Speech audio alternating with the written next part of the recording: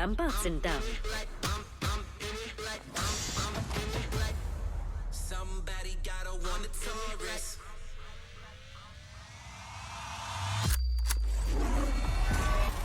Yeah, violence, all we want is violence. Tell us where they hide it. Who hit the shovel? You just stepped into the fire and looking at the devil, mother.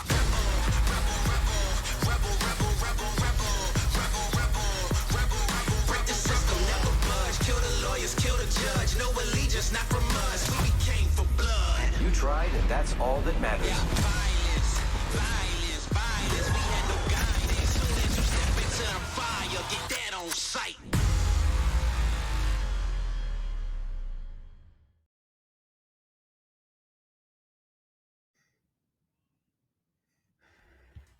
What's up, Apex family, and welcome to the PGL Apex Legends Showdown. I just started by saying Apex family, and I want to also start with a personal note. My apologies. I'm going to give my best to muscle through this broadcast, but I just 5 minutes ago got some news that a member of our Apex family and our Xbox community passed away last night in his home of stage 4 cancer.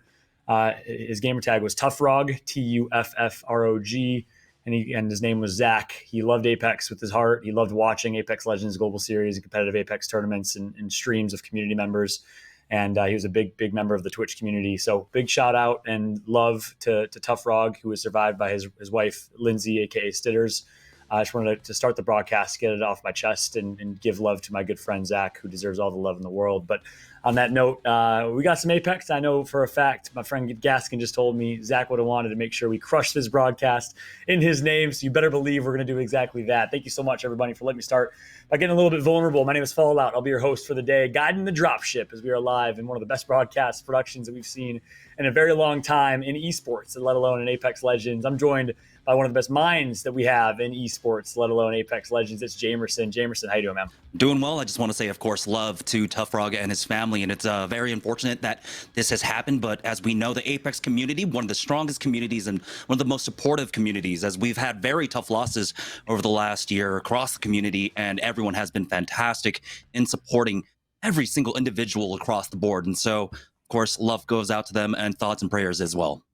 Means a lot, Jamerson. Thanks so much. And of course, yeah, likewise, a big shout out to Lou and his father, who I know is resting in peace in paradise right now as well. And of course, everyone else who's been going through a tough time. A lot of us have been going through a tough time in 2020, and we're almost through with the year. And thank goodness we have the Apex family, the Apex community to help us get through it with some great broadcasts, some great entertainment. One of the best games in the world. We're so lucky that this game just appeared, dropped in our laps quite literally the same way you drop out of the dropship. And Apex Legends as a family, as a community, has come together unlike anything else. So love for Tuffrog in the chat would be appreciated right now. Love for Stitters, Stitters. I think she's watching. And overall, Jameson, thanks for the kind words as well. But let's get to it. We got a great day. And like I said, Zach would have wanted us to have an amazing broadcast, much like I'm sure Lou's father as well. We got a tournament overview that we got to explain to y'all in terms of how it's all going to work today. So let's take a look at the tournament overview and what you can expect. It is that wonderful match point format that you know and love from competitive Apex. You, of course, are going to have 2 times rotations from Kings Canyon over to World's Edge. There's no match limit. We could be here all night with some Apex Legends action, with some great gameplay in North America. And, of course, the point distribution that you're familiar with, 12 points for a first-place finish per game, 9 points for a second-place finish, and all the way down to, of course, 15th point, where you'll get 1 point. 16th through 20th gets nada. Kill points, well, you get 1 for each kill. You can play aggressive. You can go for kill points, much like we know teams like Rogue, Complexity, Sentinels like to do, or you can play for consistency as well. Jamerson, you know this match point format. You were with me in the Krakow preseason invitational in Poland a year ago. And, of course, yesterday when we called the action. What is so great about this format? Yeah, one of the things is it does, of course, reward consistency. That is what we saw in EU. If you look at our top 3 teams in Alliance, Nessie, and TI, Third Impact, they all were able to put W's under their belt. But looking at both Alliance and Nessie in particular, they both were able to win out in 2 lobbies, but it was Alliance ultimately, once they hit that threshold, getting 2 victories in a row to walk away the champions. That's exactly right. It was an amazing day yesterday. And of course, the European action was phenomenal. I always got a lot of love for the European Apex community and all the talent. And again, congratulations to Alliance. Congratulations to Nessie, Third Impact Black, some teams that have really been performing incredibly well as of late. But in the end, Alliance did take home the dub. The big question is, who's going to win today? Who's going to win this amazing match point format? And even though we've just described it a little bit, if you're new to competitive Apex, if you're watching for the very first time, and you're not familiar with what we mean when we say match point format, well, take a look at this.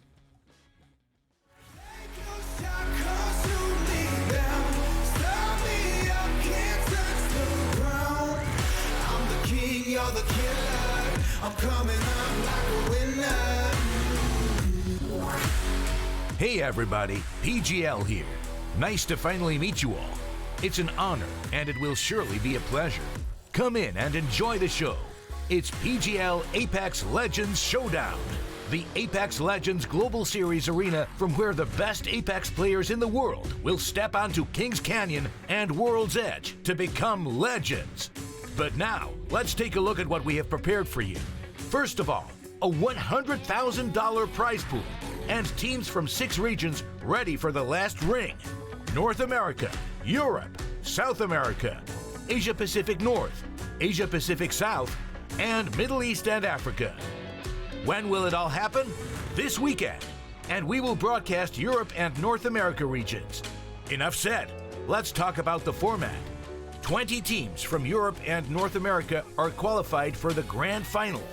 There will be no match limit. The teams will fight for points, and once a team gathers 50 points, it will unlock the match point. Once a team that unlocked the match point wins a map, they will be declared the PGL Apex Legends Showdown champions. What do you have to do to gather points? First, to have a good placement, and last but not least, to kill as many enemies as you can. Every kill represents 1 point. Don't forget to join the conversation on Twitter using the hashtag Apex Showdown. Okay, now let's start the show. Who's ready to fly on a zipline? I am.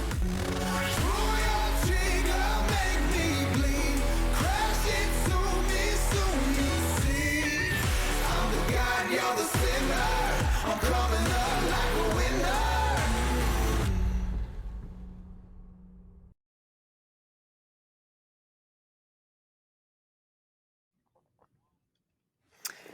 And there you have it. That video gets me so incredibly hyped, just as much as it gets me a bit emotional seeing the chat react to the tribute to Tough Frog earlier. So appreciate y'all. Just watch that back in real time, and it means the absolute world to see all the support pouring out from the Twitch chat. But more importantly, we got some Apex Legends to focus on today.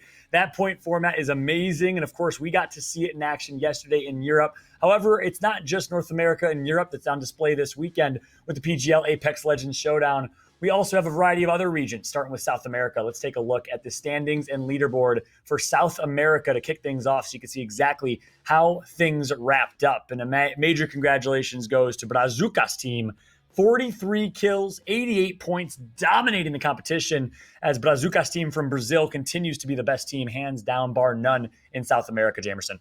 Yeah, and this just gets me really excited, seeing all the results and stuff, seeing all these teams pop off across different regions, and especially Brazil. They have been a mainstay in esports across multiple scenes, and so we know that once we get them on land, I think they should be able to perform. It's been unfortunate, of course, everything's been online. Their performance does not reflect what I think they are capable of.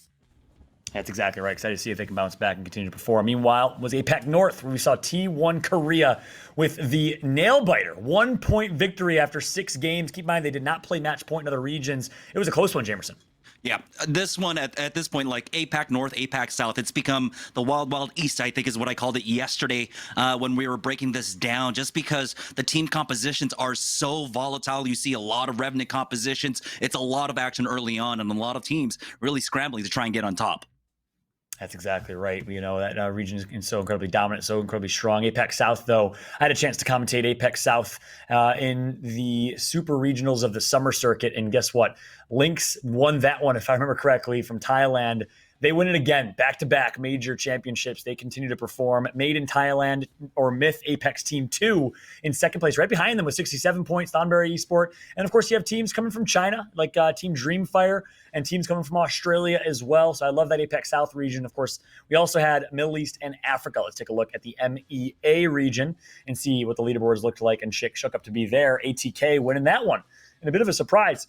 Over, the likes of Nasser Esports, Fenerbahce, Lava City Boys, and others. A little bit of a surprise here, Jamerson. Yeah, definitely others that we have seen in the super regionals across the EMEA, not just the MEA. And so their notable absence there in the top 5 is kind of strange. But again, it's so many teams right now competing, and it's hard to tell currently what like the skill cap is amongst those regions. Once we get into lands and stuff like that next year, hopefully, we'll be able to really measure these regions across the board.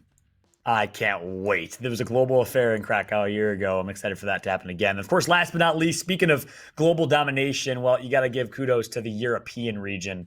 Europe is so strong. You can't say Europe on top right now because last time there was a LAN in an international competition, it was an A on top with TSM winning that one. That was back way last year in September.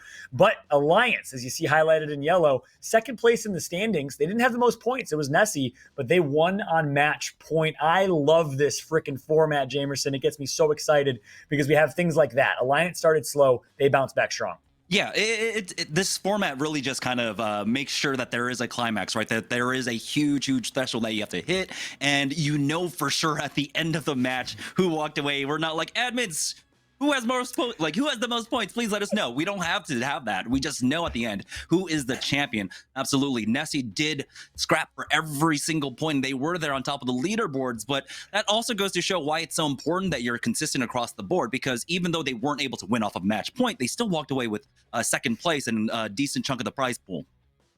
It's exactly right. And, it's so funny to say that too, Jamerson, because, you probably have as well, but I've commentated a variety of battle royales. I'm so blessed, so honored to be able to commentate Apex and host Apex because I got to say, it's probably my favorite BR, but it's awkward when you end a game and it's like, who has the most points? You got to wait 5 minutes to tally up the scores. You get to end with a stamp in that match point format. It is awesome. And guess what? Now we get to see that in NA, and we get to see these NA teams that are so incredibly strong. I know there's a lot of teams and a lot to talk about with these teams, Jamerson. Let's go ahead and take a look here at who we're going to see today. And let us know in the chat, which team is your favorite? Who do you want to win? Rogue, NRG, Team Liquid, TSM, Counterlogic Gaming, Complexity, Aim Assist. And then we have teams like Two Brains, One Controller, Solifide, HRN that maybe don't necessarily get as much talk, Jamerson. Which ones are you looking out for? Yeah, I mean, at this point, I think everyone is looking out for Rogue. Their performance has been fantastic across the board. They are getting better and better, and Lou has slotted in with that roster so well. And watching their VODs, I learned so much from Lou. So I want to see what they have in store for us today. Yeah, that's exactly right. Rogue has been playing so incredibly well. You like that, mate. Has also been performing pretty solid. Two Brains, One Controller as well. So variety of teams. And also, can we just show that HRN logo? It was a buff Imperial Hal. Did anyone else see that? But Jamerson and I, we got not only some exciting competition, we got some entertainment today. The thing is, there's a lot of backstory behind that because, HRN, they've been contesting TSM off drop. And that's going to be one of the most, I think, one of the biggest storylines to really follow here, how that affects TSM, especially because we are starting on Kings Canyon. And that is where HRN was able to kind of boot TSM out of what they want to be their drop spot. And so TSM are kind of stuck in the middle of the map in a location for the drop, which is a little awkward to play, especially in a volatile lobby like this, where there are a lot of wildcard teams that can really spoil their games.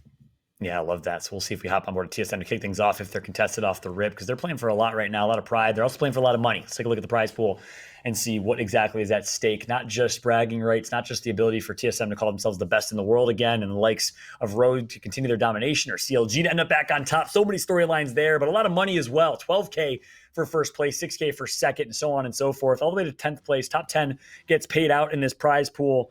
And I also want to take a look at the schedule when we have a chance for the day, so you can see exactly how things are going to play out. Because, yes, there's a lot of money at stake, but there's also a lot of matches at stake, a lot of gameplay to be had here. And, of course, you do see 2 Kings Canyon, 2 World's Edge, 2 Kings Canyon, and so on and so forth. I know this screen ends at 9:30 because you can only get so much on one screen, but you better believe that we will have a lot more than that if it goes to Game 8, Game 9, Game 10, or dare I say, Jamerson, Game 11 like it did in Poland last year.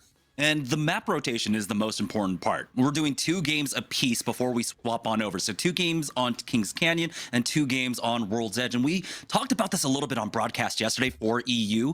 There are going to be some contests on drops. We can already see it with the teams that are in the lobby.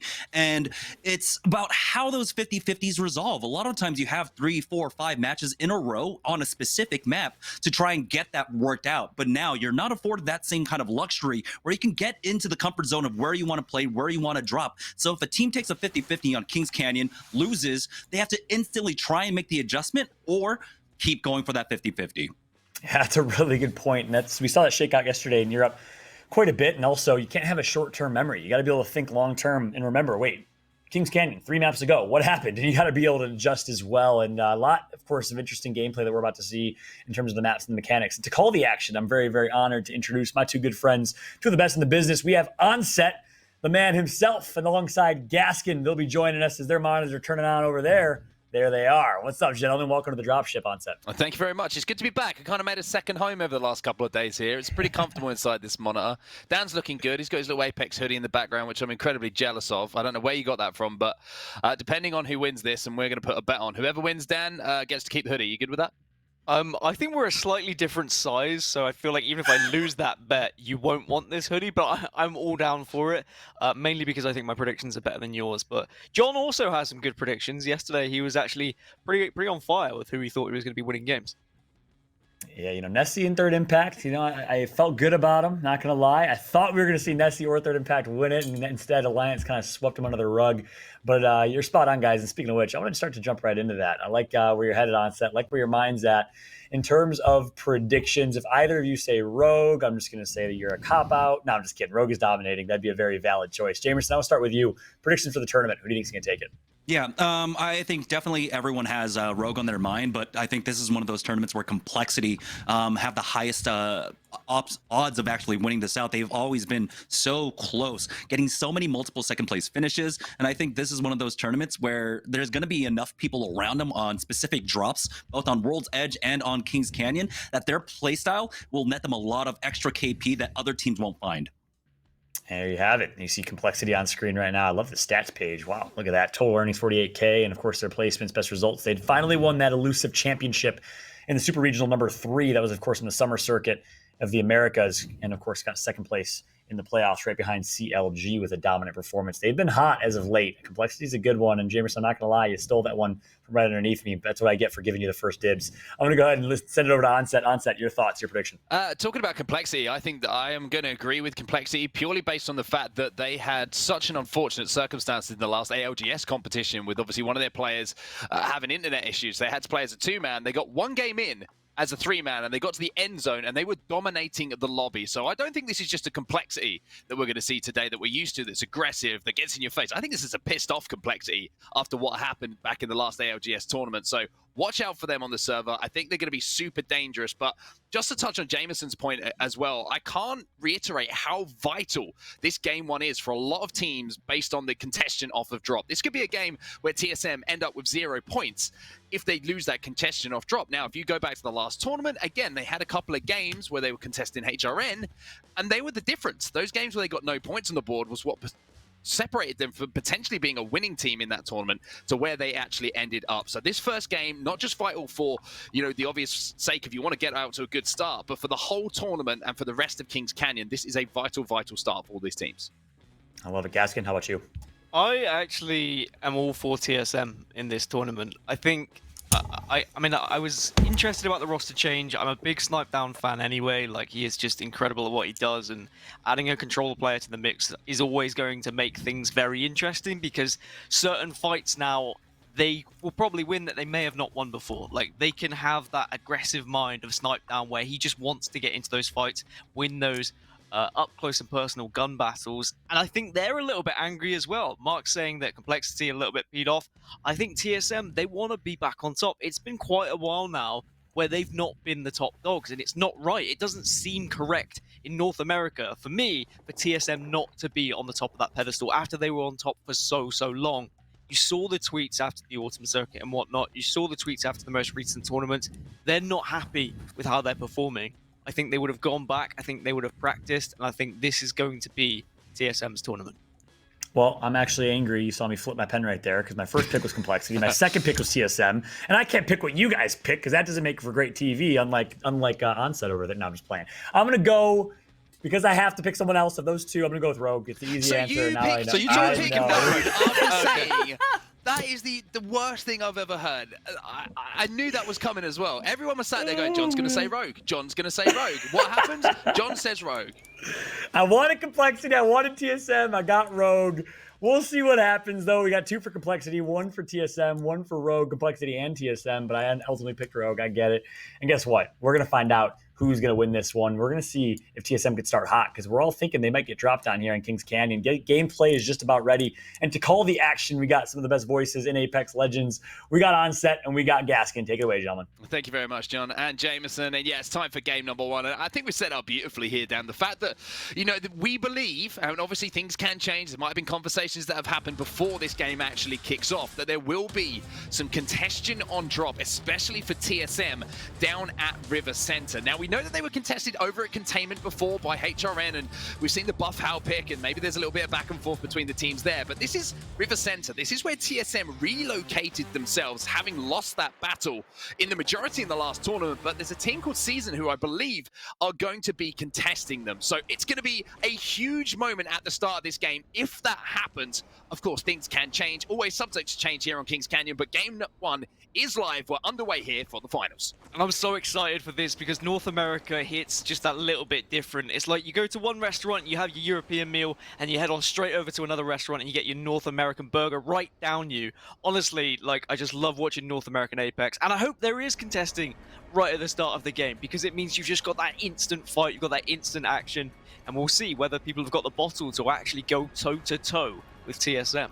It's going to be an interesting one to see. We can see the dropship going from south to north as well. So teams who are dropping at the bottom of Kings Canyon here, a few seconds advantage on their rotation, being able to get their feet on the floor as quickly as possible. Speaking of which, TSM hitting the ground running here. And they look like they've got the wipe almost onto Season here. One more player alive for them to try and find. But TSM, the perfect start for them. Imperial Howl, no surprise to see him in the kill feed. I'm going to be honest, I'm a little bit surprised. Even though you knew and you speculated and you said, I think Season are going to be dropping near TSM.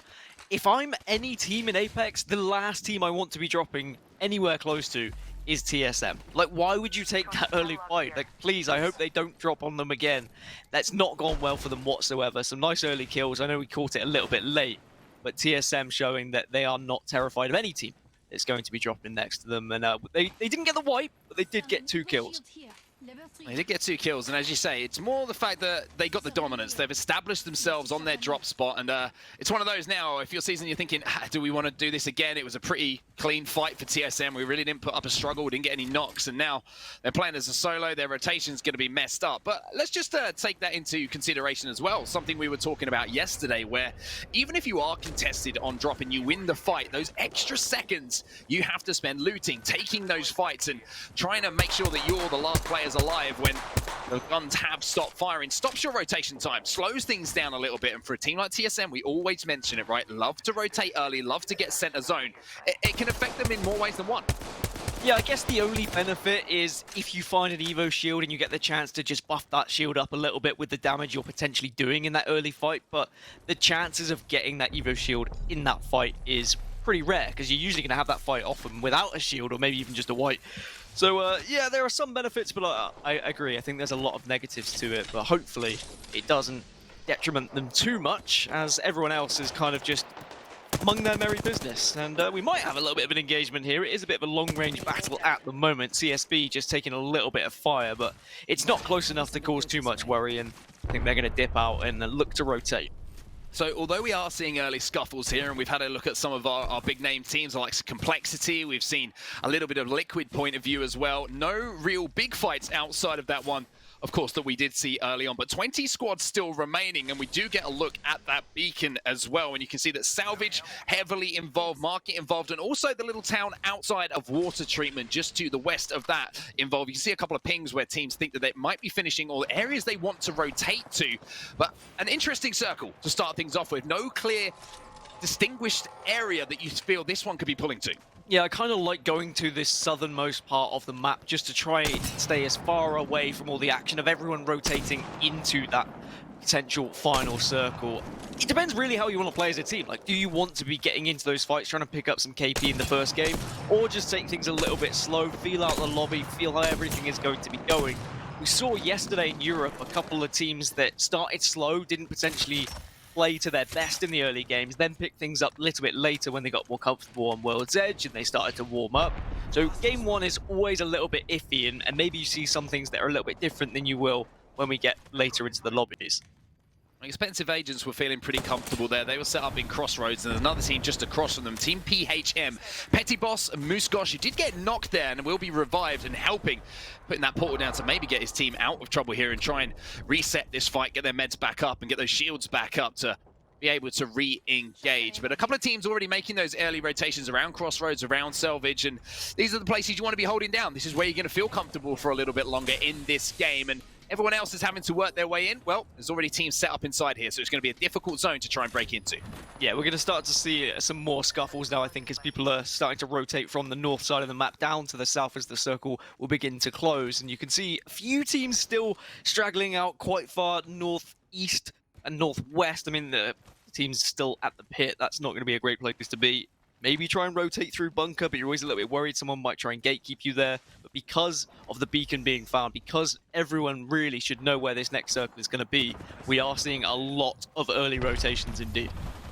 We're also seeing a little bit of early crypto action here up on the drone, scouting out all these fights that are going down and maybe looking to hit an EMP and then initiate a push off of the back of that. And you can see the Watson fences. Well, if that EMP goes off, they're not going to be long for this world, as of course the EMP will be taking those down, allowing that push to come in. But one thing that sort of jumped out to me immediately just seeing that map overhead is how quickly a lot of these teams have already rotated into where that second circle will be closing. It was only about 6 or 7 teams, I would say, outside of it, maybe looking to play edge with their play style that they're trying to initiate in comparison to those teams who have rotated early. And it just looks like North America really want to get down to business here, rotate early, get inside of where that circle is going to be finishing. Yeah, I think that circle just allows for a lot of early rotations because it is such a condensed area as well. There's a lot of places in the southern area of the map where you can kind of sit, you can hide, you can get inside a building, you can set up base campers. Well, there is going to be a little bit of an engagement here, and that is going to be a straight down, easy peasy,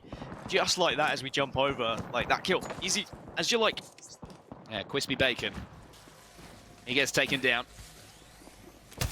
Bit overcooked in that particular circumstance. We see a Wraith flying in now, going to have to hit the queue and try and get back out of dodge, and portal will go down. Look like maybe a third-party opportunity was coming in there as we jump on board with 2 big here. Nox, a controller player, of course, alongside Bowser and Tech on that crypto. We know all about Tech and how he really has mastered crypto and every single facet of the character and what he can do with that drone, the EMP. And even, yes, in the last tournament, we actually saw a play, if you saw on Twitter, where his teammates arc-starred that drone and then he drove that up onto the team that were above him and got a big crack and an easy squad wipe. So they really do know every single way to utilize crypto, the drone, and everything that he brings to the party.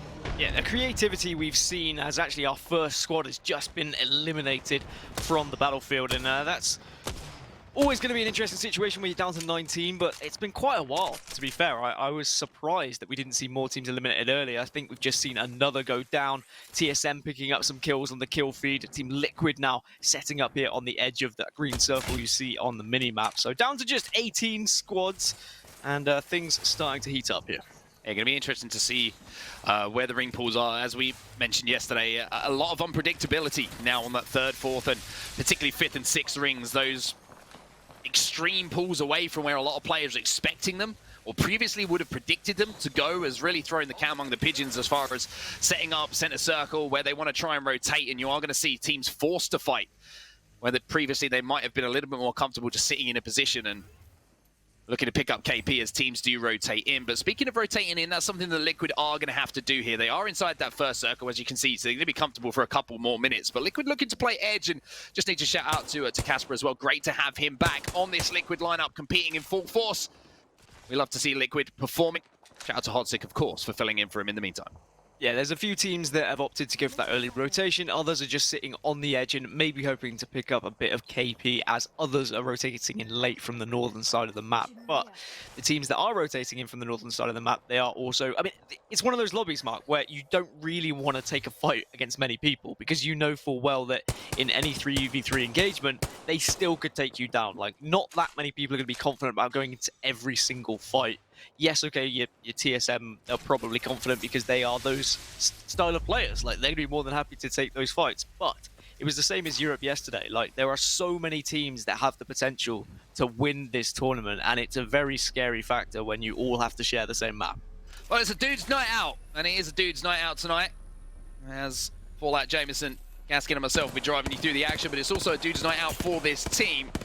Fighting around water treatment at the moment. They've got about 1:40 to make their way in, but you can see on their composition as well. Running that Gibraltar means they will probably be favoring those edge fights, as we see Euresis Daycare now coming under quite a lot of fire themselves, and a difficult rotation out for them as well.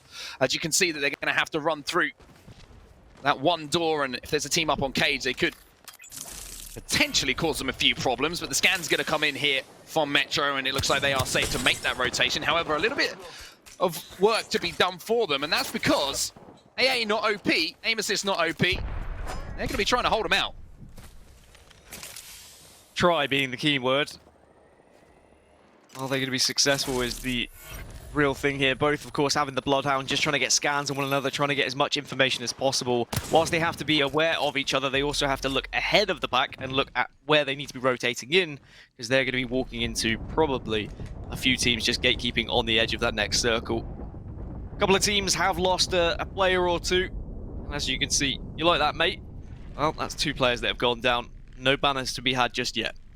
And Rakadishi's going to just be chilling down here. We'll get the ult charged up from the charge tower as well, so he'll have the defensive bombardment. But as you say, no banners in hand. Having to work his way back to maybe try and get those back in the game. But I'm kind of glad that I've got you alongside me to say you like that, mate. You like that, we mate? can say it properly. Do you know what I mean? Like, Matt Pickett, he's like, all right, mate. All right, Matt Pickett. Do you know what I mean? Give me a prowler. I got him. Nice. And I'm Knocked going to him. be honest, Push. problem is, if Fallout and Jameson, they try, they'll put on some terrible British accent when They'll they say sound it. But, Australian. you They'll like sound- that, mate? And it's like, no. They'll sound Australian. It's what happens. Like, Just whenever... yeah. Anyway, back to the game. Team Solo Mid, TSM.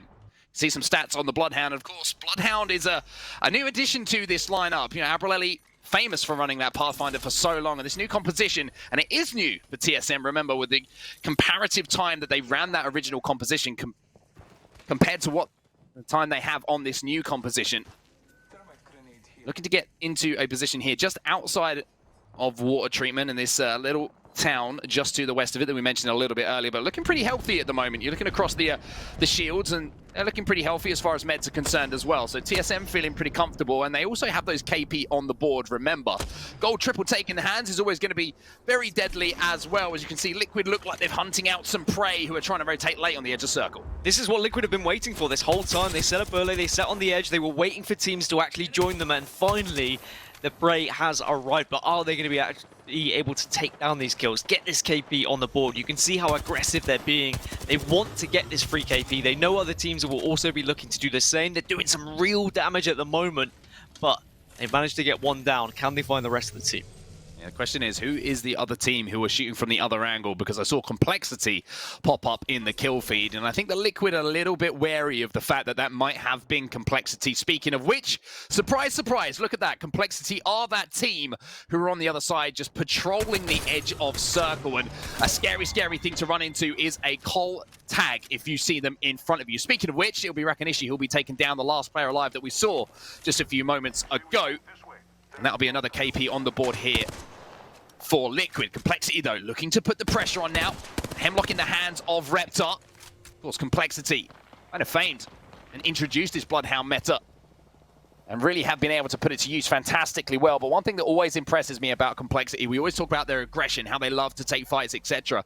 They're just as smart at knowing when the fight isn't good, when they don't have the advantage and choosing not to push. Yeah, and it's about having that knowledge, right? And it's the same, I would say, for TSM, who also look like they're in a little bit of a scuffle at the moment. TSM were always one of those teams who knew where to be in the right place at the right time. It's a big, big damage coming out of Reps. Absolutely huge from him, and he'll get the revive. TSM will survive.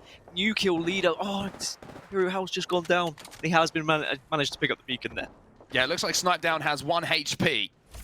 That grenade was absolutely huge. Snipedown will get away, but they have lost How. However, top kill leaders, you look at them right now. Reps with 3, How with 3, and Snipedown with 2 as well. So like you mentioned, 8 kills on the board here. That's 8 points already solidified for TSM. However, 15 squads still alive. Placement points maybe not looking too hot for them, as it looks like Reps is now the last player alive. It has the Watson making friends with the Rock. And what I was, just like Golden Boy does, I was saying that realistically, TSM are one of those teams who used to be so good about placing themselves in the late game, knowing where to be, knowing where to set up, but now with the circles being a little bit more random, you need to be able to take fights. And Snipedown being added to the squad, they can take those fights. You can see already 8 KP on the board. Unfortunately, the third party probably came in there, they found themselves a little bit vulnerable, but at least Reps has been able to get away now. Hopefully he can rat out a little bit, maybe get a beacon back, and maybe he can get some placement points alongside the insane amount of KP they've already picked up this game. So Euresis Daycare in a fight here on Market, and the team on top is Sentinels. Now Sentinels, one of those teams who I think are always on the precipice, right? They're always on the edge of being in that first place conversation, before tournaments start. However, always just come up a little bit short, and I just feel like they've got a tournament to win here, potentially. If they win that tournament, we always talk about them going forward as being a #1 team, but as I say, still waiting for that elusive tournament win here. But with Retzi back on the lineup, back on the Wraith, I really do feel like this is a powerhouse lineup. It's kind of a sleeping giant, right? With the Xenox and Retzi coming back together recently, with the addition of Crust, of course. A lot of talent on this lineup as Reps now desperately trying to stay alive, trying to get his interception pylon down to avoid that grenade. Gonna have to dodge and dive, but TSM eliminated. It was just one of those things where I couldn't get the pylon down because just nowhere to put it, unfortunately. So a lot of kills from TSM. They had like, what, 8 KP. But unfortunately, in terms of placement points, only going to be the 1. So they're going to finish on 9 points, which isn't bad for the first game. But certainly, I'm sure they know they could have done a little bit better if they had got further into this game. As Solidified also in a little bit of trouble. Just a nice, friendly portal to make sure they can get that one up and pick up the revive. Not necessarily an aggressive kidnap that we've seen so much, but instead you can use it to actually, yeah, you can help you. What is a friendly kidnap though? It's not really a kidnap, is it? That's a cuddle nap. That's what we call that from now on when you portal out your teammate. But Solifide doing what they could do in that situation to make sure that they stay up at a full complement, but only for a few moments here because Muffins is coming under all sorts of fire from a couple of players. Gets the thermite down, has to jump back into the friendly portal. But the question is, will it be friendly enough for him to survive as he tries to pop that Phoenix kit? Around 6 seconds left up till he is back to full health. It's probably just a rescue mission, but Cuddlenap has a certain ring to it. Does get the Phoenix kit off, and now he will retreat, but he did see another player going into that building, so instead of going inside, he jumps straight to the top, and he knows full well he has to get out of dodge here. Still 13 squads remaining, so he needs to get into the top 10 if he wants to pick up an extra placement point, but it doesn't look like he's going to get very far. Indeed, gets taken out of the sky as he's zipping up, and they'll finish in 13th, so just the 1 placement point for them. But now we start to see the teams get closer and closer as round 4. That circle is closing, and that circle is getting very small indeed.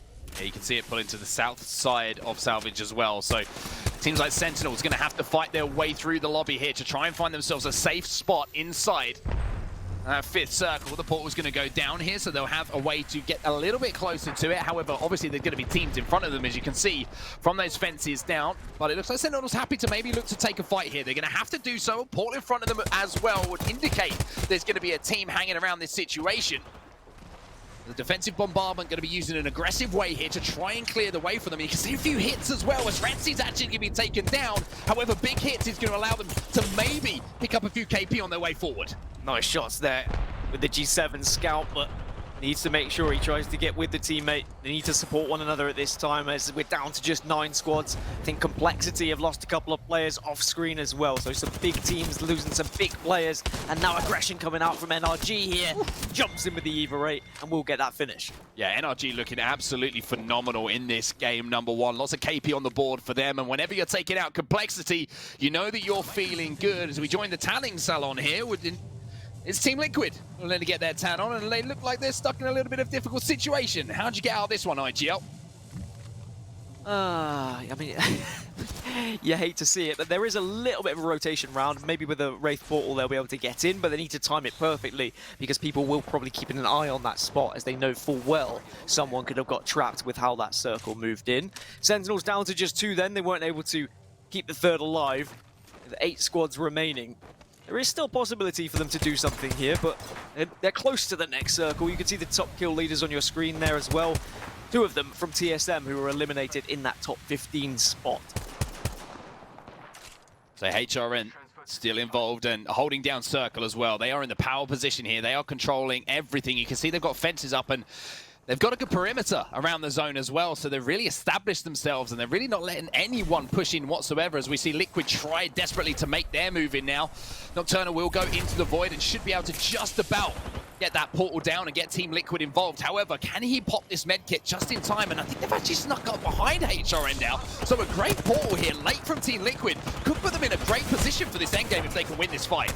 Yeah, I was saying people would have been watching behind them, but maybe they weren't actually aware that someone was going to come from behind. The Mastiff doesn't connect. One member of Team Liquid has fallen. Casper is slightly weak, but they may have won that engagement as Dudes Night Out are also having a little bit of a pop-off here. We're down to just 6 squads as people being eliminated moving into this next circle. Yeah, Gibraltar Bubble's going to go down. I think the Liquid were actually eliminated in that fight. Speaking of being eliminated, Crust gets deleted momentarily there just as the bubble goes down. They're going to have to get that revive, and the gold bag was actually on Crust on the Gibraltar, so he'll be up.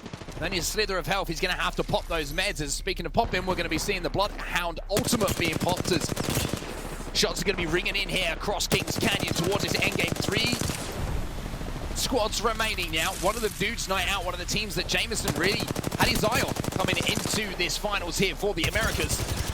One of those underdog teams trying to finish off these knocks, trying to thirst those KP. Only 5 seconds left on this ult to try and pop a scan, maybe just to see where those last teams are going to be holding up. So NRG lost one as well. Sentinel still in this fight, but they're down to just 2, so it's certainly Dudes Night Out in the power position right now with all 3 members, and they've got yet another knock Naffen falls from NRG, so NRG down to just 1 at this point. And Sentinels, they're just waiting, Mark. They are biding their time, but they're going to have to take a 2 versus 3 fight coming into this final circle. So there is the final down. Finished, and I think there's just another player from NRG holding up behind those knockdown shields.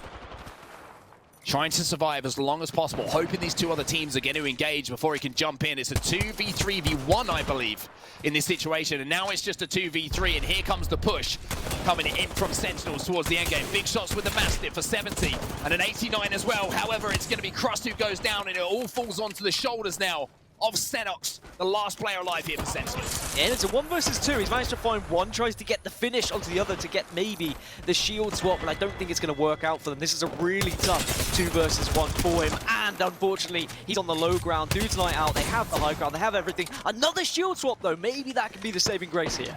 Yeah, big shots with the wingman as well is going to force Alves to recharge his shields. Luckily for him, he has the gold armor, so it's not going to take him too long to do so. So a phenomenal effort there from Senox in the end game, but Dudes Night Out, not a team that you would imagine being up there right at the start of this tournament, take game number 1 and announce themselves to this lobby. A great performance from them, a great execution. In the end, they got the job done, and an interesting first game there, Dan. Lots of points on the board for a lot of teams. Yeah, we saw a lot of KP for some of the big teams, some of the big hitters that we would expect, but they were eliminated early. They just weren't able to get the KP and then get out and get back into a comfortable position because it was such a southern pull as well. Everyone was just an early rotate. Everyone was condensed, and you were bound to get 3rd party, 4th party, 5th party. There was just so much action as we got into those final few circles. Well, Dudes Night Out take home game number 1. It's Dudes Night In, though, and we need to invite our fellow dudes back to join us to break down the action from that game number 1. Kings Canyon never disappoints as far as action is concerned. Fallout Jameson is a lot of fun, but maybe a little bit of an underdog coming up in game 1. Yeah, Dudes Night Out, this is their official handshake logo here. Dudes Night In inside the dropship. I like that. It's like a slumber party. This is the 2nd night in a row that we've had a chance to all hang out and talk about some Apex. But no, jokes aside, Dudes Night Out, the big game. You always love the pro teams and their team names in Apex. That's for sure. Sentinels, though, looking good. So we called Complexity, TSM, and Rogue to win it. In the end, it's actually Sentinels, the other big organization that gets 2nd place, and Dudes Night Out, a team that probably none of us would have predicted to win the first game with a strong start. Onset, Gaskin, before I let you guys go, any final thoughts of what stood out the most to you in game number 1? I think TSM have dominated that drop spot. I'd be surprised to see them contest it again with how easy that fight was. So I think, although the placement wasn't great, I think TSM will be happy with establishing the fact that they got their drop spot and also the KP they got on the board. Yeah, I think we saw a lot of early rotates. I think that's going to say a lot about this lobby in general. They want to get into that circle, but then they're more than happy to take that fight as the circle gets a little bit smaller, and that's why we saw so many engagements at once. But you just need to be watching your back, because as soon as you take that fight, there's another team just waiting to third party, and it is absolute chaos, and I bloody love it. I love it. Great stuff, guys, as always. Thanks again. Enjoy a well-deserved break here. As you guys have a marathon ahead of you, I'm going to say goodbye to Gaskin and Onset and bring in Jamerson, the mind himself. Well, I'm just excited to hear what he's got. Jamerson, I'm not even going to ask you a question. I'm just going to say I'm going to ask you a question. 3 things that stood out to you the most. I'm going to put you on the spot. 3 things that stood out to you most in that game. What were they? So first off, we said that the wild cards were going to be playing a major factor into this, and Dude's Night Out was definitely one of them. But first off, it starts off in that full fight, TSM versus Season here, and this is really important because this slows down TSM's rotation, where they're forced to rush down River for their rotation, and then they tried to take a position on the southern side of the map. They had a great spot over basically at Water Treatment Town to the northwest of Water Treatment, but that's where they ultimately ended up getting third-partied by Dude's Night Out, who also had a very similar rotation path. They had a very far one, right? The ring pulls all the way to the southwest side. I believe they're an eastern team that comes from swamps, and so they had a very long rotation. They were able to find that third-party timing onto TSM, and because of the natural funnel on the northern side of the map, you saw a lot of fights taking place up there on the north, over by Market, over by a lot of other positions like that. And so Dude's Night Out were just prime in position with so much great utility to utilize into that last fight, because they were in the less dense, less populated part of the southern side of this map. I love it. Of course, TSM, Onset talked about whether or not they're going to be dropped down again in game number 2. That's a discussion point we'll have to give. But now that we started heading into this late game, it was Sentinels that really did a great job actually staying alive. They lost one member early, were able to make it to the top 2. NRG, another team that was in there. Any surprises there? Definitely not. We saw Sentinels playing this a little bit slower than I think a lot of us were expecting, but they played it in a very measured style, and so I liked seeing that. But this is what we were talking about just beforehand. You saw that funnel on the northeast side because of the way the map, the way the ring pulled down so heavily down here to the southwest. You have a lot of teams just naturally funneling there, and that's where the majority of the fights took place. That's where it was a war of attrition amongst all these players. But take a look at how impressive Dude's Night Out were in this fight. Even though they had this man advantage up against Sentinels, they gave them the proper respect that Sentinels duly deserve there. And so they decided to, of course, full heal up and then take that fight 2v1 and just finish it all off for the win. Yeah, you took the words right out of my mouth. Congratulations and a well-done job from Duplex. Wow, look at that. 6-kill Wraith with almost 1,500 damage. That's a way to start. Rolders playing the Jibby right behind with 1,400 damage. And, of course, Aves, the Bloodhound meta in North America is real. 1 kill, 1 assist, 1,600 damage. As you see, Bloodhound, he knew I said his name. He gave me a little wave right there. Thanks, Bloodhound. Beautiful augmented reality shot you got on screen right now. And congrats to Dude's Night Out. And I want to just double click on what you said in that last moment there. The way that they played that 2 versus 1, I'm a firm believer in playing your numbers. And that's a theme that really doesn't matter what esport, what game you're playing. I come from Gears of War, a different title where it's so incredibly important. But Counter-Strike, Valorant, Halo, it doesn't matter what game you're playing. Playing your numbers correctly and using that numbers advantage to your advantage is so incredibly crucial. And that was veteran play right there out of Dude's Night Out. It's so easy to get a little bit eager, a little bit excited, want to just finish that last individual and stop the roach, if you will, to end it. But you got to play smart. You got to recognize, hey, just do damage slowly but surely, and you're going to end up on top. So just want to double click there. Very well done from them. In particular, anything else that stood out to you before we get ready to throw to a quick break here, Jamerson? One thing that did actually that did stand out to me, even though Season ended up going down, I want to say around 10th place. I don't quite remember. Well, that's still better than TSM at that point. And I think let's take a look at the scoreboard. Season ended up getting 4 kills along with 9th place finish. While even though TSM beat them on the drop there, wow. Okay, still ended up with 8 kill points, but finished off in 14th. So they're sitting kind of similarly. TSM still has, I think, more overall points, but that's impressive to see. That's exactly right. NRG in 3rd, Rogue in 4th. So Rogue continues with at least a solid showing right there. 2 kills and 1,200 damage total. But look at the amount of damage that was done by Dude's Night Out. CLG right there. Complexity had a couple of limbs early, but not the showing that they wanted. That's 3 kills. They got a squad wipe, and then an unfortunate finish for them. So TSM, Complexity, 2 teams. We're looking to bounce back strong in game number 2. Our last game of Kings Canyon. Will TSM be contested or not is the big question. We'll find out that or more as we, of course, are going to be jumping to a very quick break. Don't go anywhere. We'll be back with some more Apex Legends and the PGL Showdown right after this.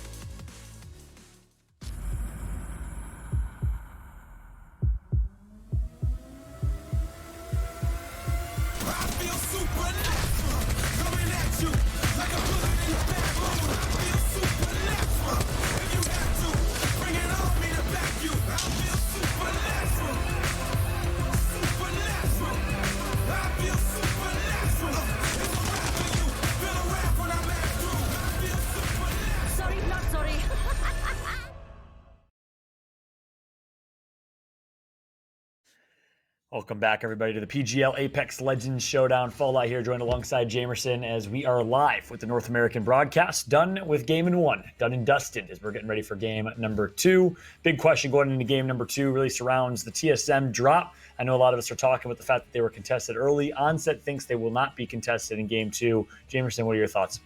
I mean, it really depends, and it's very difficult to call just because of the amount of drops that are here on Kings Canyon, right? There isn't as much real estate as we would have on a map like World's Edge. So it might be Season just continuing to drop down there. But right now, looking at things, Season might have just seen it as a fluke, right? That they were full 3-man dropped on by TSM. They might play a little bit more conservative, take a building to the south instead of contesting that God spot up north. We'll see exactly how this one plays out, but this was one of the narratives that we really wanted to follow early on. Yeah, that's exactly right. So we'll see if we can follow that narrative again. Will Season decide to maybe chalk up their losses and drop somewhere else, or try and flex their muscles and say we can beat TSM? Tough team to beat, that is for sure. And we talked about TSM a little bit. They obviously got taken out a little bit early. So did Complexity. We talked a lot about in the pre-show, before the break, about the teams that did well: Sentinels, NRG, Dudes Night Out, and so on and so forth. TSM, Complexity, what did not go so well for them in the mid game there, Jamerson? Well, the fact is, they just had a really rough rotation timing. And for teams that did well, I mean, if we take a look at NRG have the old drop spot of TSM now. NRG called Cage home. They were the team that had the priority on rotations because they got to see early on that it was pulling to the west. They were able to play, I believe, over at Salvage afterwards when they rotated from Cage and picked up a lot of kill points from that area. It was just very unfortunate for them that the ring pulled so far south and got them out of their position. But still, taking a look at those 3 teams going, who ended up in the northern side of that map in the end circle, Sentinels, NRG, they did a fantastic job until they had to come to a head.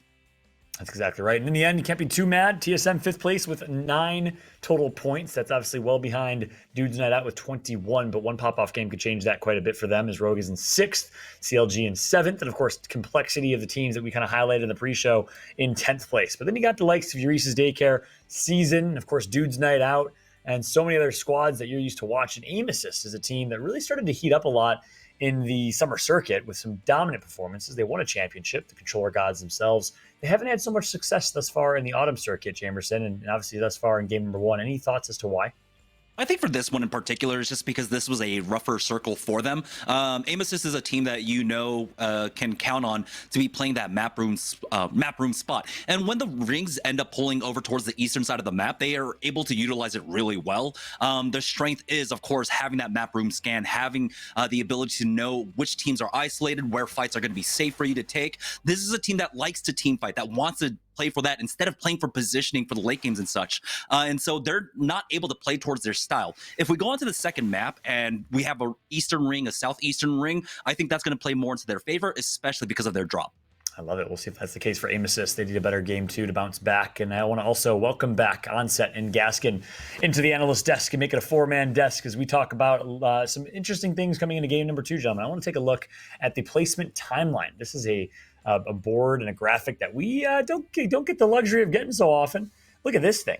Man, you get to see every single team, when they got taken out, at which time they got taken out, and of whom they got taken out by. This thing is awesome. Of course, Dudes Night Out wins it all. Sentinels in 2nd place. But you get to see the stamp, the impact that Dudes Night Out had in that lobby. They took out some big teams in Rogue, in Sentinels, and a few others. Onset, anything stick out to you here? I'm actually going to ask Dan, because statistics are his thing. Whenever you throw numbers up at me, I could spend about 20 minutes trying to work out what's going on. But it's a fantastic graphic. So Dan, you're the smart one out of the two of us. This is all you.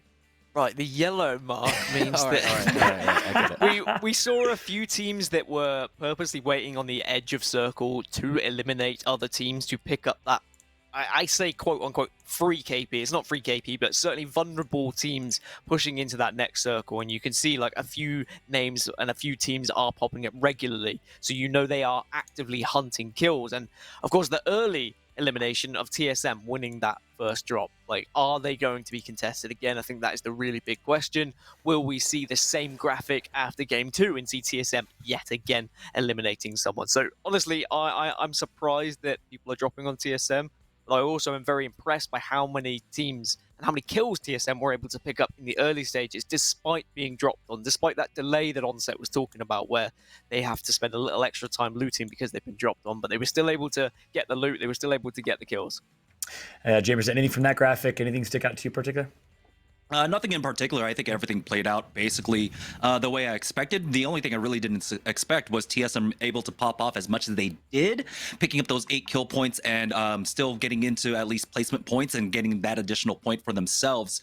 I think at this point, though, it's kind of you're wondering what other spots are left, right? If Season decides to continue to drop over there by Rivertown, like, will they continue to drop there? There isn't much real estate. Like, again, there aren't enough drops here on Kings Canyon. And at this point, did they spend this time looking at VODs to see, where is a free drop for them, or will they just continue to go head first into TSM?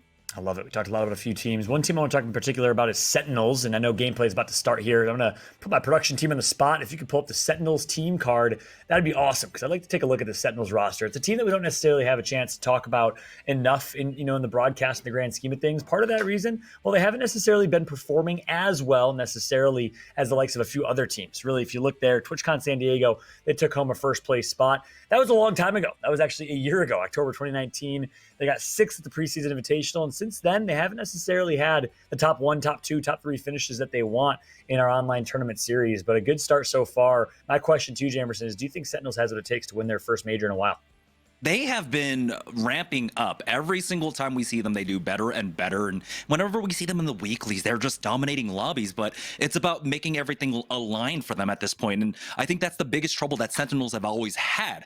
They can team fight, and they're starting to learn how to play more on edge. And this might be the tournament where this was one of the farthest circles for them, right? They, I believe, drop over at Slums. We had one of the most southern circles outside of the water treatment circle that would have really punched their rotations. But they've been able to live on the edge, quite literally, and have been succeeding already so far in map number 1. I love it. One player on Sentinels I want to talk a bit about is Crust. Crust, of course, if I remember correctly, he's a former member of that E-United squad of Teenage and a few others. And of course, United no longer in the Apex scene, but Crust has got one of the people that got kind of picked up by a few top teams after that, and finally got the honor of being picked up by, yeah, you heard it. You better believe it. Sentinels, one of the biggest organizations in esports. Congratulations to Crust on that honor many months ago. Plays as Pathfinder, 11K in earnings. Actually, a residential Canadian. We got a few Canadians competing in Apex. Crust is one of them. Onset, Gaskin, either of you, what makes Crust so great as a player from when you've had a chance to watch him? I mean, he's just one of these, these young talents that just kind of broke out. There was a group of players that kind of broke out, I would say, in the sort of second cycle of players that we saw getting involved in Apex Legends. We saw some players leave. We saw the new blood coming through, and he was one of those new blood. And he's just constantly impressed. And you have to look at the players he's alongside right now, and that just shows how impressive he has been to be on a roster with Retzi and with Senox. You have to be talented, and you also have to have quite thick skin and be able to take some constructive criticism from those two to be the best that you can. So he seems to have all the tools to be successful, and I'm looking forward to seeing him playing the rest of the tournament. Yeah, big shoes to fill, high expectations joining that Sentinels roster and playing it along the likes of Retzi and Senox, two big players in their own right. So that said, guess what? Game 2 is ready. The dropship is loading. It's flying across the map right now. We are, of course, in our own separate dropship, but the main dropship, the one you care about, well, it's gameplay. Let's go ahead and throw it over to Onset and Gaskin to call the action for game number 2 on Kings Canyon. All right, then. Game number 2 just around the corner. Thank you, as always, gentlemen. And just a reminder that the points is the first task on the board for all of these teams. 50 points is what they've got to hit to get onto that match point threshold. And the fact that Dudes Night Out have put up a huge 21-point win in that first game, Dan, is going to fill them with a huge amount of confidence moving forward to show that they can potentially move on to that match point pretty soon on in this lobby. But like we mentioned earlier, win that game number 1 and put some kills on the board. All of a sudden, you've got a target on your back.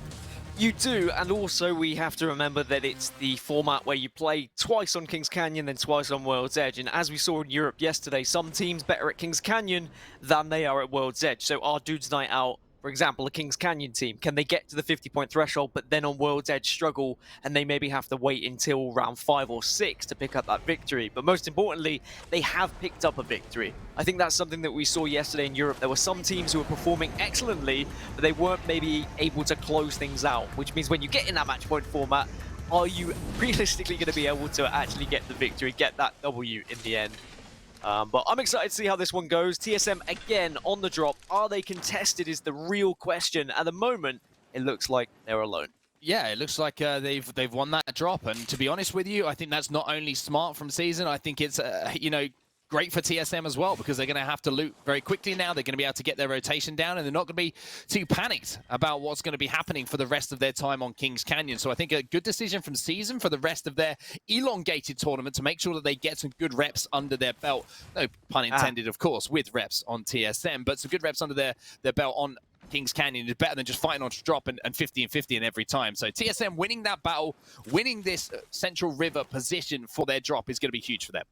And I mean, I didn't get to touch on Crust earlier, and I know we're not watching them at the moment, we're just watching TSM, but Crust was one of those players, he's played a lot of like character shooters with abilities, and as soon as there is any abilities that can come into the equation that he can use to gain an advantage over others, he's always going to find himself in a good spot. I think there's a lot of players who transition from certain games like Overwatch, for example, who are able to find success in Apex Legends, and I think it's great to see now him on a roster like Sentinels where he should be able to shine alongside two other great players. It's a similar circle, yet again, as you saw briefly, slightly southwestern more than it was in the previous, but definitely another southern port. Yeah, potentially a gauntlet-ish ending here for the teams, but both Salvage and Gauntlet involved, so wouldn't be surprised to see teams maybe set up around the crossroads if they're not 100% sure on where things will be pulling. And Irise's Daycare at the moment, got to be pretty careful with some shots are flying through that window and dropping the shields here of Serial. Will be able to pop that battery and get back up to full HP with the Vault in hand as well. Anyone who wants to push is certainly going to find some damage on their hands. A little bit of damage taken, just white at the moment in terms of what actually shields they're able to connect with.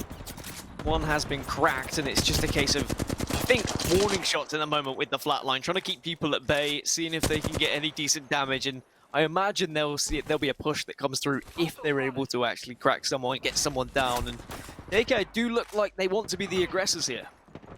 Yeah, Swamp's obviously a bigger area, and not surprising to see multiple teams actually drop over here with the amount of buildings and loot pool that is available. But just having a quick look at the kill feed here, we can see that aim assist are in there, and Dudes Night Out, the winners of our game number 1, and the team who are actually fighting this battle here against Urise's Daycare. And at the moment, you're looking at Duplex's shields on the Wraith as he has to go into the void to get out of trouble. They look like they're on the receiving end of the fight here. Yeah, and I wonder if game 1 they've already had this fight and they already know that Dudes Night Out are dropping there with them and they want to take them out early because of how well they performed in game 1. That's already 2 down for Dudes Night Out, and it soon could be a 3rd and a total wipe if they're not careful, and there it is. That is going to be the winners from game 1 taken out immediately in game number 2 here. Yeah, that certainly is a statement there from Urise's Daycare. Looking at the kill feed again, and aim assist very heavily involved. It looks like they might have won their battle early on. HRN set up inside of Circle, feeling very, very comfortable as we move over to Drone Cam here, just outside of Gauntlet, just trying to scan out some areas that are free to rotate in. And speaking of aim assist, we'll see the remnants of that fight. It will be death boxes that they're picking up, so obviously aim assist with early KP on the board. Early KP, and that's always a good thing. I mean, it's certainly looking at the leaderboard and like how the kind of KP related to the placement points, aside from TSM. Okay. Yeah, relax. I'm trying to talk I about love it. KP and their teabagging, but I'm okay with it. I'm all for it. Like, I just love a little bit of body disrespect. NRG, though, they want to get up and close and personal, and they want to get involved in this fight here, Mark. Yeah, speaking of disrespect to that door, got his head kicked in, and now the massive shots aren't going to be landing here from Frex, and they finally will do, and NRG win their fight then. So big performance from NRG again at the start of this game. A clean wipe across the board. And I just want to touch on Frex here because Frex has been playing some phenomenal Apex in the last month or so. Some of the best Apex that I've ever seen him play. So I really think as a player, we talk about Nathan, we talk about Rocker on this NRG lineup. I think Frex is the X factor here. He has stepped his game up to a level that I haven't seen from him in a long time. Really excited to see what he can do on this NRG roster. Well, I was trying to say earlier about the leaderboard in terms of kills relating to placement. I mean, the top 3 teams, they all got 9 kills, right? And they all performed well. Then it was just like TSM and Liquid, they also got a lot of kills, but they didn't place necessarily very highly. But you can see that Europe yesterday, the correlation between getting to the late game and picking up KP was quite high. We're not seeing as many teams now survive to the late game and just not looking for kills whatsoever, just going for those placement points. And I think that is down to, oh my goodness gracious, hitting those shots across the map. Petty Boss will fall, and Expensive Agents put more KP on the board. But with the circles being a little bit more random now, people are more inclined to take those fights and pick up those points when they're there and available. Expensive Agents. No shots, got the knock. Didn't manage to get the finish though, so not going to be able to finish that off. CLG though, making their way all the way from airbase now into Gauntlet. Madness is going to be under fire though. He's going to have to go into the void here just to back up to his teammates to get a little bit of cover and protection to pop that shield battery and get his HP back up. But CLG have found themselves in a pretty comfortable position here. You can see just on the north side of Gauntlet, inside of where that circle's going to be pulling. And the other side of things, that Season, the team who lost the challenge to TSM early on in game number 1, are looking a lot more healthy here in game 2. I'm sure that was a breath of fresh air for TSM as well when they weren't dropped on, because that could have been a concerning tournament if they were consistently being challenged by Season. But a smart move, as you say, from Season to make sure that they're not putting themselves in that situation where they are constantly having to worry about another team. But of course, they may have ended up dropping on someone else. That is always the thing when you change your drop spot. As Sentinels, who performed so well in the previous game, they were also in a little bit of an engagement here. Nice fire from Retzi, and he should be able to get this down, to be honest, even with the Wraith trying to ditzy doodle his way out. It's not going to be far enough. Yeah, that's going to be a clean wipe there from Sentinel. You can see already 2 KP to the hands of the Wraith of Retzi. So big shots from the Hemlock. We know all about the Hemlock now and the damage that that thing does. Such a strong burst fire weapon that's found its way quite high up in the weapon pool for a lot of these players. Does a lot of damage, a medium to long range, but also at short range. That hip fire really is devastating. Aim assist then, making their rotation around edge of that second circle as well. A little bit of an earlier rotation than normal. Normally we might assume aim assist will make, but they're looking pretty comfortable at the moment, making their way into this little building here, step by step, as they try to make their way into a safe position. So down to 15 squads, everyone's picked up 1 placement point in this top 15. Of course, then that changes to 2 once you're into the top 10, and then you start to get the big boy points as you get towards the top 5. Realistically, for aim assist at this point, they're in a good spot. I mean, they found themselves a nice little building to hold down. They've got a lot of viewing angles, but also they can be shot from a lot of different places. I think they're trying to decide here where they want to play. Do they want to try and hold out these teams that might be rotating in late? And there's the ping going out towards that tri-choke from the middle of the map. So it looks like aim assist here deciding they want to play edge. They want to wait for those teams rotating in and take those fights. We know how devastating that they are, the controller players in those 3v3 fights when they get up close and personal and playing to their strengths. And aim assist is working well for them here in game 2. HRN maybe in a little bit of a spot of bother. Certainly someone was nearby having a couple of shots, but they seem to have set up camp as well. A lot of teams now within this circle, and more than happy to wait for the oncoming players who are still outside and rotating in. NRG got themselves a nice vantage point as well. And long-range weapons to work with. Longbow in the hands of Nappen, and well, it looks like you like that, mate. They're trying to traverse the map, but they're under a little bit of pressure whilst doing so. And the Golden Sands not looking so golden right now, as the Gibraltars are going to be exchanging defensive bombardments and bubbles. So it's a little bit of a Gibraltar off at the moment, as you see Issue now on the Gibraltar trying to find an angle with that 3 times on the R301 to try and land some shots. But speaking of landing shots, never be the meat in the sandwich, and that's at the moment what Sentinels are trying to feast on as they make their way in now, having got that crack. And looking at the kill feed as well, it looks like Imperial How, it looks like TSM and Complexity are potentially in a fight here, as How does get the knock. Initially, it looks like they haven't been able to move in and potentially finish off that fight, but TSM making their way in as well. And although they have got that knock, they did actually get the finish as well. So excuse me, Shiny has gone down. Complexity now down to a 2-man. I mean, Complexity versus TSM, if I'm completely honest, Mark, that is a sandwich I would happily be part of the meet, because what a battle this is always going to be. A 3 versus 3 between some of the best players in Apex Legends, but it's now a 3 versus 2 with that early elimination. Sentinel still trying to manage to survive at this point, bubbled down. Retzi's been able to heal up, so they've just about survived. It was looking a little bit shaky for them, but I think they've stabilized at this point. I mean, what a trifecta of teams to be posturing up against each other here. You've got Sentinels, you've got TSM, you've got Complexity, all making a very similar rotation here from Golden Sands, as now you're going to see Sentinels back up to Bunker Town, just outside of Bunker, of course. That's why it's named so. And they're going to get that beacon. I should say, excuse me, they're going to get the tag and take that potentially to the beacon to get themselves back up and get Shiny back into this game as a full 3-man roster. Nathan with that longbow gets the down onto flanker in the kill feed as well from Liquid. So the longbow proving effective, as we're seeing numerous teams trying to play around a similar position here on the edge of circle. And the question for me is, did Sentinels think about this? Did they think, they realized that Complexity had a player knock, that they were going to have to try and get a res to get him back in the game? And is that why they retreated to that little area, maybe thinking about potentially setting up a little trap here on that beacon? You'd imagine that someone on the team is going to be watching the kill feed. Like, that should be somebody's job. Usually if you're playing at LAN, you'd have a coach who would be there saying, okay, well, this team has lost this many players and yada, yada, yada. But you adapt in the online situation. That should be their job to make sure they're aware of who's alive. I know it's very difficult when you're in midst of fight, but I think they should have had their eyes, and you might be right. They might be planning for a little bit of a trap here. We had a brief glimpse of Rogue as well. They had a relatively quiet game one. I know they finished 4th, but they didn't get many kills. They were the only really outlier when I was talking about like high kills getting to the end of the game in terms of placement points. They placed well. They only picked up 2 KP. I'd like to see them get a little bit more kills in this next game. Well, Sentinel's still patrolling the outside of this zone. You can see Retzi is just desperate to try and find any kind of engagement. Unfortunately for him, the only thing he's going to find is the end of a triple take. However, poor old Monsoon is going to find the Hemlock, and it's going to hit him harder than a hammer would.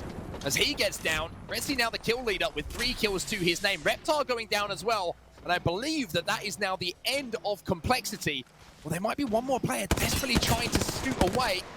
The Gibraltar player is in front of him. Not sure if that is a Complexity member, or if that's another team who's come to try and join the party. I think that might have been another team because it went down from 15 to 14 as the final member of Complexity fell. Either way, they are not in a good position if there is one remaining player. Sentinels in another engagement. I think it's You Like That Mate on the other side of it. It is. So Complexity were eliminated, and You Like That Mate, well, it looks like they want to get aggressive here. They want to take on this fight. Do they know it's Sentinels, though? Because Sentinels are not a team that you want to be pushing on.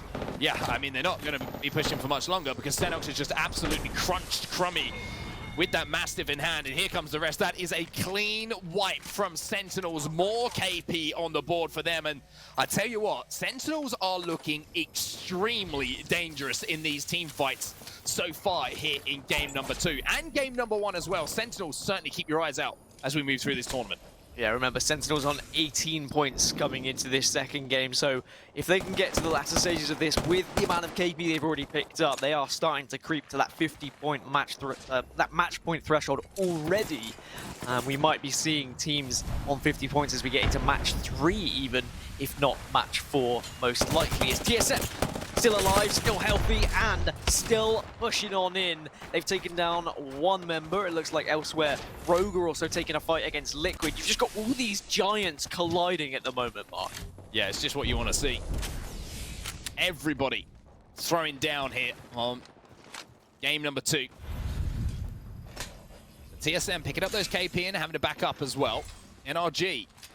Looks like they've just won a fight as well against aim assist as well, and that's never an easy thing to do.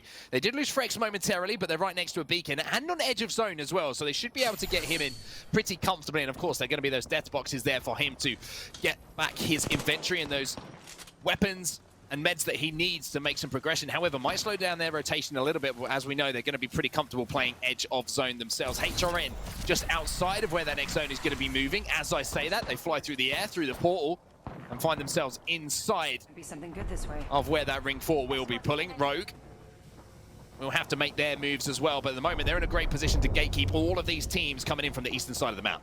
Out to 10 squads, every team got 2 placement points, and really the front runners now with Dude's Night Out and Team Liquid being eliminated in the early stages of this game. Sentinels, NRG, TSM, Rogue, they are all going to be looking to try and take that top spot as we have a little glimpse of the kill leaders. So NRG performing well, but look at those kills from Sentinels. 3 of their members, 8 KP already in this game. So imagine if they get to the latter stages here, if they can get into those final fights, you'd assume another 3, 4, maybe even 5 kills. There is a lot of points up for grabs if Sentinels can continue their consistency.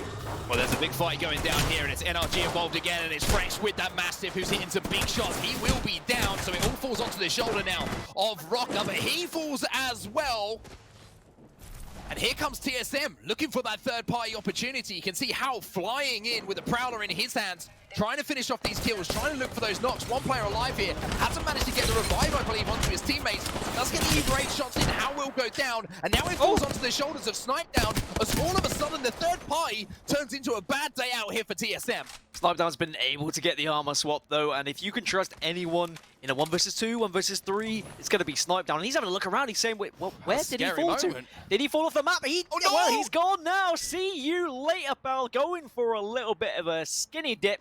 And Snipedown, I'm sure, will just be laughing his head off as the TSM boys, they pushed in and they were so scared they fell off the map. I mean, it was a scary moment though for TSM as well. They've only got 40 seconds or so to make their move inside of the ring, and maybe TSM thinking, Yes, we've got a super tough rotation to have to make here. So therefore, any third-party opportunity that we can get KP on the board, we're going to try and do so. So Lafide now, trying to take down this team that's underneath them, looking to land some massive shots, and a Thermite potentially being ready to be gently rolled under this staircase, and it's Sentinels who are the team who are underneath and coming under all sorts of fire from grenades, from frag grenades, and the bubble going down is going to give them protection. That is why you play the Gibraltar. Gives you those few moments to reset, gives you those few moments to just get those heals off. However, they're not going to be given those moments, so Bride's going to push it down with the ball. Yes, that's Vide just pushing it, and they knew they got so many hits. However, one has fallen, make that two, and this is quite the response from Sentinels. And Sentinels somehow survive, but are they going to be able to survive the potential third party? Xenox is getting out of dodge. He's done his job, he's got the kills. Now you've got to play for those placement points. I can't believe what Xenox just did. I don't know how he won that fight, but Xenox must have hit some big numbers on those Mastiffs. Huge moment in this game as TSM now make their rotation in. They hit that balloon, and it's going to be Rep sniped down. And Imperial How up on top of this banner here. A great position to look down and potentially farm some KP, as all these teams are going to be pretty much fishing a barrel for them as they look down above. And look at the ring pool now. They're going to have to move as well, but these teams in front of them, well, if they've got the ammo and the nous on them to push, they should be free KP on the board. Xenox is falling, Sentinels are out, but now TSM are diving straight on in. They had to return to battle from where they were. Snipe down. Yes, the controller in hand, and he's hitting his shots as he always is. And TSM are just looking so deadly at the moment. They've managed to take down so much, but it looks like they may fall if they're not too careful here. They need to heal up. Yeah, How did a great job there. There was a third party coming, I believe, and it was Rogue who were the third party.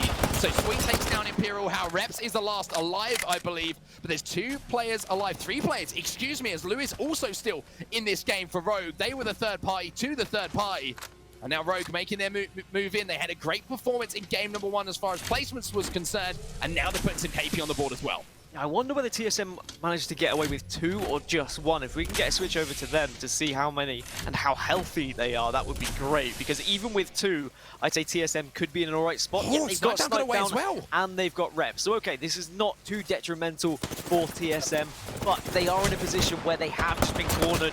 So actually, it is pretty detrimental, and Rogue, they taste blood here, and they are diving straight on in. Snipe Down will go down, but it looks like there's still 1 remaining. Reps has managed to get away. Yeah, Reps has managed to get into the top 4 as well, and Reps is doing some heroes work here for TSM to push up those placement points. And you've got to think, if he can walk in with this ring, and there's other fighters going to be going down in front of him, so he might be able to bide his time. Every single second counts here for Reps. He has to just be careful of this team potentially rotating in front of him. But as we watch Reps, other fights are going to be breaking out here, and Season, the team who contested TSM, might be the team who can take out TSM in the end game here, as Reps is the last player alive. He'll be taken down. Oh, sorry, excuse me, Reps actually takes down Sweet, so Reps will be somehow still in this game towards the end, and I believe CLG now, as Reps is going to be finally taken down, will be going up against Season in a straight 3v3, and there's a Peacekeeper in the hands here of a CLG member as well. Yeah, CLG doing really well. They have everything at the moment. They've got the weapons, they've got the armor, and they've got the victory, have CLG. TSM and Reps, he did well to just sneak on in and be a little bit of a distraction and take down one of the players of Rogue, but it was the 2 strengthened squads who had all 3 members still remaining that were able to take down that final battle, and CLG just swooping in out of nowhere. They were perfectly positioned, poised to take that victory mark. Yeah, an interesting rotation there from CLG as well. Like we said, they moved all the way through Airbase, the very western side of the map. They really did kind of shine their way down there through to Gauntlet, where they held up for pretty much the entirety of that game. But a really interesting game as far as points is concerned, because we saw the likes of Sentinels, TSM, huge KP on the board. Rogue with decent placement was in KP as well. And then, of course, we've seen CLG get that win on the board with a couple of kills at the end. I mean, it's a very interesting one, because I really do feel like those points are going to be shared out between 4 or 5 teams with some double figures on the board. I mean, I'm not good at maths. I know this, you know this, but I know 2 people who are pretty good, and that's, of course, Fallout and Jameson, who are going to flick their monitors on to help me out, because I'm not a smart man. I'm a loud man. But hopefully, John, you can take us through and let us know what happened. You already know it. Thanks so much, Onset. I think you're pretty smart, and I think you're pretty handsome and great at commentating Apex. I'm all about dishing compliments Thank you, today, mate. man. Of Thank you. course. Great Appreciate job it. as always. I'm going to give you guys a quick break. Y'all have, of course, a marathon. So thanks so much, gentlemen. As always, we'll talk to you later. Fallout joined alongside Jamerson to break down what we saw in game number 2. I think Onset set the storylines pretty well for us, Jamerson. We do have a lot of teams like TSM, CLG, of course, with a really, really big game. A lot of similar teams, though, that are able to show up in the late game there. Who stood out to you the most? Yeah, again, there are very interesting things, but who stood out to me the most is going to be Sentinels, of course. Just the way that they were able to take control of the northern side of the map really did actually set up CLG for success. Ultimately, here, I think Sentinels had some of the most biggest impact in this game for the overall finish at this point. But it was just great team fighting across the board, all the way across. I mean, this fight over Salvage was absolutely insane. We saw big fights, TSM showing up there, ultimately winning that one out. It was absolutely insane. It was a crazy game number 2. And again, you're right. You're spot on. Sentinels did a really, really good job making it to that late game. 2 consistent games back to back. It's going to put Sentinels in a pretty good spot here. And then, of course, we did have Season with the early contestant TSM. Of course, Lion, former member of LTP alongside Tech and Panders. So that crypto dominant squad when Tech is a very, very solid crypto player. Lion now playing with his new squad Season. NRG caught themselves in a pretty rough spot.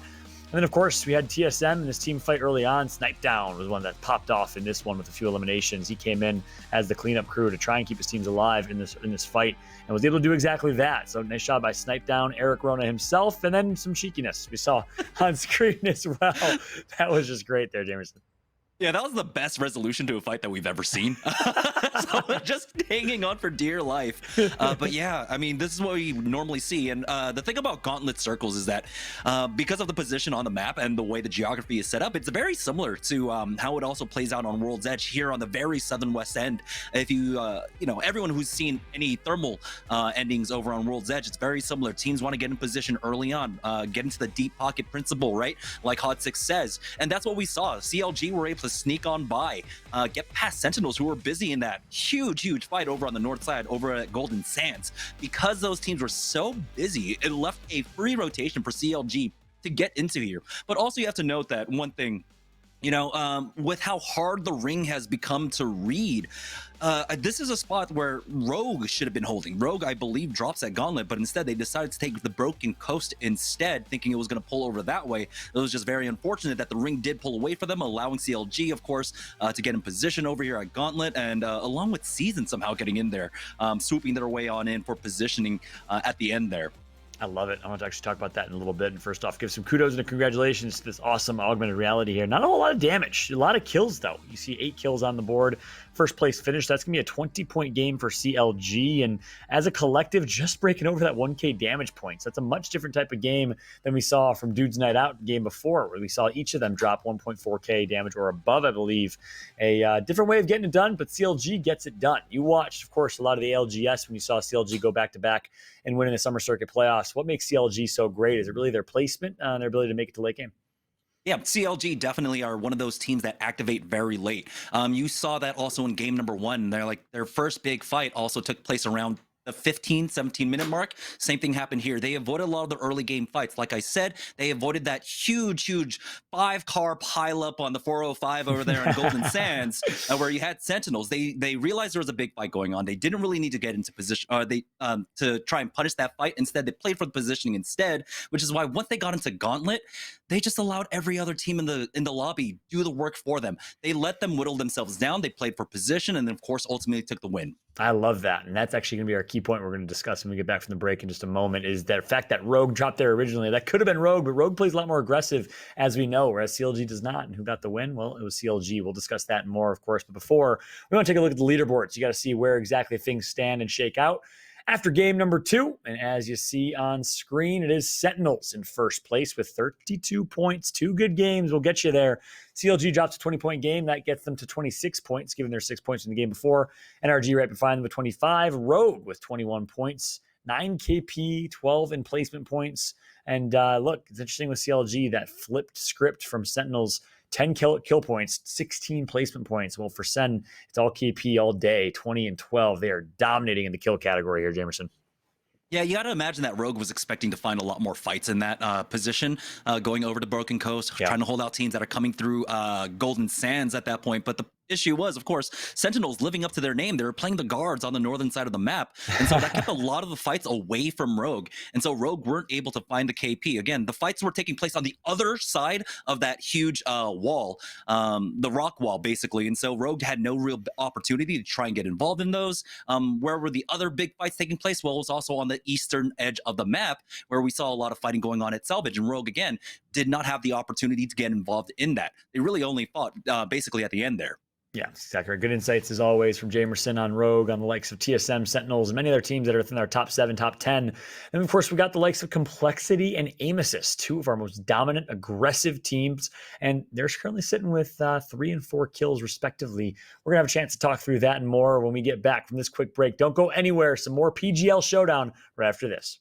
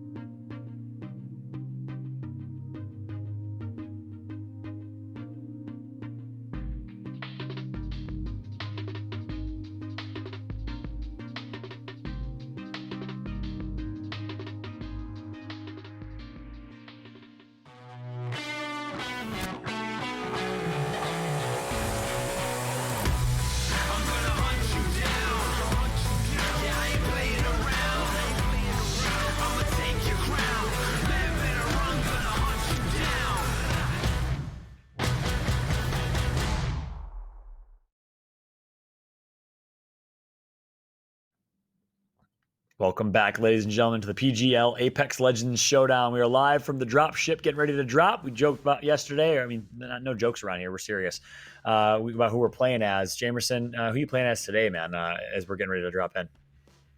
This is just fancy Jamerson. Instead of just putting on a t-shirt, getting out of bed for work, I put on a sweater. So I'm just a little bit fancier today. Fancy Jamerson, that's who you're playing as today. We got to decide who our third's going to be between Onset and Gaskin because, it's Apex. There's trios. We don't have squads. So between the two of them, Jamerson, who are we getting rid of? Who are we keeping? Oh, my favorite bald man is going to be staying. Sorry. Gaskin, I love you. Let's bring it back in. Onset only. Gaskin is not joining us for the end. Nah, dude, that's brutal, but it's the correct answer. I mean, it's the correct answer. Apex Pred right here. I once lost a famous battle to TSM Imperial Hal in Sorting Factory where I hit 0 bullets, and I'll never live it down. But it happens. I mean, Dan's not interested.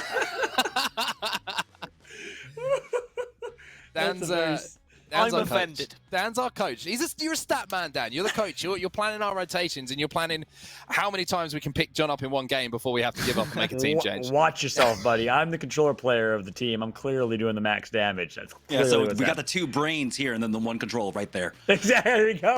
I'm also a controller, by the way. Just like to throw that out. But in that case, I don't know. I don't Two really know what I one brain. We're screwed. We're done for. We're having too much fun here. Thanks so much to every single one of y'all in the chat. Apex fam for holding it down. First things first, make sure to tweet using hashtag Apex Showdown to let us know your thoughts. Because guess what? We're not the only people that know a thing or two about Apex Legends. You do as well. Big shout out to Birdie and everyone else in the chat that always holds it down with some great insights and knowledge. As always, tweet at us at Fallout with 2 T's is myself, at Jetset Jamerson, at I always forget your Twitter on Mark. It's Onset. Don't worry about it. Use the hashtag. Just Use hashtag. the hashtag instead. We'll find the hashtag. We're Twitter. trying to give you guys some love. But we want to see your tweets. We'll be reading your tweets. So tweet at us. Let us know what your setups look like.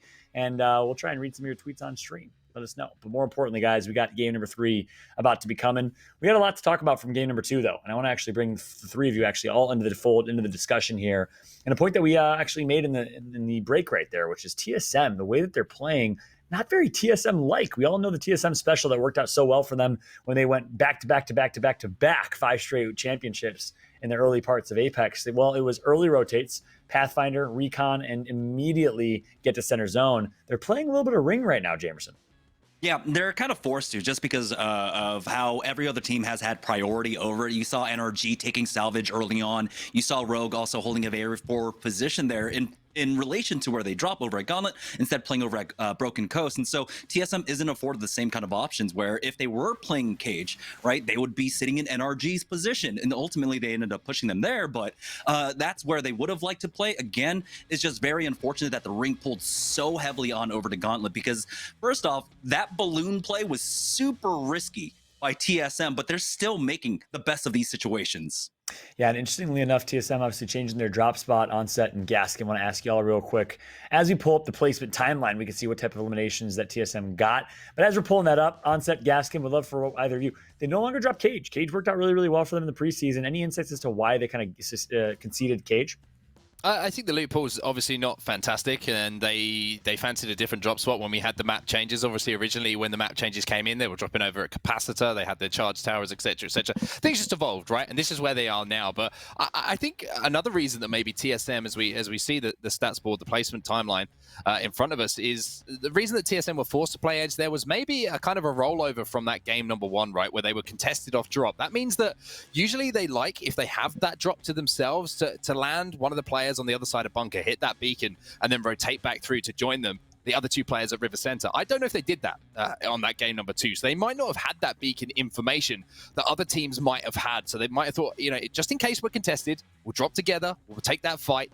But they didn't have the time to then go and hit the beacon. So an interesting one. But now we're, of course, not only, saying goodbye to Kings Canyon for a little bit, we're moving on to World's Edge. So completely different set of circumstances now for all of the teams on their rotations. Yep. And this is our opportunity to see which teams are going to step it up on World's Edge. We also have to remember that this is not the old TSM. Like, Snipedown is on this roster, and that changes everything. Like, Snipedown doesn't play the same. He is a player who wants to be aggressive. He wants to push, and I think we're going to see TSM develop and just change their style, and I love that. I want to see them taking fights. I want to see them just sitting on the edge. And yes, okay, it's going to matter where the circle pulls, but I don't think we'll expect to see TSM play the way they used to anymore. I think they're going to maybe be in between that kind of aggressive versus rotating early, and I think it'll benefit them in the long run.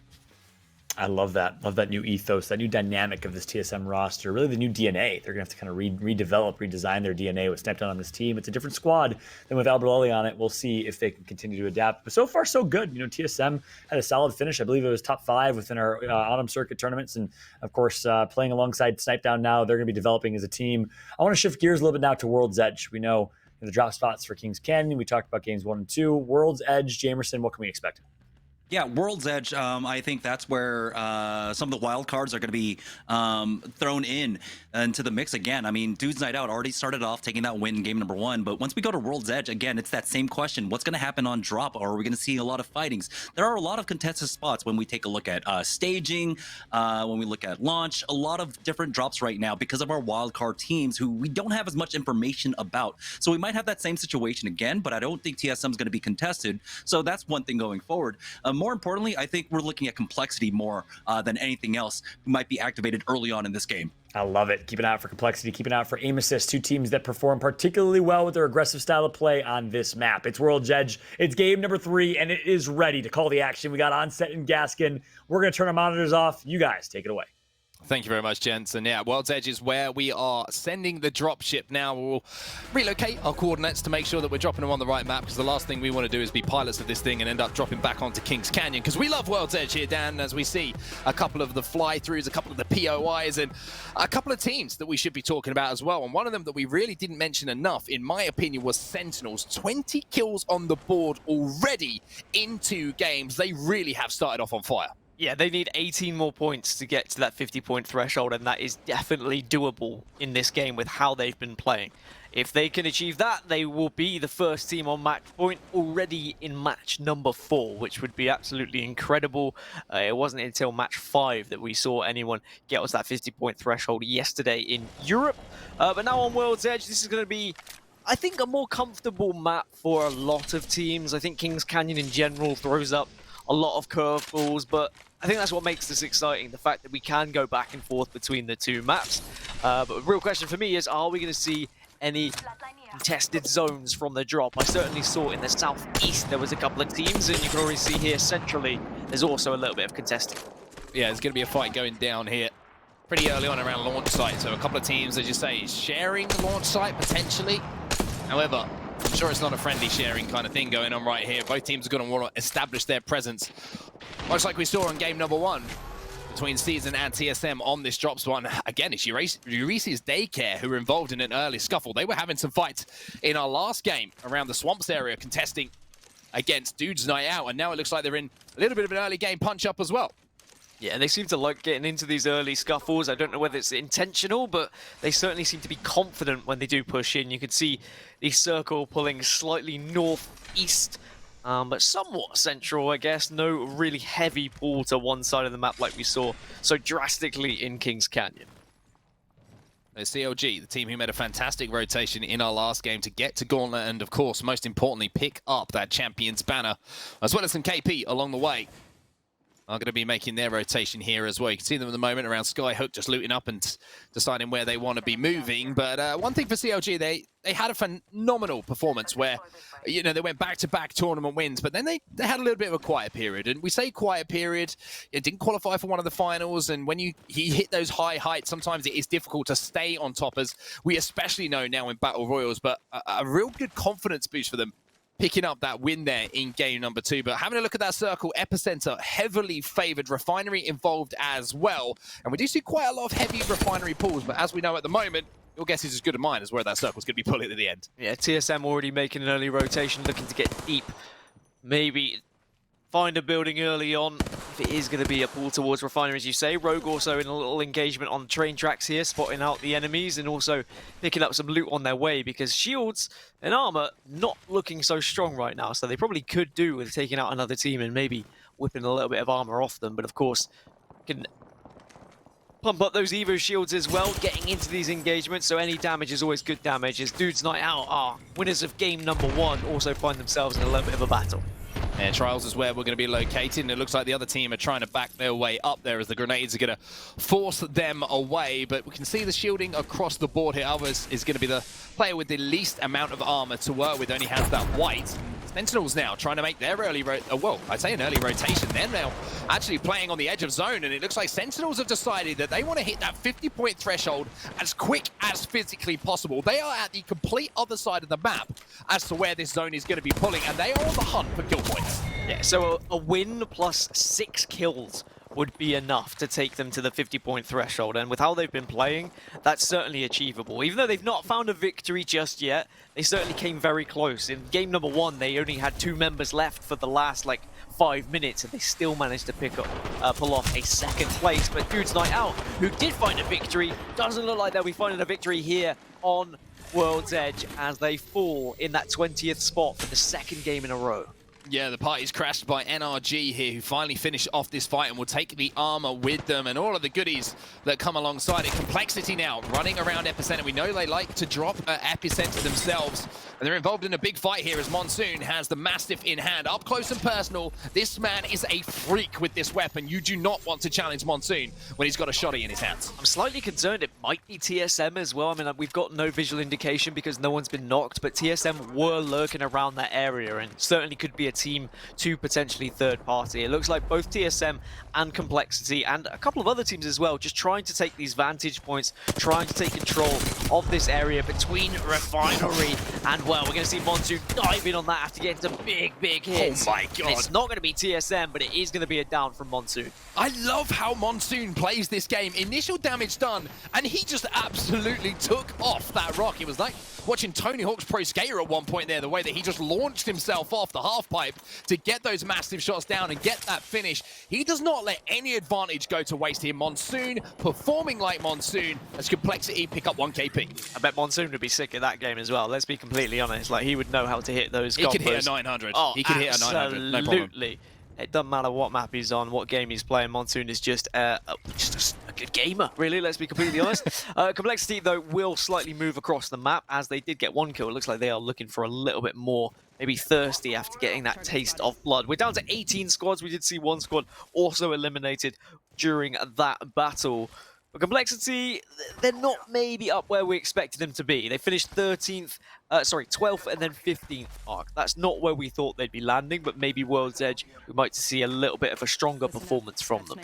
Yeah, and this is a good ring pull for them as well, because they're going to be able to hold this high ground at the northern side of Epicenter. Watch all those teams rotating in. And speaking of rotating in, well, TSM have already made their way in. They're almost fully charged on the Evo shields as well, all purple across the board. Still a little bit of leveling to go, but with a scout in hand, they're certainly going to have the opportunity to do that in the hands of reps. But TSM early rotating, great job from them. I'm surprised they've been able to so comfortably get here. And I mean, I say it's comfortable. We didn't get to see their POV, but we saw them right at the bottom of this green circle when they originally were trying to traverse the map and trying to get past Epicenter. And they've just been able to waltz on top of Refinery. There's teams inside Refinery, but no one was actually confident enough to take the top of it. Whereas TSM were like, okay, well, this is open ground. This is fair play. We'll take it. And we'll see how it plays out for them. TSM making their early assault here onto Refinery. They obviously feel pretty confident that's where that pool is going to be. The top of that mountain that you just momentarily saw snipe down, having a little look at that little hill is where Complexity are currently posted up, and you can see here through the 3x scope on that scout of snipe down, another team posturing up across the way here in the train station at Refinery. So a lot of teams making that rotation. The difficulty, I think, for a lot of the teams rotating from the southern side to the north side of the map is that Complexity are holding down that high ground. Any team moving up is going to have to go through Complexity. If there's any team you don't want to go through, I think that Cole is probably that one. Yeah, Liquid were doing something similar in Kings Canyon as well. They were just being that first point of contact, knowing that they should be able to get some slightly vulnerable teams who were just trying to focus on rotating, and maybe had also been damaged by some other teams as they moved on their way. Season are also here in Refinery, so it seems like it doesn't matter what map we find ourselves on, TSM and Season always seem to be there or thereabouts close to one another. Yeah, it was a funky looking fence that went up there, and I'm glad that it got rearranged to make it a little bit prettier. I have OCD with that kind of thing. But Complexity still looking to level up those Evo shields. As you can see, Shiny with the charged rifle in hand. Only 33 damage for him to get that up to purple to join his teammates Reptar and Monsoon in looking particularly violent across the board. So he should be able to potentially get that damage done as he sees the player sliding down through Epicenter, but decides to keep that trigger disciplined. One team who have been incredibly undisciplined as far as pushes are concerned is Sentinels. They have seen any opportunity as an opportunity to push, and the Hemlock in hand here, Senox trying to land some shots on the Bloodhound. 18 seconds left on the Beast of the Hunt. He'll be able to scan a couple more times before they get taken down. Just as you say, undisciplined, they actually showed a little bit of discipline by not over-pushing, knowing there was another squad to the left. They were able to get 1 kill, but it looks like they're going to have to just be happy with the 1, because the other 2 seem to have scampered away and probably got to a position where Sentinels can't really afford to chase them, because they also need to be focusing on rotating in themselves. There's a little bit of way to go. They could just wait in this point. You can see the 2 other members, they went down to Geyser, and they could wait for that kill, but how vulnerable are they leaving themselves by rotating into the circle that late? It's going to be a decision they're going to have to make, and it looks like they left the party. Well, TSM here look like they might be setting up potentially for a kidnap. Oh, baby. 19.20% rift energy. Just as I say that, it disappears, but maybe they're looking for a third-party opportunity, or maybe just looking to put some damage down. How decides that he's got to pop back through, as that isn't going to be successful. The TSM, again, trying to take the initiative here, trying to get damage done, which is what I love to see from any team who are playing Apex Legends. Don't be comfortable just sitting down, let your presence be known, trying to catch a team off guard, because one knock, one KP, that could be the difference between getting to match point or not. Did you see the clip on Twitter of how Triple managing kidnap? to kidnap 3 people at once? Like, that's the terrifying factor. When you hear that portal near you, you just got to be very careful. Staged actors, I swear to God, staged actors. TSM sneaky with those kidnaps, and everyone is getting a little bit better at like learning the nuances of these characters and what you can do with them. Of course, kidnapping has been something that's possible for quite some time, but everyone's just getting better at doing it now. And the combination of like Wraith plus Watson and kidnapping someone and just being able to fence them off as they come through and stuff like that, like, that's why I love Apex Legends. I love what people are doing, how they're trying to find using these legends in a different way, whether it be combining crypto, for example, with arc stars like you were saying. Like, all this stuff is so fun to watch. Yeah, so much creativity available, and the constantly evolving metagame certainly makes it an exciting watch, and we hope that everybody who's watching it right now is enjoying these first 3 games that we've brought to you, and all the players are putting on a show.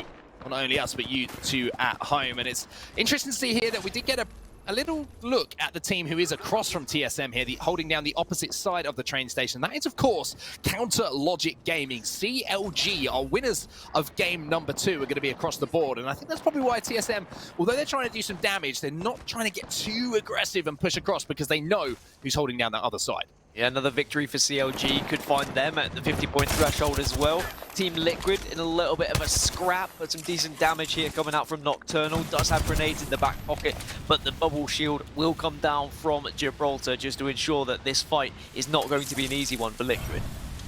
There's going to be Sentinels on the other side of that as well. And although they got a little bit of damage down with that Thermite, it does not stop Sentinels pushing. See Retzi taken down to very low shields. He's going to have to snap back onto that player inside with that Eva 8. But it looks like at the moment Sentinels on the wrong side of this. Just as I say that, somehow Sentinels turn things round here. Casper, last player alive here for Liquid. 3 players, I believe, still up here for Sentinels. 1 has been knocked, but Casper's doing a phenomenal job here to elongate his life. Finally, he goes down. Retzi got back up to full shields. Now he's going to have to get out of dodge, though, because a third party's coming in. Yeah, third party has arrived, and he's not going to be able to save his teammates here. He just has to survive and play for placement. Sentinels have been aggressive. They've got a lot of kills already early on, but unfortunately for Retzi, he's been spotted out by a couple of teams here.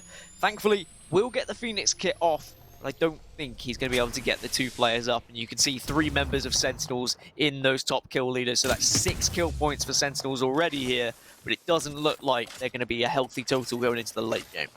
And here is complexity as well. You can see the initial damage being done with that charge rifle by Shiny, and that is the signal to push. They go across the zip line. They're making their way to where all these fights have been going down, around outside of Overlook. Those teams rotating late, and that's what Complexity love to feast on. Those scraps of players rotating late, being caught off guard. That's where they pick up these big KP. And if they get that damage done, like we've already seen, they are not afraid of pushing full force to finish the fight. Still 16 squads left, and I think that is going to change very quickly as 2pick are also pushing in. They managed to get 2 KP on the board here, but it is still not going to be another wipe. There is still lots of rats just hiding around at the moment on World's Edge. Of course, 1 placement point available once you get into that top 15. No one guaranteed it just yet.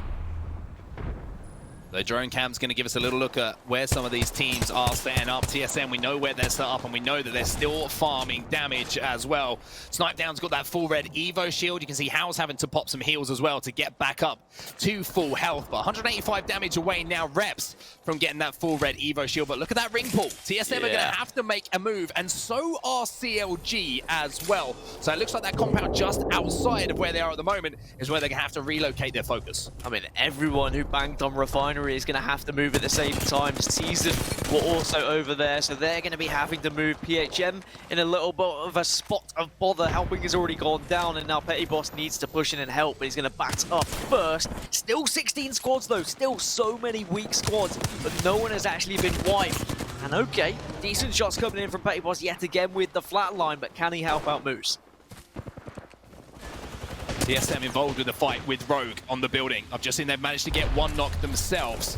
That's going to be Reps who gets that initial knock. The Thermite will go down. Maybe just more of a defensive one just to stop Reps coming under too much fire. Speaking of which though, Reps does come under all sorts of fire, and everyone is coming under fire here from TSM. Snipe down last player alive, but will have to make his move out. Does get a KP with the alternator to take him to the grave, but the team behind him, AA not OP, are going to be finishing off that fight. TSM eliminated outside of the top 15. Yeah, I think they were in 16th, and I'm not sure they even got the KP for that because he didn't actually get the finish. And NRG down to just 2, but they should be able to get the revive, providing no one is going to push up on them just yet. They need to be careful though. Frex doing his best to just keep people at bay. We're down to 13 now at this point, but there are a lot of weak squads wandering around World's Edge right now. Kill leader though, NRG Frex is going to have 4 kills.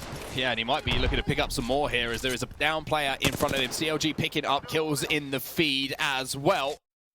But NRG and Complexity seem to be the teams that are really controlling things. And the interesting thing for me is Complexity, who were playing the edge of zone, who were looking for stragglers, have had that zone pulled towards them.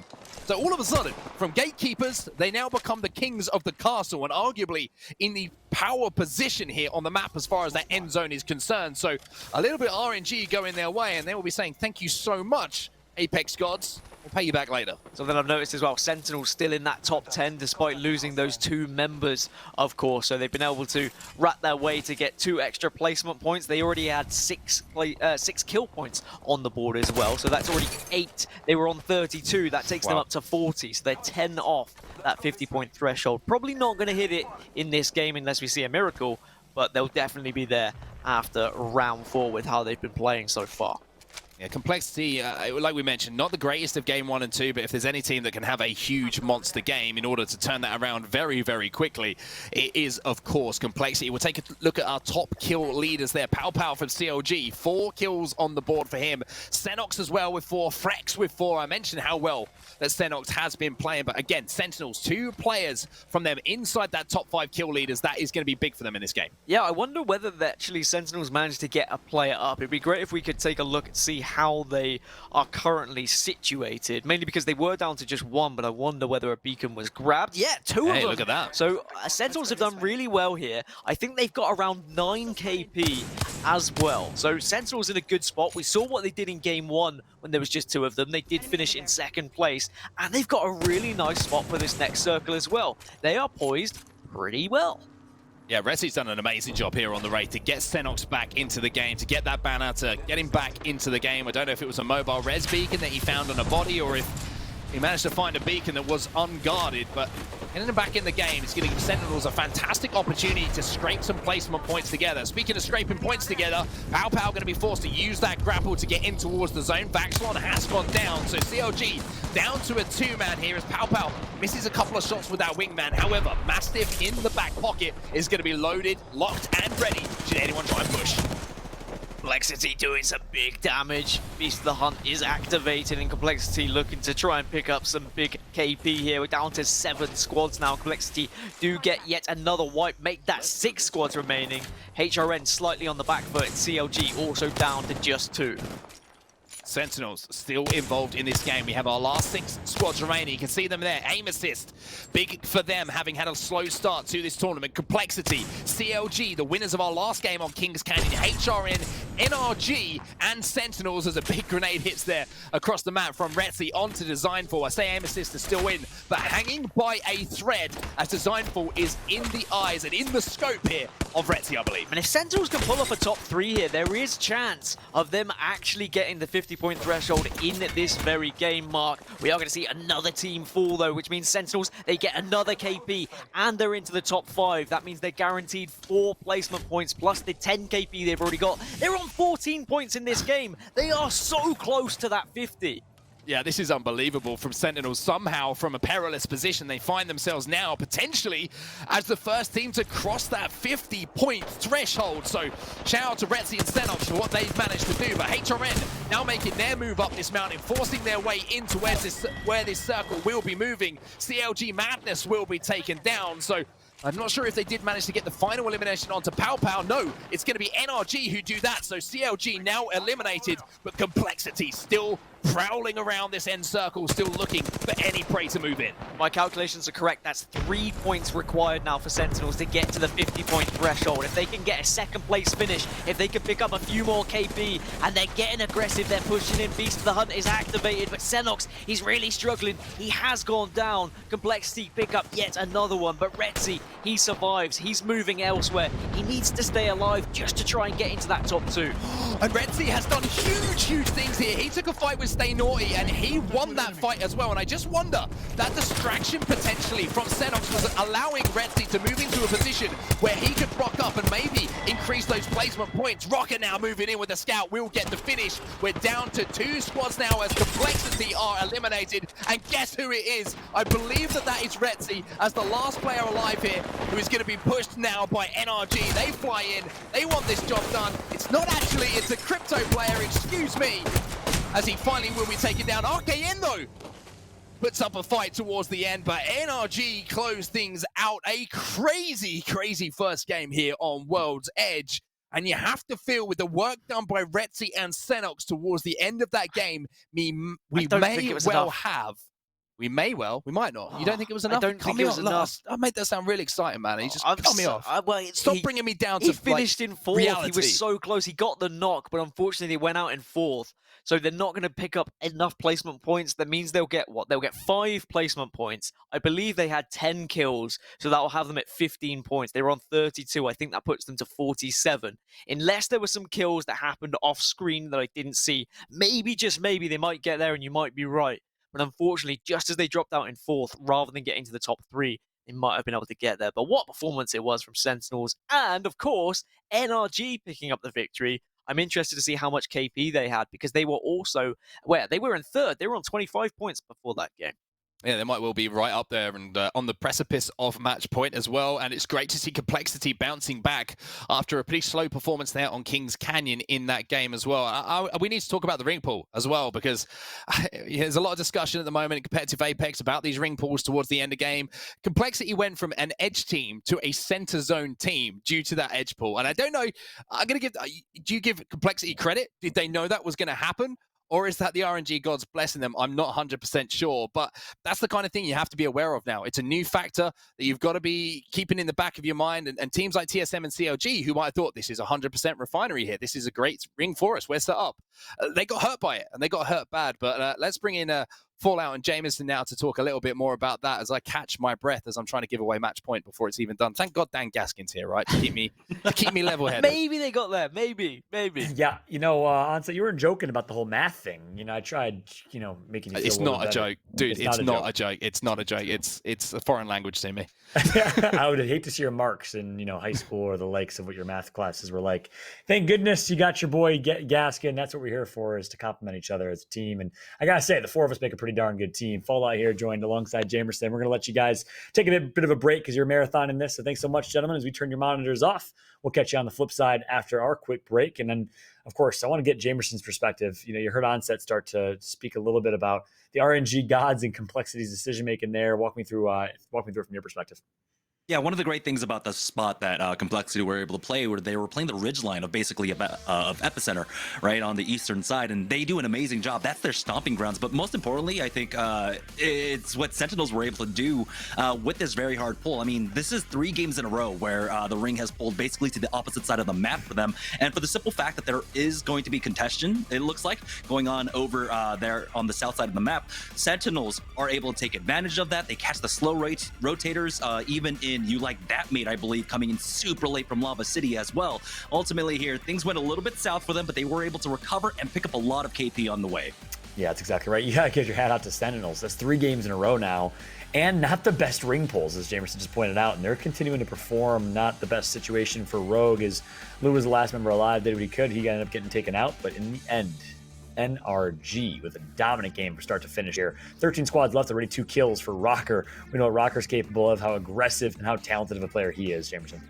Yeah, and things are, you have to go back to the beginning of this game for NRG. They drop Lava Fissure, and they had a timing attack on the team that drops over at Trials. They were able to take that fight, get the gold equipment off of that. You saw how important that gold res ultimately ended up being for them, being able to recover a teammate into this fight, bring them right back on in, and continue the fight on the north side of the map. That was massive. NRG did a great job, and, Apex has changed. We were talking about it. No longer is it really as important to be center zone. You can still walk in with the zone, which is what NRG did. They had, of course, also one of the slower rotates in. They were able to walk in from the north-hand side, and they just cleaned up the map.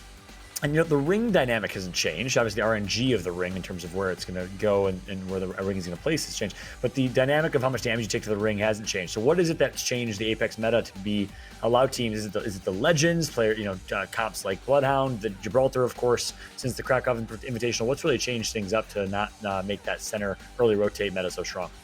It's a lot about the mindset of how the players play now at this point, right? A lot more emphasis is being placed upon getting finding the kills in the early game, and NRG definitely were able to do that, and they were able to snowball off of it. Honestly, I think at this point, you kind of pigeonhole yourself if you do find one of those deep pockets that were highly prioritized. TSM did that. They went over to Refinery. They got absolutely punished. NRG played a more flex position on the north side, which gave them more options. Rotating out of Refinery, it's almost a death trap because you have to run uphill up to that epicenter ridgeline. And so we saw teams controlling the NRG were on the northern side of the ridgeline, while Complexity were controlling the south side of that ridgeline.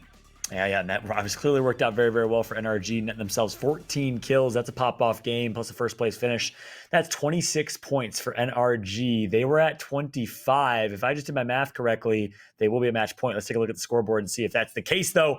Onset was talking all types of madness, and I might be right, I might be wrong. We don't know yet. We're going to find out after the break. I'm going to keep the suspense going. I think my math is correct. If I do remember correctly, I'm not sure. I think NRG did have 25 points. And guess what? Yes, they are there. My math was solid. It was sound, unlike Onset's. I got a lot of love for Onset, just joking. NRG in first place right now, and at match point. CLG with 38, behind Sentinels with 47. Rogue, HRN, TSM, Dudes Night Out in their 20s, but still pretty far out here, Jamerson. I think they got a ways to go.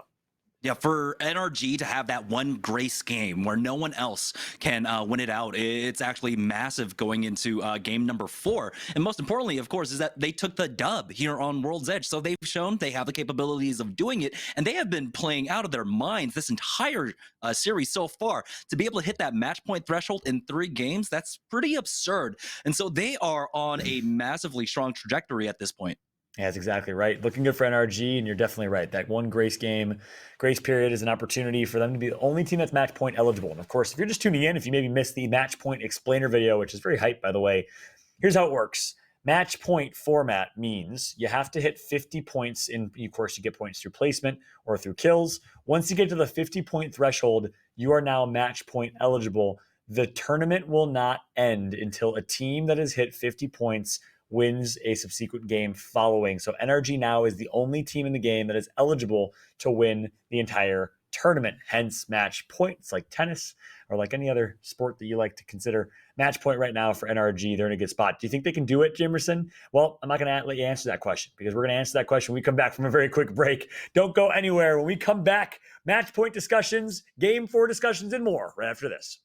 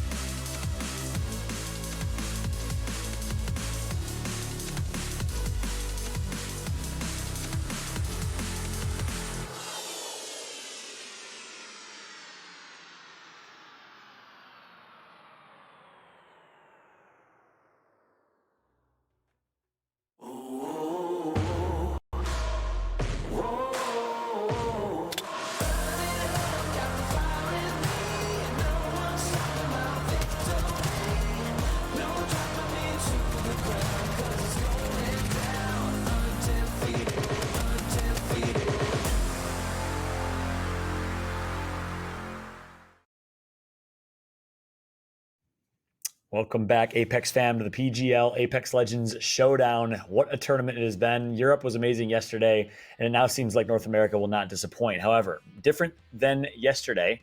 Will it be different, I guess, is the question. Nessie was the first team to make it to match point. They had that grace period, and they did not win the tournament. Alliance came back and stole it from right underneath them. Do you think NRG is built different, Jamerson? I'm going to ask you that same question I denied you before the break. Do you think NRG can close it out here in the next game or two? NRG are just playing on another level that we haven't seen them at in a really long time. It's really refreshing to see.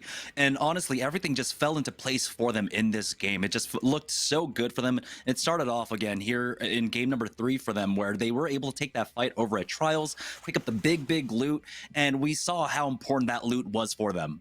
Yeah, and I gotta say, Jamerson, we're about to take a look at a pretty sick graphic. It's called Fighters versus Survivalists. If you had to pick, how are they playing? Hurry up.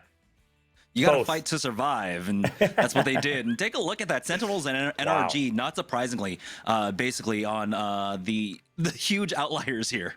Yeah, that's exactly right. Oh my goodness, look at the two of them. It's actually Sentinels that has more damage as a squad all up. They're averaging as a team 3.6k or so damage per game. That is actually insane, alongside their survival time being incredibly high. I mean, Sentinels is the longest surviving team, best surviving team in this tournament right now, while also being the most damage input team. It is insane, but instead, it's actually NRG that had the pop-off game. They're getting the kills that matter the most here, Jamerson. Anything else in this graph stick out to you? Yeah, I mean, I'm not surprised at all. Sentinels have been fighting every single minute of every 3 maps, like all 3 maps so far. And so seeing them that high up is not surprising at all. What is surprising is that they weren't able to pick up as much KP as I thought they would, especially with the huge contest that we had there on the south side of the map. Unfortunately, I believe it was SOB and Euresa's Daycare. They didn't get into a all-out brawl. If they had, that would have been the opportunity for Sentinels to come in, pick up the KP they need to be on match points. But that didn't happen. And so now we're sitting in a situation where it's only NRG in this one game that have the opportunity to win without anyone else having that same kind of opportunity. That beautiful match point format, baby. We saw it in the Krakow preseason invitational. We saw it in the Apex Legends Summer Circuit playoffs. And now we get to see it again, courtesy of PGL. And I also want to see some beautiful faces again. I want to bring Dan as well as Onset back into the mix, back into the fold here. Monitors are back, and welcome, gentlemen. This is I like how you said, I want to see some beautiful faces, and you went Dan, and then you went, oh, and Mark. We're making up for what I mean? what happened at the beginning of game 3. I get it. Exactly. I just don't want to hear it sometimes. You know what I mean? But that's fine. One thing I do want to talk about, though, is that team playstyles graphic that we saw is a great indication of the separation between NRG and Sentinels in this lobby at the moment, and the time kind of, you can see it as time and games. All of the other teams are kind of clustered up that haven't been able to separate themselves from the pack. That's kind of how much time that NRG and Sentinels have on their side as far as potentially winning this tournament is concerned. There's a real gap between them and the rest of the pack, but there's only one team here, Dan, that we really should be talking about and focusing on. That is NRG. Here on match points, they have crossed that 50-point threshold. They could win it here in 4 games, which would really be unheard of. Yeah, and they could be one of the only teams on match point for quite some time if we see Sentinel slip up. Yesterday, we saw a couple of teams get close to match point and then fall short because they tried to do a little bit too much. They tried to just go for placements. But we'll see whether NRG can come away with a victory here or whether we're going to see a couple of teams join them on match point. I love it. Can NRG close it out? And of course, that Fighters versus Survivalist graph was so awesome. It did show CLG really showing their placement first play style and their inability to really put up a ton of damage. But guess what? Still getting the job done. They're within the top 10. They are in contention. I think actually top 7, top 5 is a possibility. If they can pop off in game number 4, they can be at match point themselves alongside TSM and a few other squads. It's going to take a big game, but guess what? The game is ready. And to call the action, we're going to throw it over and turn off our monitors for Onset and Gaskin. I said you first this time, Mark.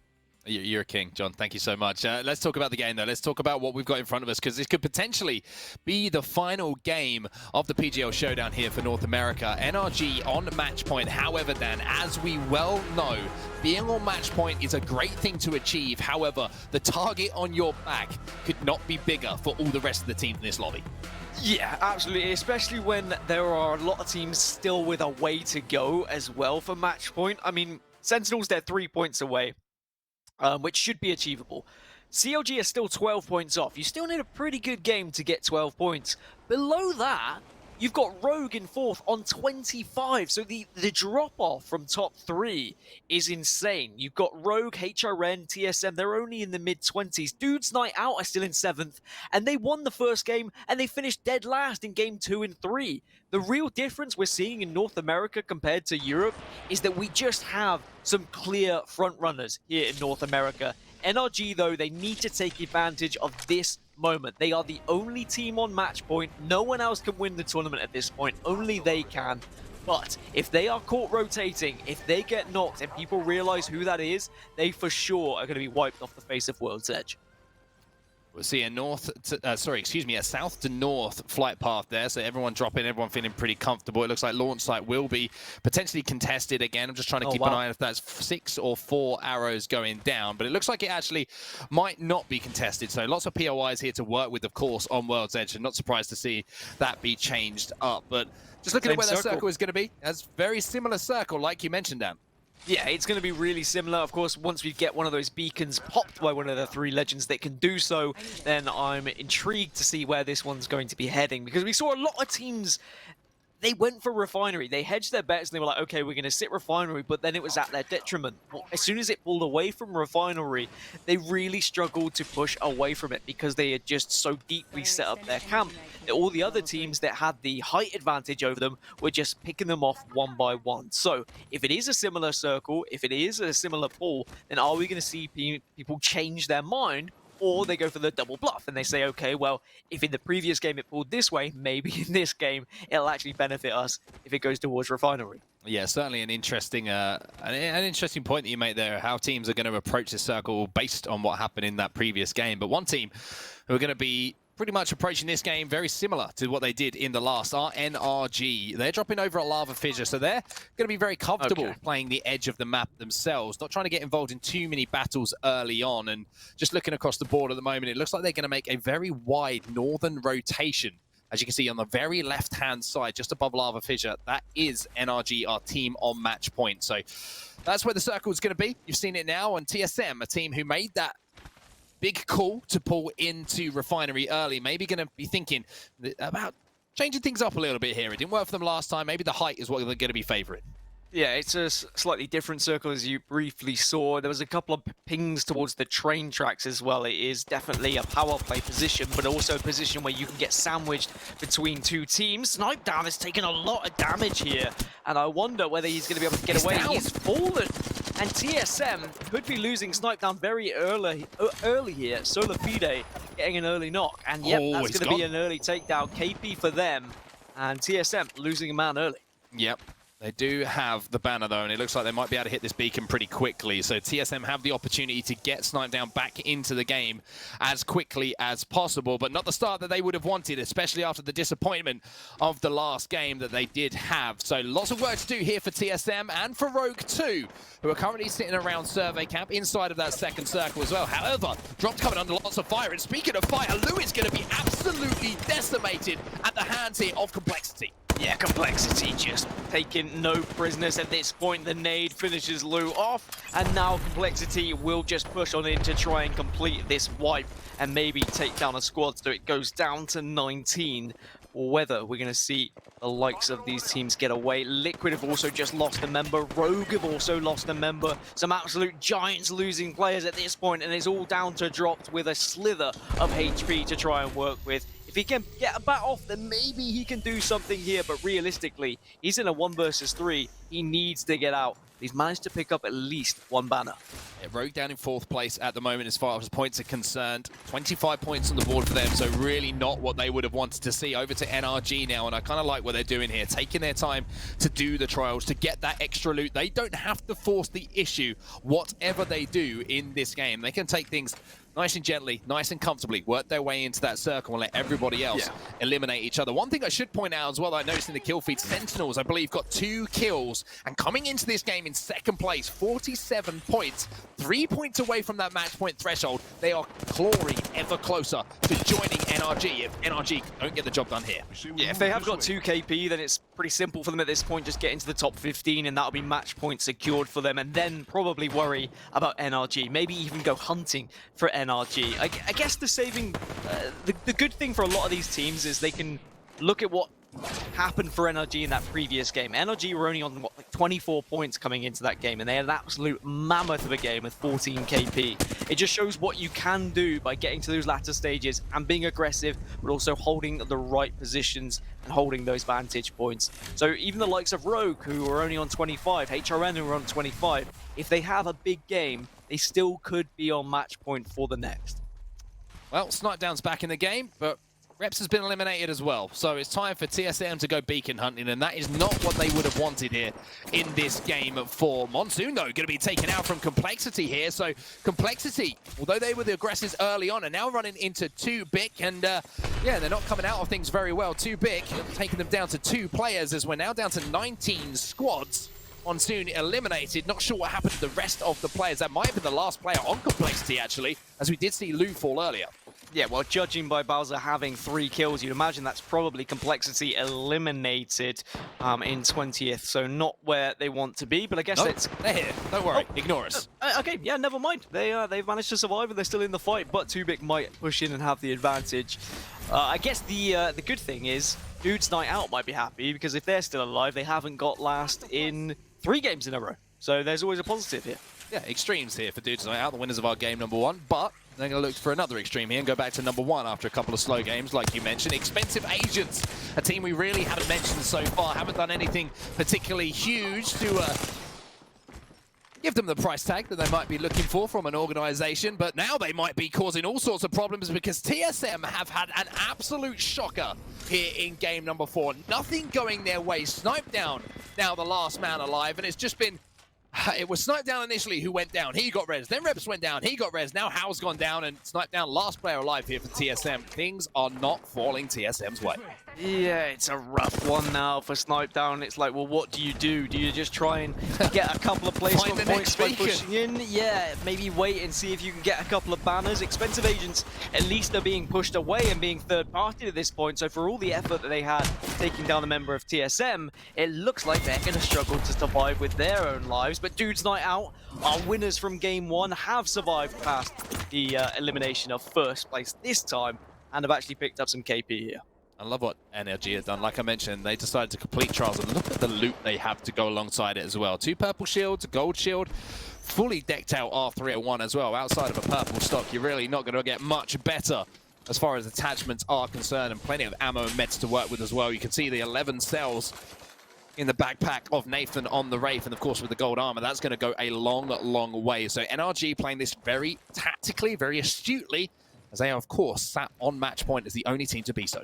Yeah, they just don't need to be rushing themselves into battle, but at the same time, they don't want to be too scared to push into fights.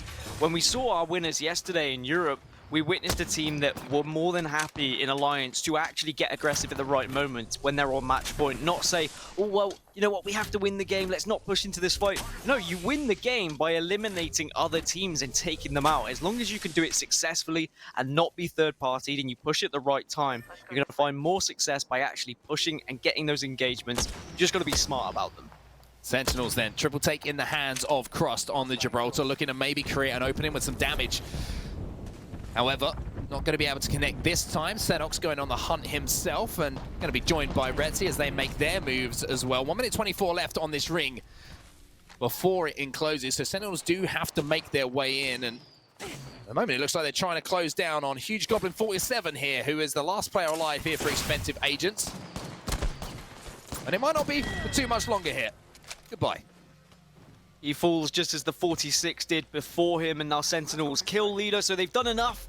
Match point has been acquired for Sentinels just with the 3 kills that Senox has managed to acquire. We don't know whether there is a couple more elsewhere. That means that if NRG fail to win this game, we will have 2 teams at least on match point as we move into round #5. And of course, that'll be the switch over back to Kings Canyon as well, Mark. Yeah, Senox with 3 kills himself has put Sentinels onto match point should NRG not manage to get this game closed out. So NRG will probably be more than aware of that fact, and that just ramps up the pressure now to get it done in this game, given this opportunity with the cushion that they do have to become the champions here of the PGL Showdown. At the moment, Dude's Night Out look like they might be the team who could potentially hold out NRG here. Aim assist, we haven't seen too much from them so far, as Designful going to get that scan, and There's going to be a hostile detected as well, and I'm pretty much sure you could have guessed that by the way that they are trying to move up through the tracks here. Crypto drone's going to be going down. They do manage to take it down before the EMP goes off, though, so huge play from them to not take that initial damage. Designful has taken some damage, though, trying to get aggressive.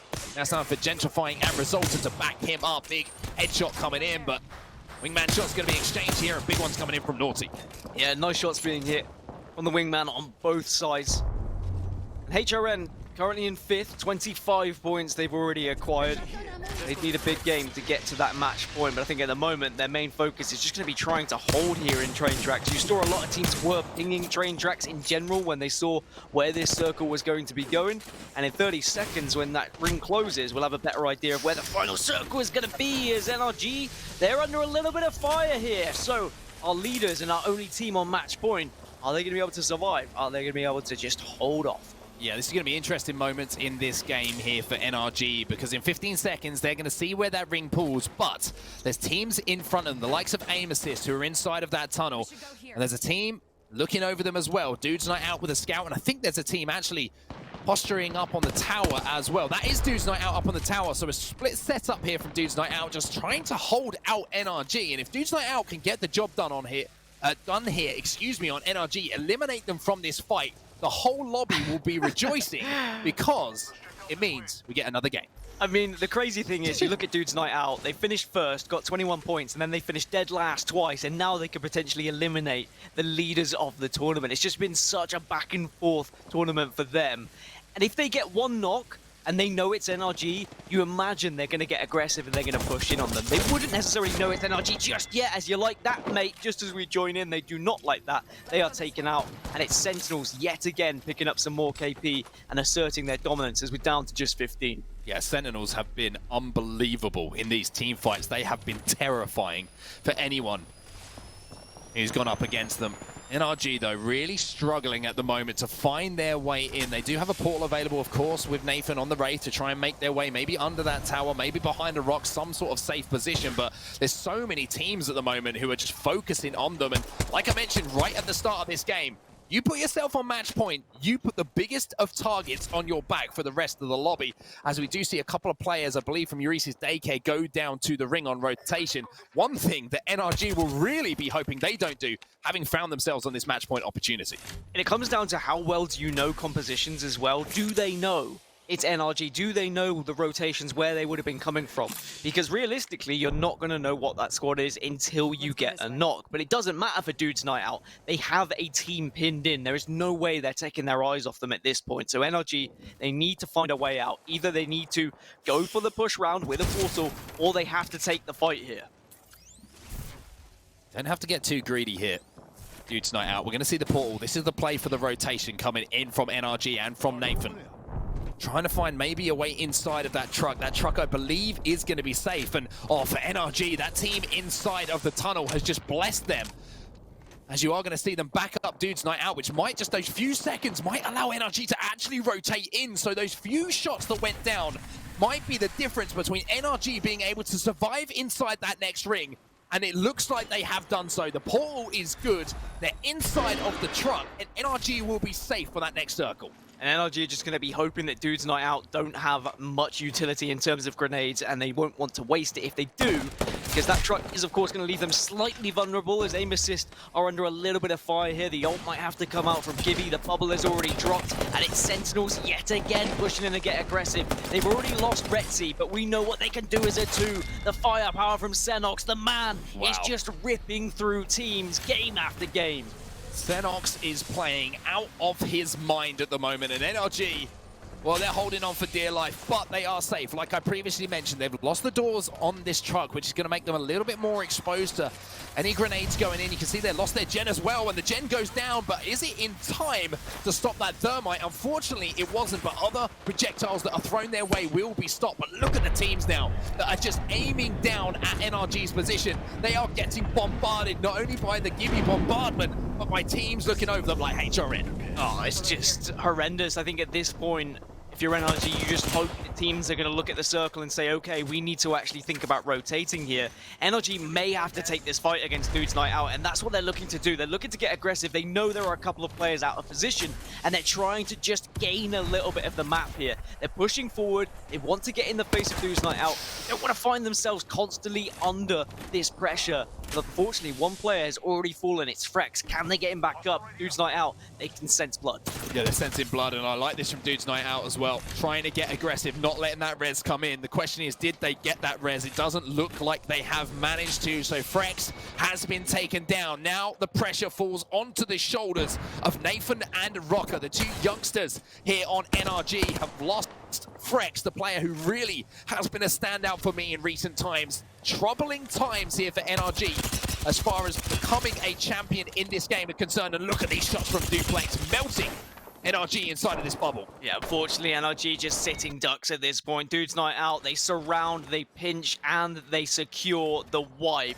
NRG will not be winning this tournament. Well, not in this round anyway. HRN also having a little bit of a battle here in Train Tracks. This Train Tracks position has just been where everyone wants to be, and it's Sentinels again picking up the kills. They've already got match point mark. They don't even need the KP, but they can take points off other people and get them further away from match point. Another team we have to keep an eye out for is CLG. They're currently on 38 points coming into this game, so with a decent performance, maybe they can get to match point as well.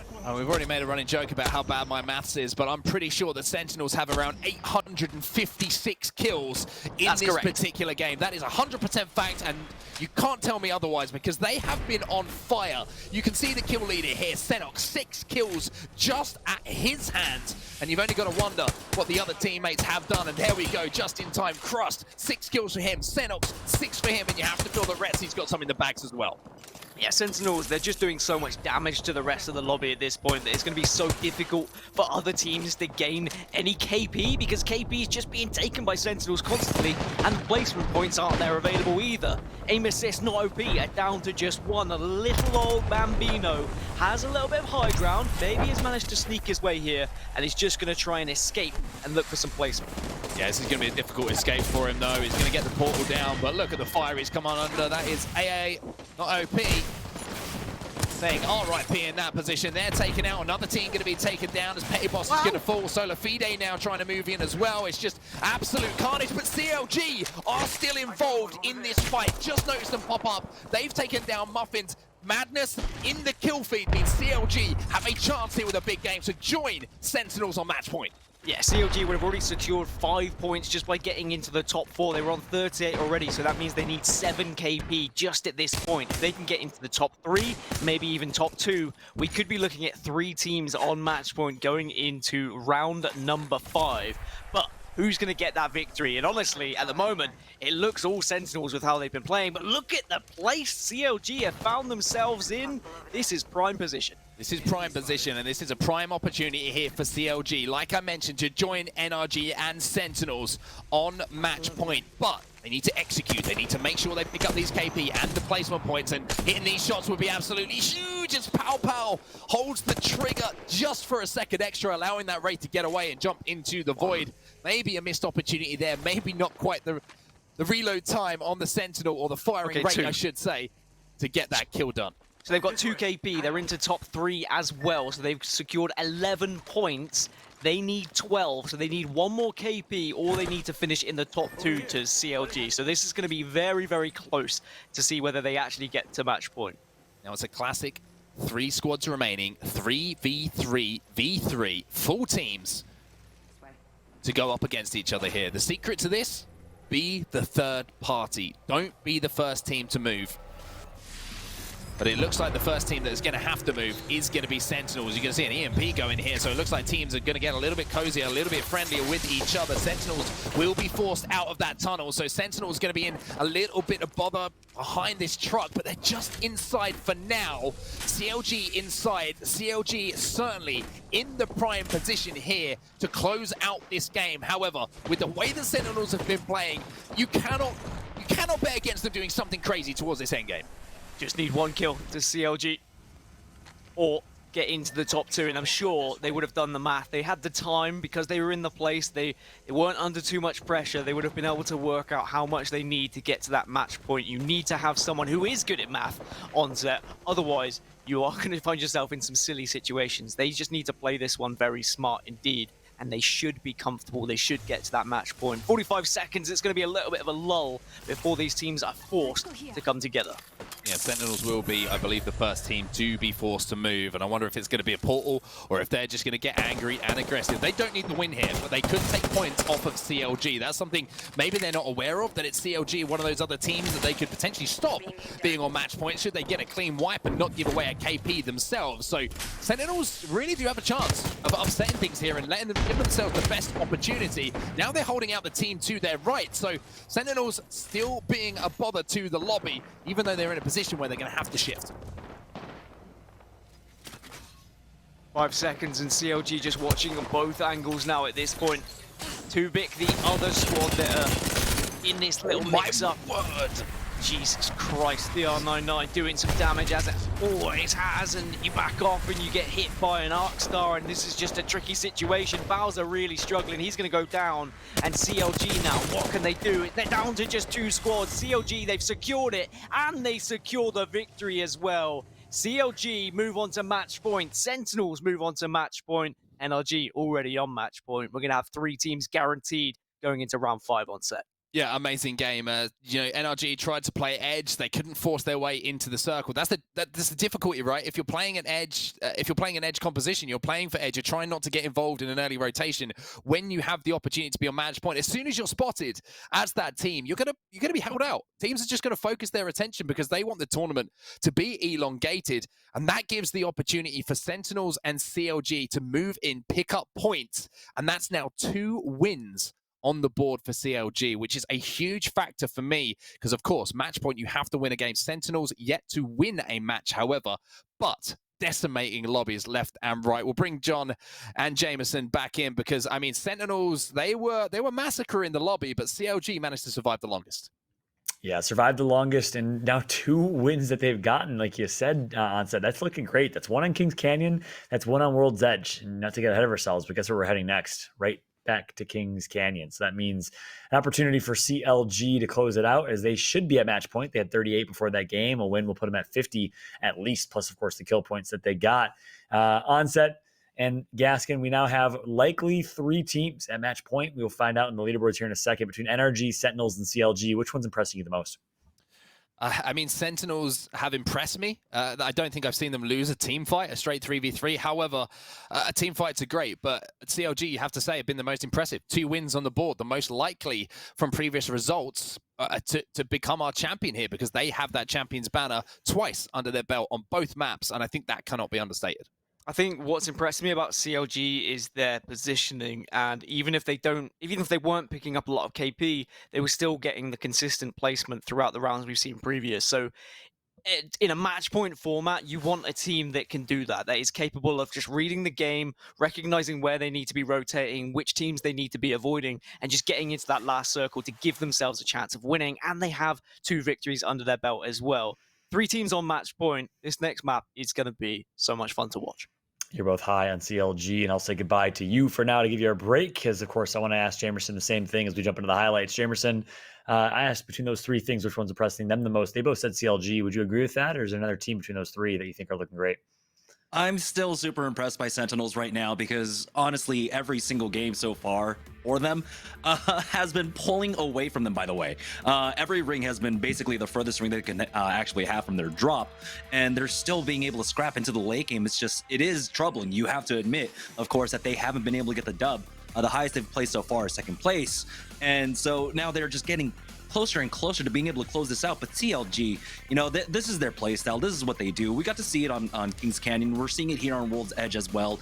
They know how to rotate well. They know how to avoid fights. And it comes down to, honestly, one of the strongest leaderships, I think, in the game. Madness has been grinding this out. You know, his initial pickup on CLG, that entire squad got a lot of flack, I think, from a lot of the community. But Madness has not stopped grinding. He has been putting in the work, and he put together an absolutely stellar squad. And we got to see how strong they know how to play the macro game, but also just closing out the game, ultimately in the end, taking the team fights and being able to take advantage of the situation. Being left in that 3v3v3 at the end, CLG, they knew they had the God spot. They waited it out. They played it patiently, and they were able to take the win.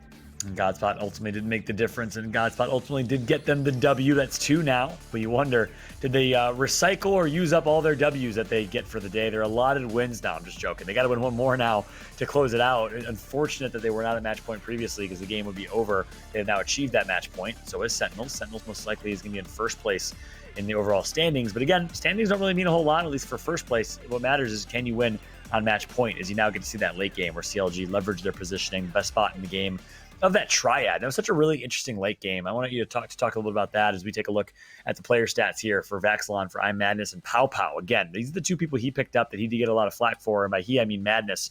Not the most amount of damage again. CLG is content just doing a relatively lower amount of damage compared to other teams that are taking home first place finishes. But if they're going to get dubs, that's what matters the most here, Jamerson. Yeah, again, we talked about this, I believe, a game ago or 2 games ago, where CLG is just the team that activates a little bit later. They do honestly play for the positioning. They try to get into the late game. This game in particular worked out so well for them. They're a Skyhook team, and they're basically just a hop, skip, and a jump away. They were able to rotate in there. What's surprising is that I believe Rogue is also dropping in Skyhook in the general vicinity or around there. And we saw Rogue going down pretty early on. They weren't able to leverage the fact that they, of course, also have a very strong, deep understanding of how this ring works out. And I think they might have had the timing to actually get into that spot first. From what last I saw, I believe Rogue are like northern side of Skyhook.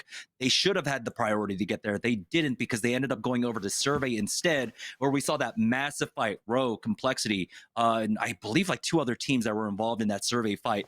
So I'm very surprised by Rogue's performance so far. This is definitely not what I was expecting out of them. This could have been a completely different case if they had taken that position instead. Yeah, well said there. On Jamerson was called you Onset for a second. You look a lot different than Onset does. Good insights as always. Now I want to take a look at the leaderboards and see where things are currently at. We did know it. Everyone knows it. NRG, CLG, and Sentinels are your 3 teams at match point. And behind them, well, it's a pretty big gap for 4th place, as 281C is able to make it happen. Dudes Night out behind them. So no more TSM in the top 5. They're going to drop down to 10th after 2 bad games in a row. And really, this is the Sentinels, CLG, and NRG show, Jamerson. Yeah, it really is. The thing that you have to note that before this game, between Sentinels and NRG, both teams were averaging about 10 kills per game. And so that means that's less KP to go around. And that's why we're seeing such a huge gap right now between the top 3 and the middle of the pack. There's a 21-point advantage for NRG over 2 brains, 1 controller currently. And that's just for the simple fact that NRG and Sentinels have literally been slaying the lobby too hard. Yeah, they've been absolutely dominating. And the fact that Sentinels right there just dropped 15 kills is actually insane. They continue to be the best team in terms of overall performance, kills, and placement. Well, they haven't gotten a victory yet. Can they get a win? That's what you need when you're now at match point to close out this tournament. Doesn't matter how many kills you get to get a win. We'll find out about that and more with match number 5 coming at you right after this.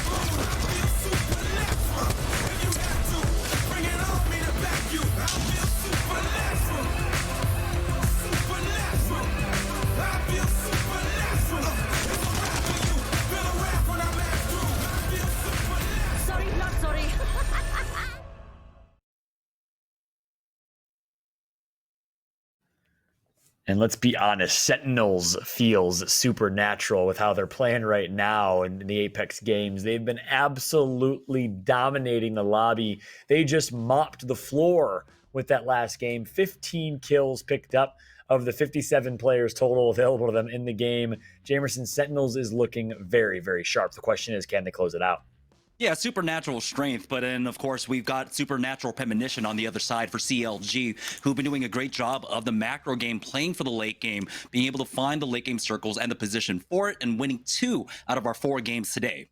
Yeah, tell of two tales right now between CLG and Sentinels, playing a much different play style. One playing for late game, and guess what? It's gotten CLG 2 wins. One playing for a lot of damage and a lot of kills, and we actually have some graphics to take a look at that might complement this discussion quite a bit, as we'll take a look at either average damage per game or survivalist. First off, average damage per game between these teams, and just take a look here. It is insane. Sentinels is light years beyond anywhere else in the lobby, nearly doubling everyone in the lobby besides NRG. Look how good they are doing. Supernatural strength indeed.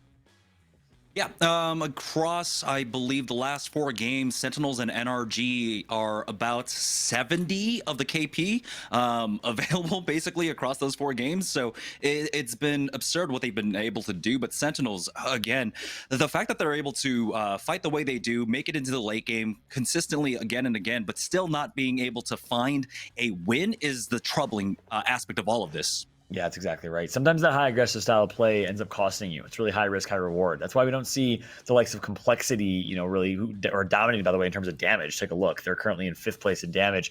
But that's why we don't see Complexity winning a whole lot of games, because that high risk style of play means you're going to put yourself at risk to die quite often. And in your eyes, Jamerson, if you were playing in these shoes of these players, would you put yourself in more of a fighter or a survivalist type of mode?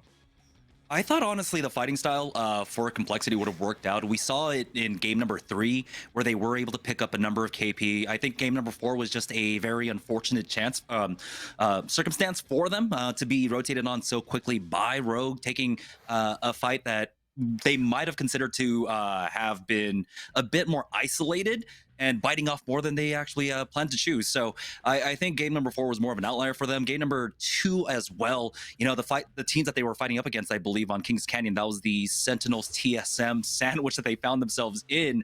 It's just been these weird rotation timings that Complexity, I don't believe, are used to right now, which is catching them out more than anything else. Yeah, speaking of outliers, take a look at Sentinels at the top right there. The definition of dude's night out, a bit of an outlier as well. They're doing well from a damage category perspective, but not necessarily surviving the late game, despite their 1 first-place finish to kick things off. Haven't found a lot of success since. And then if you look at the bottom left, a lot of our kind of lesser-known unsigned teams. So, I guess order is restored here, if you will, Jamerson, with the likes of CLG, NRG, Sentinels, Complexity, TSM really performing in the top right of the Magic Quadrant right there. Yeah, but ultimately, at the end of the day, if you're CLG, if you're Sentinels, or if you're NRG, excuse me, not NRG, because they were shut down. If you're CLG or Sentinels, you're buying those guys a drink. It's definitely going to be a dude's night out for them, because they kept this game alive. NRG were working their way in game number 4 to try and slow rotate, walk in with the zone, but they got held out so hard. HRN even getting involved in all of that. And so even if NRG was able to win that fight up against dude's night out, they still had so much opposition ahead of them. And it's surprising, because I thought there was a chance for NRG to try and rotate to the train tracks to the north side. They didn't take it. They decided to try and go head first into Dude's Night Out, who, after game number 3, they were the first ones knocked out by NRG, were able to get their revenge. Yeah, that's true. Maybe NRG will leave their kids at Eurese's daycare as they enjoy their night out. If they can get a dub right now, we will see if that's the case. And we're going to welcome back Onset and Gaskin, 2 dudes who deserve a night out after this marathon of a casting display that they're putting on for us right now. It looks like the game is loading. The game is just about to be ready. So I'm going to go ahead and throw it over to Onset and Gaskin to take it away here as we are gearing up to go back to Kings Canyon. Game number 5. This will be a record, by the way. If the game ends right here, right now, we've never ended a match point format on a game 5. Usually it's match 7. We'll see if it's going to happen. Onset and Gaskin, over to you. So 3 teams, on match point now ahead of our next game. We're, of course, moving over to Kings Canyon. But most importantly, did you notice there's a little mug just to the side of where Fallout screen is that has pens in. I've noticed my pen is exactly the the same Yep. as the pens in that mug. So never mind, look at me, on brand with the dropship. But we're heading back to Kings Canyon now, Dan. A little bit more unpredictable for a lot of teams as far as, you know, getting that win on the board. I feel like a lot of these teams would feel more comfortable being on match point on World's Edge than they are on Kings Canyon. But the question is, can one of these teams convert match point right now? Because we have 3 teams there, and there's still a little bit of a gap between those other teams, the chasing pack, and the teams who are currently sat there on match point. And I think the biggest indication for me at how match point affects a team mentally is just looking at how NRG played. Well, Dan remembers to unmute his mic. I'll keep commentating. Dan, what you got to do is you got to press the little thing. You got it? You good? So actually, well the thing was, I wasn't actually muted for the broadcast. I was just muted in Discord, apparently, so you can hear me. And actually, Discord's not what we're using, so I don't know why I said Discord. Anyway, what I was saying before I was rudely interrupted by myself is that if you need an indication of like how match point changes a play style and how it changes the team's approach, you look at NRG. They got 9 kills first game, 7 kills second game, 14 kills third game, and then fourth game when they were on match point and they were looking for that victory, 0 points. They just went for the placement. They just tried to get to the end game, and it did not work whatsoever.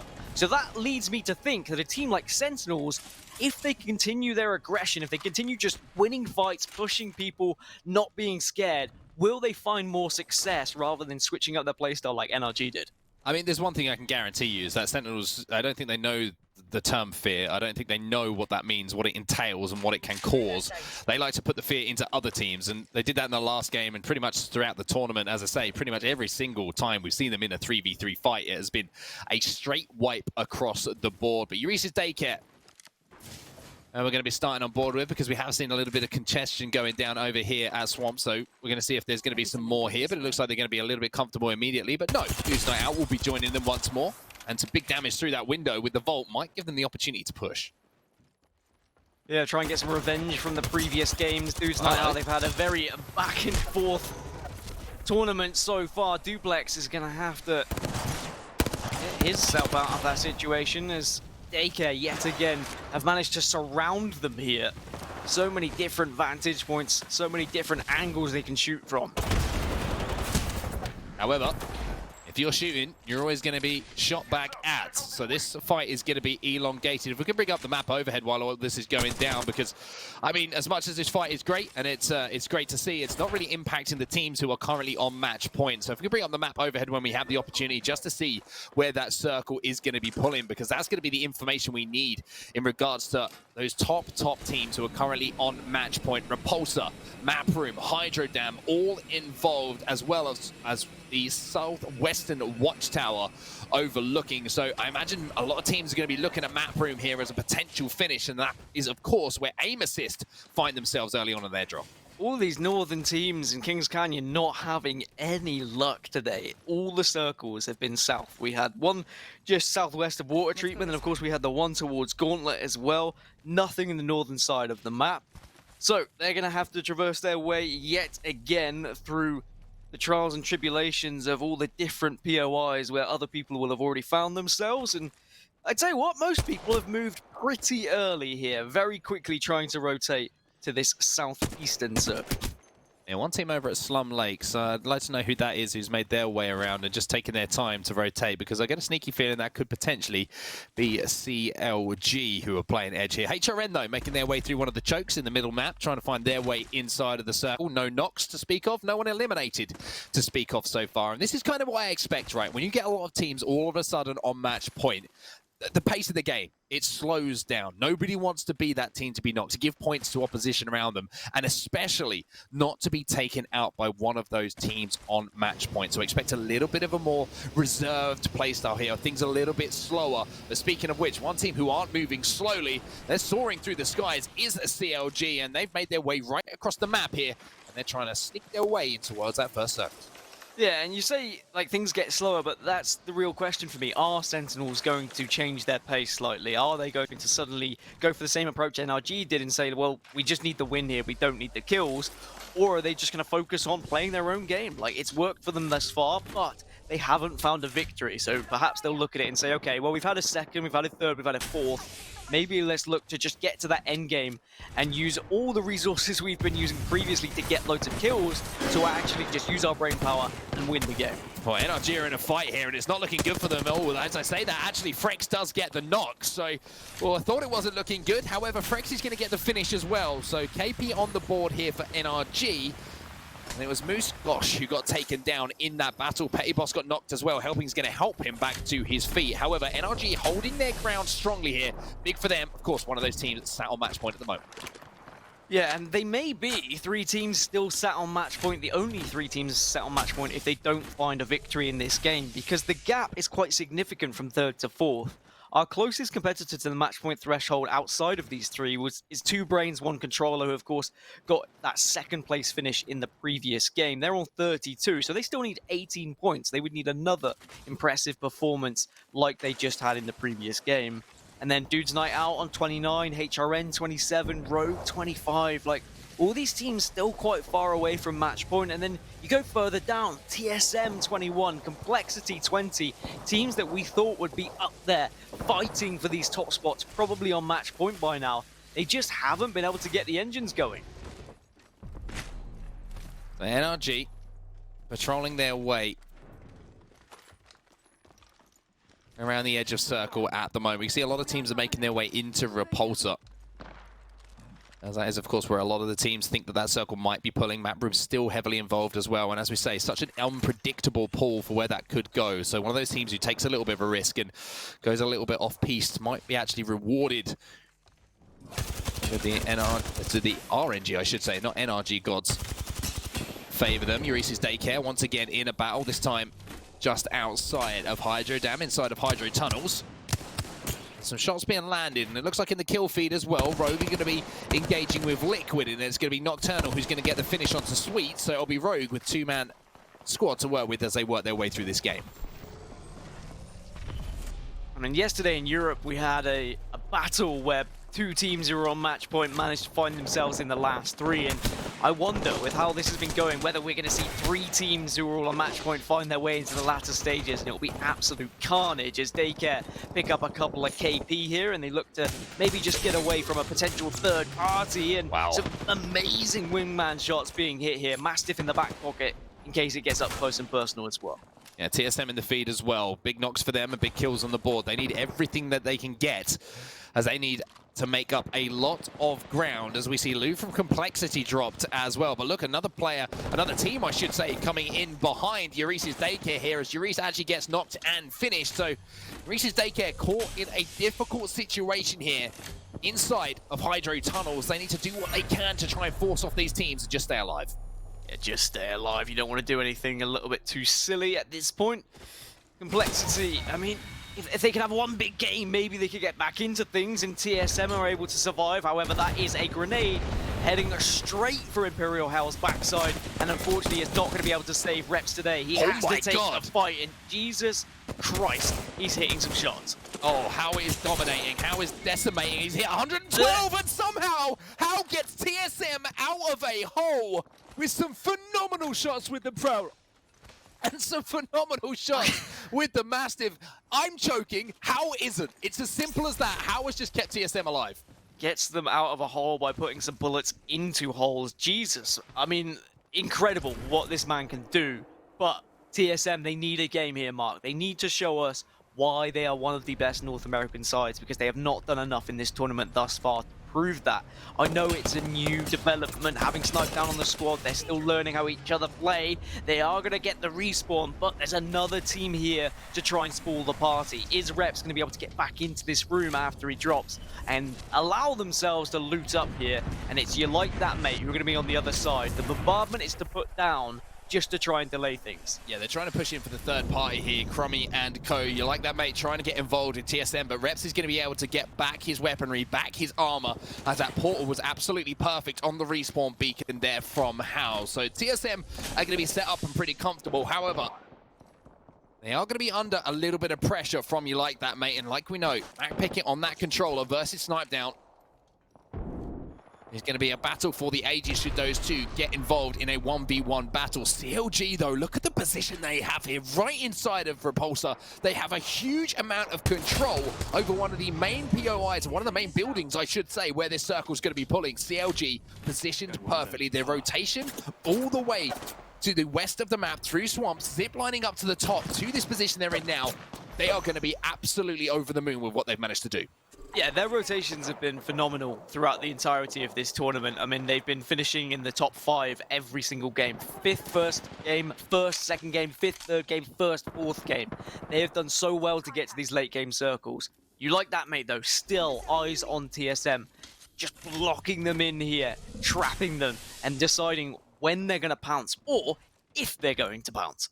Yeah, this is super tough for TSM at the moment. They're just trying to hold down position because they've got a team up at the top of the stairs, and they've got, obviously, you like that, mate, on the other side of things. So you have to wonder, are they going to try and portal past? Are they going to have to be forced to take a fight? Or are they just going to sit pretty and wait for the opportunity for something to present itself? A CLG, you can see Pow Pow coming under quite a little bit of damage there. They're going to have to back up, as maybe they were looking for an opportunity to get a few extra KP on the board. They don't need to do so, remember, but the more teams you take out the lobby, the closer you get to that first place finish.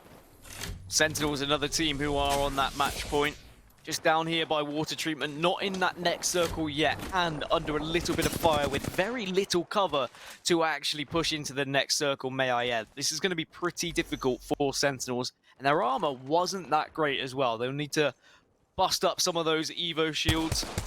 CLG, honestly, this is a really good position, and in the next few seconds, we're going to see whether this circle gets even better for them or not. Yeah, I think CLG are thinking we're on match point. This is our best opportunity to win this tournament right here, right now, in this game number 5. The fact that they've got this position, the fact that they've not only got this position, Dan, but they've got the entirety of the building under control as well. No one playing underneath them, no one playing in the basement. They all got to feel so confident of getting work done. And speaking of getting work done, TSM have somehow managed to get out of that awkward position that they were in, and now they're looking for KP. They want to close this gap on the teams above them. They want to be a team joining the other teams who are currently sat on match point. TSM, they want a tournament win, and they want it bad.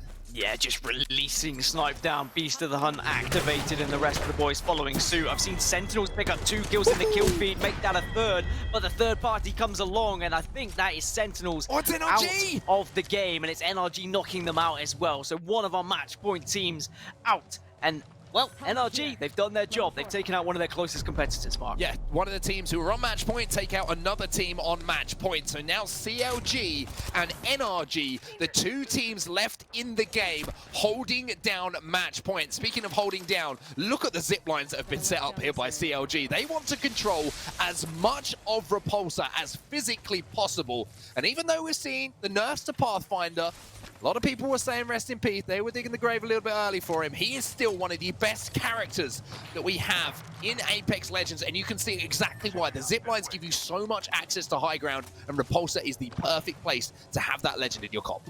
Briefly saw there as well, Snipe down, kill leader with 6 kills. TSM trying to do their best to catch the leading pack. Maybe this can be the game that gets them a little bit closer to that match point threshold. Imperial Hell on 5 as well, Reps on 1, so they're on 12 KP as it is. If they can get a decent placement, maybe, just maybe, this could be a game that takes them to 50, but they were only on 21 coming into this game, so they need a massive game, really, if they're going to get to the 50-point threshold. But for now, I think we have to focus on NRG, CLG. They're the 2 teams who are looking to try and take this tournament now.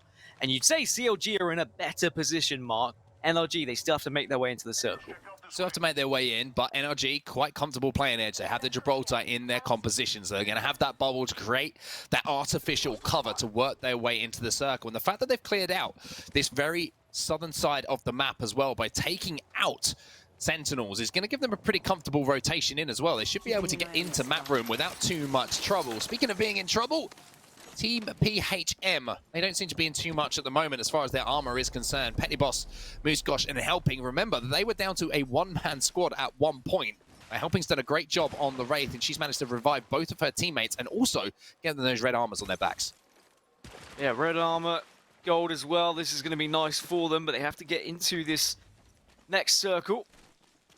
12 squads left, so quite a lot of squads dipped at this point. No one really being able to survive, and I think that's what happens on Kings Canyon when you're in some of these circles. Aim assist, though. under a little bit of pressure, but managing to take down the crypto drone. Otherwise, that could have been slightly detrimental to them. And of course, across the way from them are CLG, but CLG just staying put at this point, probably cups to the wall, just listening to what's happening outside. They don't need to over-peak at this point. They just need to hold their position and just be well aware of what's happening around them. Yeah, CLG in a great position here. They just have to execute. We always talk about it. Positioning's one thing, winning a fight's another one, but executing on a match point situation, the toughest thing to do in Apex Legends. Not just, you know, the technical ability, the mechanical ability, but the pressure that is on your shoulders, knowing that if you don't win it here, the other teams might join you. The other teams might steal away your opportunity to become a champion. So for CLG, this is an opportunity they really do need to take. However, center zone position on the high ground with those zip lines set up. Aim Assist, probably one of those teams who could give them some problems if they do decide to have to push into that circle. They're the team who are up on that high ground that we saw just a moment ago. Yeah, every time this circle gets smaller, CLG are just rubbing their hands together, and I think this is their best chance of any to take a game. And, well, I mean, that says everything, really. Just look at the shots that are being hit by the scout. You don't need the KP, but one thing you could do is weaken the teams that are around you and to scare them from pushing you so you don't lose the position that you have been able to gain throughout this particular match. Just, oh my goodness, this is just so unfair. I mean, Vaxelon with this scout is absolutely melting Aim Assist, and now that that Gibraltar bubble has gone, they have no cover to work with whatsoever, and they've managed to pick up those 2 KPs. So CLG taking out one of their main rivals, but look at this. Another team has snuck inside of their building now. CLG do have the advantage as far as the angles are concerned, but the shots coming in are going to force Vaxelon to back down. Yeah, this is where you need to see how you're going to perform in a very difficult scenario. Because you're on match point, you have the position, but do you take the fight? CLG are taking the fight, but they've lost one, but thankfully the rest of the boys come in. Pow Pow gets the final kill and will get the revive. CLG live to fight another day, down to just 10 squads now. Yeah, they played that really, really well as well. CLG took different angles, sandwiched that team who were trying to push them, and executed brilliantly. Only one player went down in that fight, and if you're in a straight 3v3 in that situation, you can get that res off, you're going to be more than happy. CLG still inside of that ring. 10 seconds to go, though, until we're going to see that ring close in, and then we're going to see the big moment in this game. Are CLG going to get that ring pull, or are we going to see them have to make a move? It'd be great to get a brief look at NRG at some point as well, as Season have also managed to find their ways below CLG, and CLG will be more than aware of that, and they need to be careful. They've already won one fight in this situation. I'm sure they're going to be more than happy to take another. Big hits with the grenades, and they're pushing in for more here. Madness has been able to take down one, and they are not letting anyone share this building with them, Mark. Yeah, Claim being taken down by a fantastic Thermite, and now you can see Vaxelon taking different angles once again. They've got a portal set down to really put pressure on, but he's going to have to hop back through here. Make sure that he doesn't come under too much pressure himself and be one of those knocks that you live to regret. But look at NRG, somehow that wide rotation right down through map room has allowed them now to get up on top, and I'm interested to see how they actually managed to get up here. If it was a zipline put down by another team that's allowed them to get this high, but now we have NRG overlooking CLG, and a chance for them to take them out. Pow Pow's been taken down. Here comes the push now from NRG. They're straight on it. They see the name, they see it's CLG, and they are on this like a hawk. They know they have a chance to take out the other competitors at this point and take prime position at the center of this circle. Nathan moving in. Brex is still alive for him. Big shots there with the Mastiff. Pushes through. Can he get the finish? Not hitting his shots. And now it's down to Brex in a 1v1 situation. Brex gets taken down as well. But here comes Season to ruin the party. And now all of our teams who were on match point have been eliminated. Huge moments here in the PGL Apex Showdown. We're going to have another match. Both CLG and NRG are out, and CLG probably said, NRG, why did you push us that aggressively? You've just put yourselves in a situation. But you could see the clear instinct from NRG there, where they said, we've taken a member of CLG. We have to take this moment. We have to try and take the advantage, take the prime position. But unfortunately, the third party came in. 7 squads remaining. The real question is going to be, who else can get on match point? The closest competitors, 2 Brains, 1 Controller, Dudes Night Out, HRN, Rogue, they're all a little bit off from being at match point possibilities. So it's all going to be down to who can have that one massive game with a big amount of KP. What a moment that was. This is why we love Apex Legends, and this is why we love these teams. Always putting on a show for us. And always entertaining us with phenomenal gameplay here. Every decision reflects on that result. It's Team PHM now going to be making their move in. Managed to take this location, and just remember, just take a few seconds to remember. CLG, this was their home for so long in this game. Until NRG made that push onto them. Team PHM now on top of the building. 6 squads remaining. Monsoon in the kill feed as well. Complexity still alive here. I'm wondering if TSM are still alive after all the kills they got earlier, but Liquid definitely doing some damage here. Down to just 6 squads. Casper is looking pretty weak, but hits some big shots with a Mastiff and has support. It's all down to Nocturnal. Manages to get a final kill, and we're down to just 4 at this point. Liquid doing really well, but can they get the recover? No, they can't, because Complexity are swooping on in. It's just 2 of them, but they're doing a job. Yeah, Monsoon looking for that wall bounce as well, just to get that angle. However, it looked like Shiny finished off Casper. So a 2-man Complexity lineup is scarier than most 3-man teams that you have in Apex Legends. As Monsoon and Shiny now retreat, looking for rats, looking to find any players who might try to be a little bit sneaky. They had control of the high ground for a few moments there. I just wonder if it's full teams, or if it is rats sneaking about. Season are involved in this final fight. Crypto Drone going to be going out. It's going to give them information as well. Of course, Season were the team that actually stopped there being a winner in this tournament, really. Just the one rat from Liquid. He did get away indeed, and even though you see the kill leaders there and you saw how many kills on the board for TSM, TSM not in this final 4. Complexity trying to pressure this team in this central area as well, around the silo. Big shots coming in from Monsoon as well. 28 on that Mastiff. Doesn't connect as heavily as it normally does for him. And now Complexity and a little bit of bother. Monsoon has to retreat. The bubble will go down to give them a few moments respite, as that team looked like they were coming under a little bit of pressure themselves from Season. The grenade from above might have just kept Complexity alive in this one, but now they have to make that move. The zone is closing in, and here goes Monsoon trying to thirst this kill. Does so. Now it's down to just 3 squads. Get an extra little bit of KP, get closer to that match point threshold, but Season have everything at the moment. They are under a little bit of fire and a bombardment. The Clane at least can jump into the void to survive. Complexity down to just Monsoon, and surely, Mark, this is Season's game to win now. I would say yes. However, this is Monsoon we're talking about. That if is anyone a very is fair about point. to do something absolutely ridiculous, it's Monsoon. Let's see what he can do there, but you're completely right. Nocturnal still alive as well. Does have the gold armor to work with, so he might be in a position to maybe third party this. And just remember, Monsoon as the Wraith has the ability to jump into the void just to survive a few seconds, which might give Nocturnal a bit of time to come and do some damage. So, And there is a lot of time. yeah, exactly. Liquid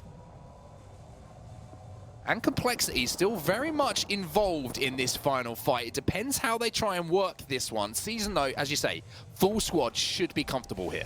58 seconds left, and I mean, the 3 squads we've got left, so Season, they were on 22 points coming into this, so they'd need quite a big game if they're going to get up to 50.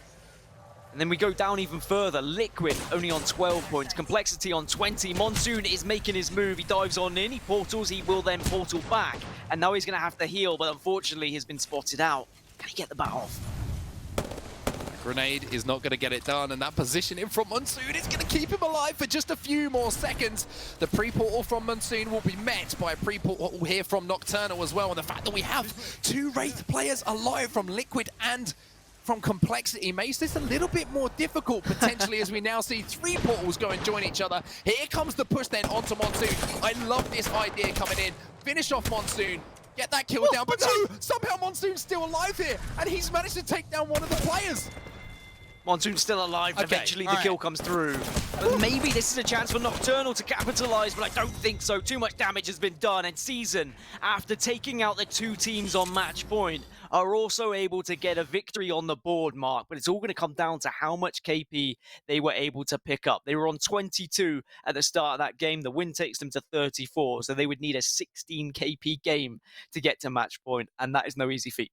Yeah, crazy, crazy game. I mean, let's just relive some of those moments. NRG taking down Center. Our three match point teams all took each other out. That's the craziest thing, right? We've got 20 teams in the lobby, and they all took each other out. So a phenomenal game there. We're going to keep rolling, though, and we're also going to bring in two very, very handsome gentlemen to join us alongside to break this down, because we're going to keep this thing rolling. We're going to have another game on Kings Canyon, and I want to see more teams, of course, get onto match point.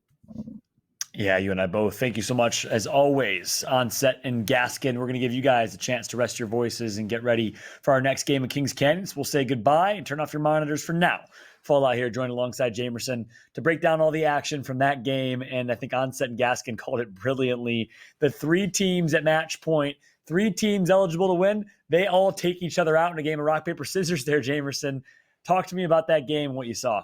That's absolutely insane what just happened in this game. Like, CLG looked like they were just in position to take the win. It just ended up, too many teams contested this building, and they were doing an excellent job of just holding it down. It was absolutely absurd. TSM as well had a great performance throughout all of this. Ultimately, though, I think that Northwest rotation for them ended up running it into, I think, PHM. And honestly, there's just way too much to break down. Yeah, there's a lot that happened in that game, and I know Gaskin saw the elimination feed being lit up by TSM, and when sometimes the elimination feed gets lit up like that, you miss a whole team getting wiped out. But TSM did go down early as well, so you thought it looked like a game where TSM was going to have redemption, and TSM was going to do TSM things to try and secure a 12 to 15, 16 kill game plus a win. Well, they get taken out, I believe, in top 12, top 14, or the like. Not as much placement points as they'd like to see, but this is where the TSM show really took off. Yeah, definitely. It was just this rotation path was really rough for them, but ultimately CLG, they had a great position here, and we were talking about it. Of course, we're seeing a lot more Pathfinder teams coming back into vogue. Having control over these walls are super important. We got to see, I believe, this was set up, I think, by it was set up by Aim Assist, who were playing Map Room the entire game. But you saw that the most fights were taking place basically here in Repulsor and the surrounding areas. Aim Assist weren't able to find anything at all. The ring pulled away from them. I believe they were the ones that set up the zip that NRG were able to take to be able to get up there and then ultimately punish CLG. Yeah, solid thermite right there that came through from CLG, and we're going to see it right now. This is it. This is where NRG recognized this is CLG. They saw the elimination feed get lit up, their kill feed at the top right, and they smelled blood. Unfortunately, sometimes you get a little too naive. Sometimes you get a little too aggressive. And in this case, that's what happened to NRG here.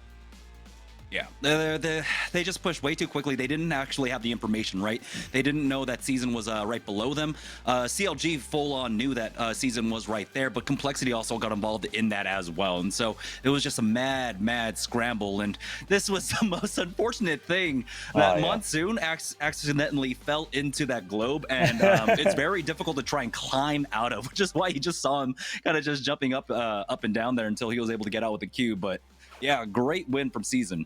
I hate when I fall into globes. Happens, all the time in real life. An unfortunate situation for Monsoon, but a good job by Season, ending the day, really ruining the day, at least for CLG and NRG fans.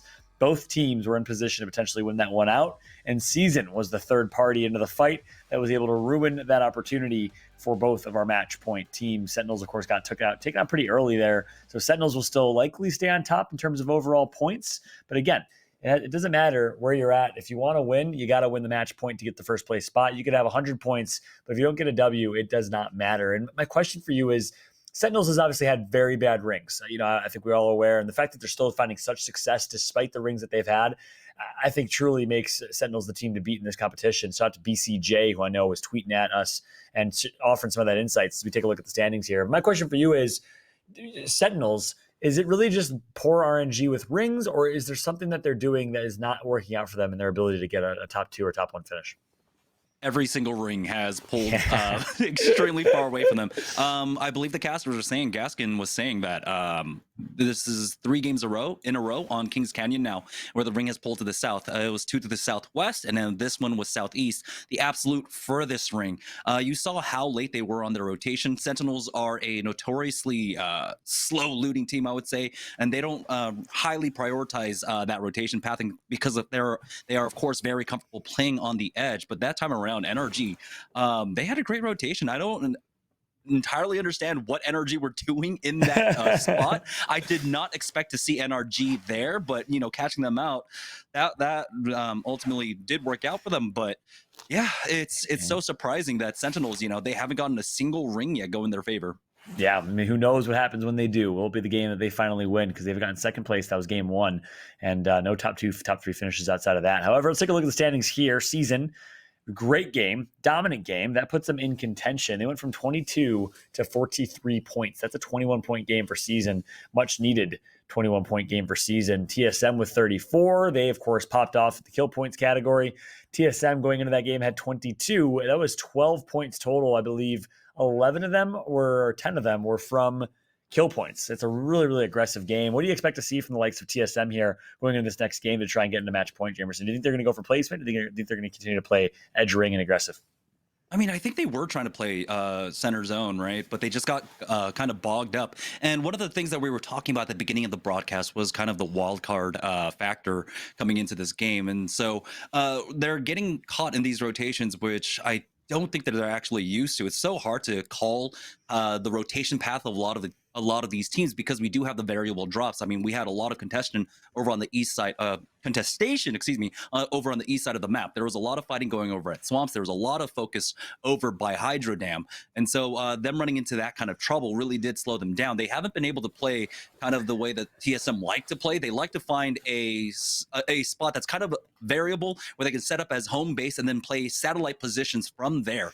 They do a really good job of doing that across across both World's Edge and Kings Canyon. They haven't been able to find it exactly here quite yet, just because they're running into a lot of fights earlier than they're expecting.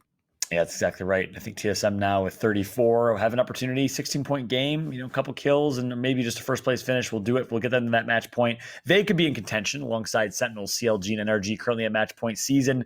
Right behind them, 2 Brains, 1 Controller. Didn't have the best game right there, but they have a chance to pop off as well. The storylines are abundant here at the Apex Showdown, courtesy of PGL.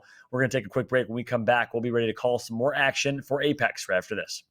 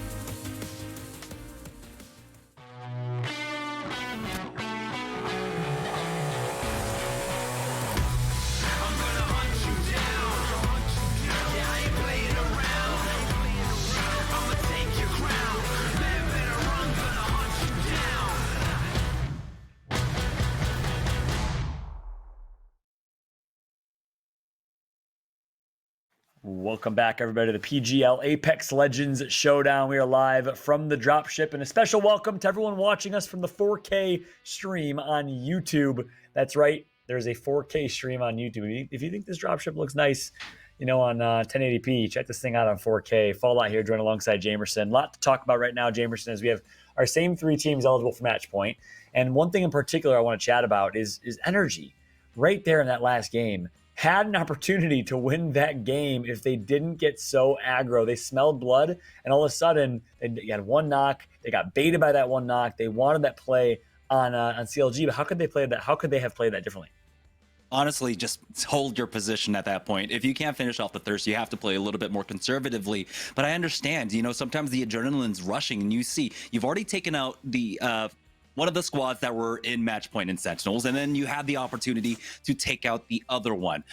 So I fully understand why, but that was one of those positions where you had to play conservative. You just waited out. There were still too many teams alive, too many unknown factors. Yeah, I think we've all been there where you get the first knock, you get some damage in, all of a sudden it's go time, especially because adrenaline's pumping, testosterone's pumping sometimes, and you're calling out, you're getting heated, and it's hard to control. And some of the best players in the game also struggle to control that, but the real best players in the game, they know how to play that game hot and cold. They know when to be hot, when to be cold, and the difference in that situation. It was a little bit over aggressive there. And speaking of aggressive, let's take a look at the aggressive versus survivalist graph here, as you see on screen. Sorry, aggressive versus strategic.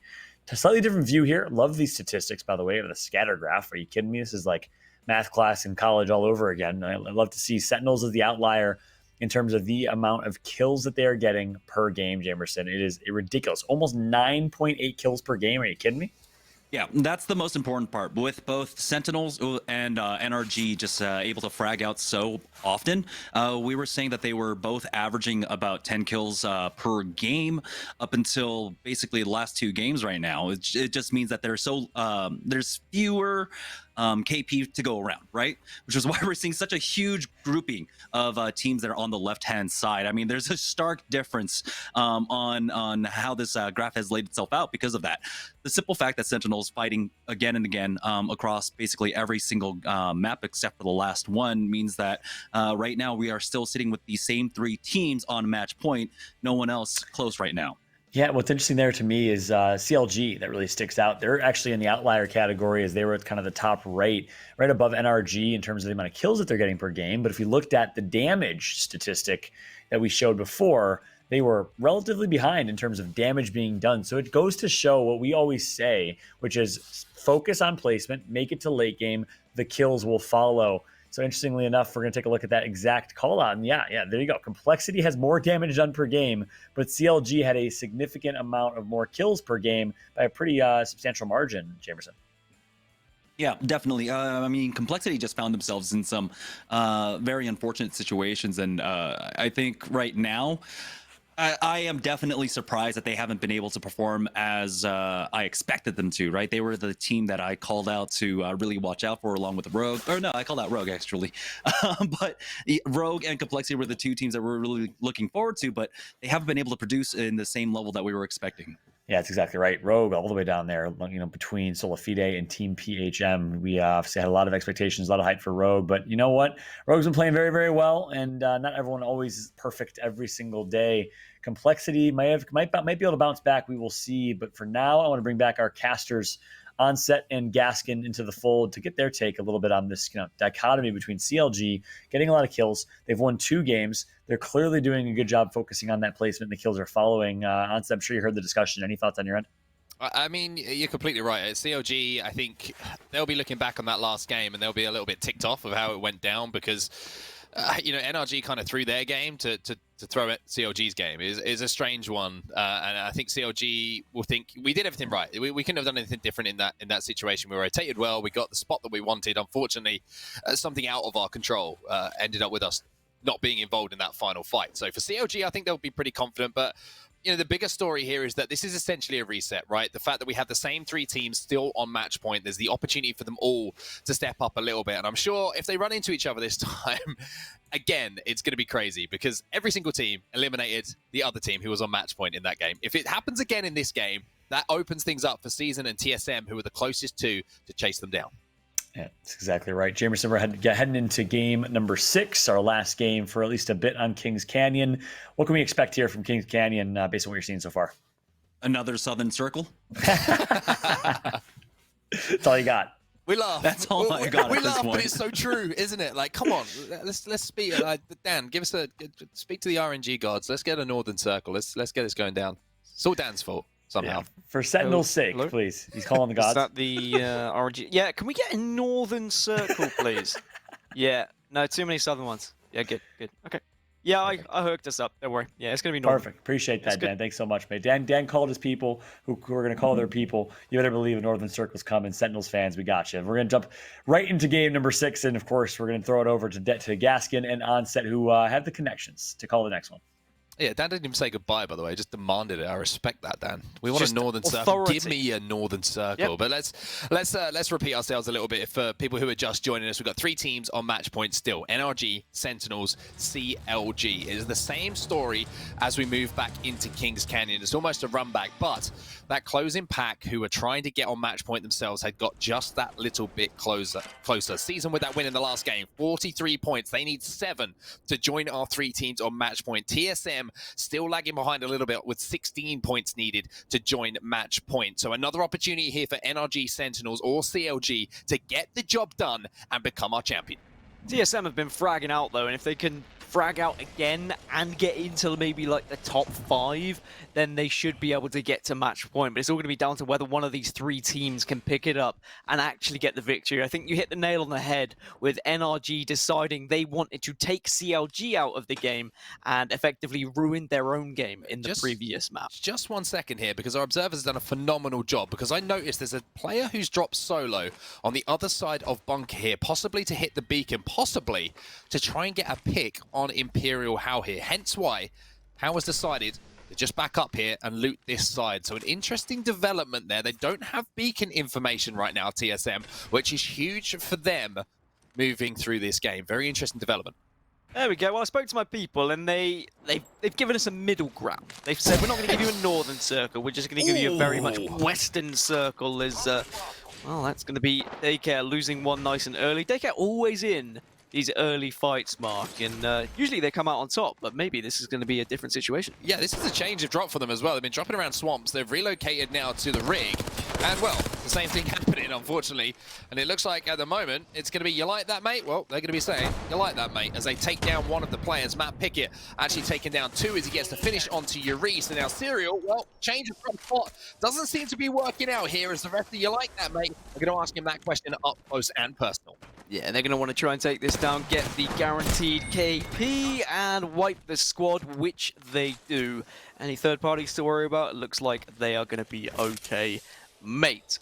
So, 3 teams on match point, 3 teams who have performed excellently so far, but also a couple of teams who maybe are quite angry at each other, and I wonder whether we'll see something similar again. Like, if presented with the opportunity to take down one of the other teams who are on match point, do you just go for it?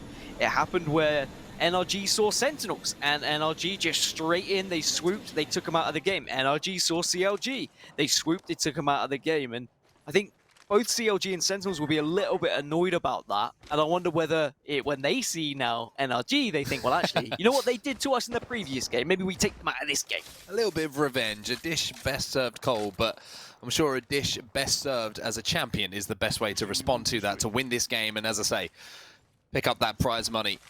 Call yourself the winners here of the PGL Apex Showdown. But an interesting circle there with the beacon. We've got pretty much the entirety of Airbase and pretty much the entirety of Runoff both involved, as well as High Desert outside of Bunker. So it's a really tough rotation for a lot of teams. How are they going to try and play this? Because obviously if you can get into Airbase early on, you're going to have a great time. If you can get into Runoff early on, you're going to have a great time if you get those circle pulls. But if it pulls the other side and it pulls away, well, then it becomes a much more difficult proposition to relocate yourself. Yeah, I mean, about a year ago, you would be very much firmly shoving yourself into airbase and being confident of that circle pull, but now things have slightly changed and you have to be a little bit more vulnerable with how you're rotating, just in case things shift differently. The EMP comes through and HRN looking to try and make a push here, trying to secure a little bit of KP in the early stages, and maybe just trying to secure this building. HRN inside, trying to hunt down this team who are trying to run away. I believe they must have got a knock or something for them to push this aggressively, but they've got the aggressive spot. They've got the spot that they wanted, and now they can take their time just to get a little bit of loot and also try and force off this team. But speaking of forcing off, it's going to be Mastiff versus Mastiff, and Denial, oh, he's going to be on the receiving end of that, and it isn't looking good for him at the moment because the Mastiff that hit him for over 100. The one that he hit, well, take a 0 off. Yeah, are they wielding the same gun, or is it a different Mastiff? That's the question I've got, as he's going to have to back off. Does manage to get an armor swap at least, and now can push back and help the rest of the team. And he doesn't fall, so he's done well to stay alive here, as expensive agents are on the other side, and that's going to be a down there. And there's a few teams here in runoff who are just contesting one another, just trying to hold down this position where it could end up for being the final circle. SOB then. They're in a fight as well. This is inside of airbase. Blitzing going to be flying in. Lots of damage being done. Damage done by the Eve rate, but not enough. That will be them eliminated. And NRG with some kill points on the board, but Lion is actually the kill leader in the game, as NRG now coming under pressure again as another team inside this build. Not sure if they got the complete wipe on the team below them or above them, if that's a rat or if that's another team who are situated down there, but NRG smartly backing up here to hold this position down. Yeah, good use of the portal as well, just to have it as an escape route, and Rocket just diving on in it as soon as he was under any sort of pressure. They have to play careful here, NRG. They like to play aggressive. Yes, they want to push, they want to get those kills, but at the same time, they don't want to do something stupid. Any sort of sniff of a potential third party, and they need to back out. Like, will they have learnt their lesson from the previous game? Because realistically, if they hadn't have dived in on CLG, they would have had a better chance of being able to win that game. But I think they just saw an opportunity to take another match point team out of the game, and they went for it. Unfortunately, it was at their expense as well.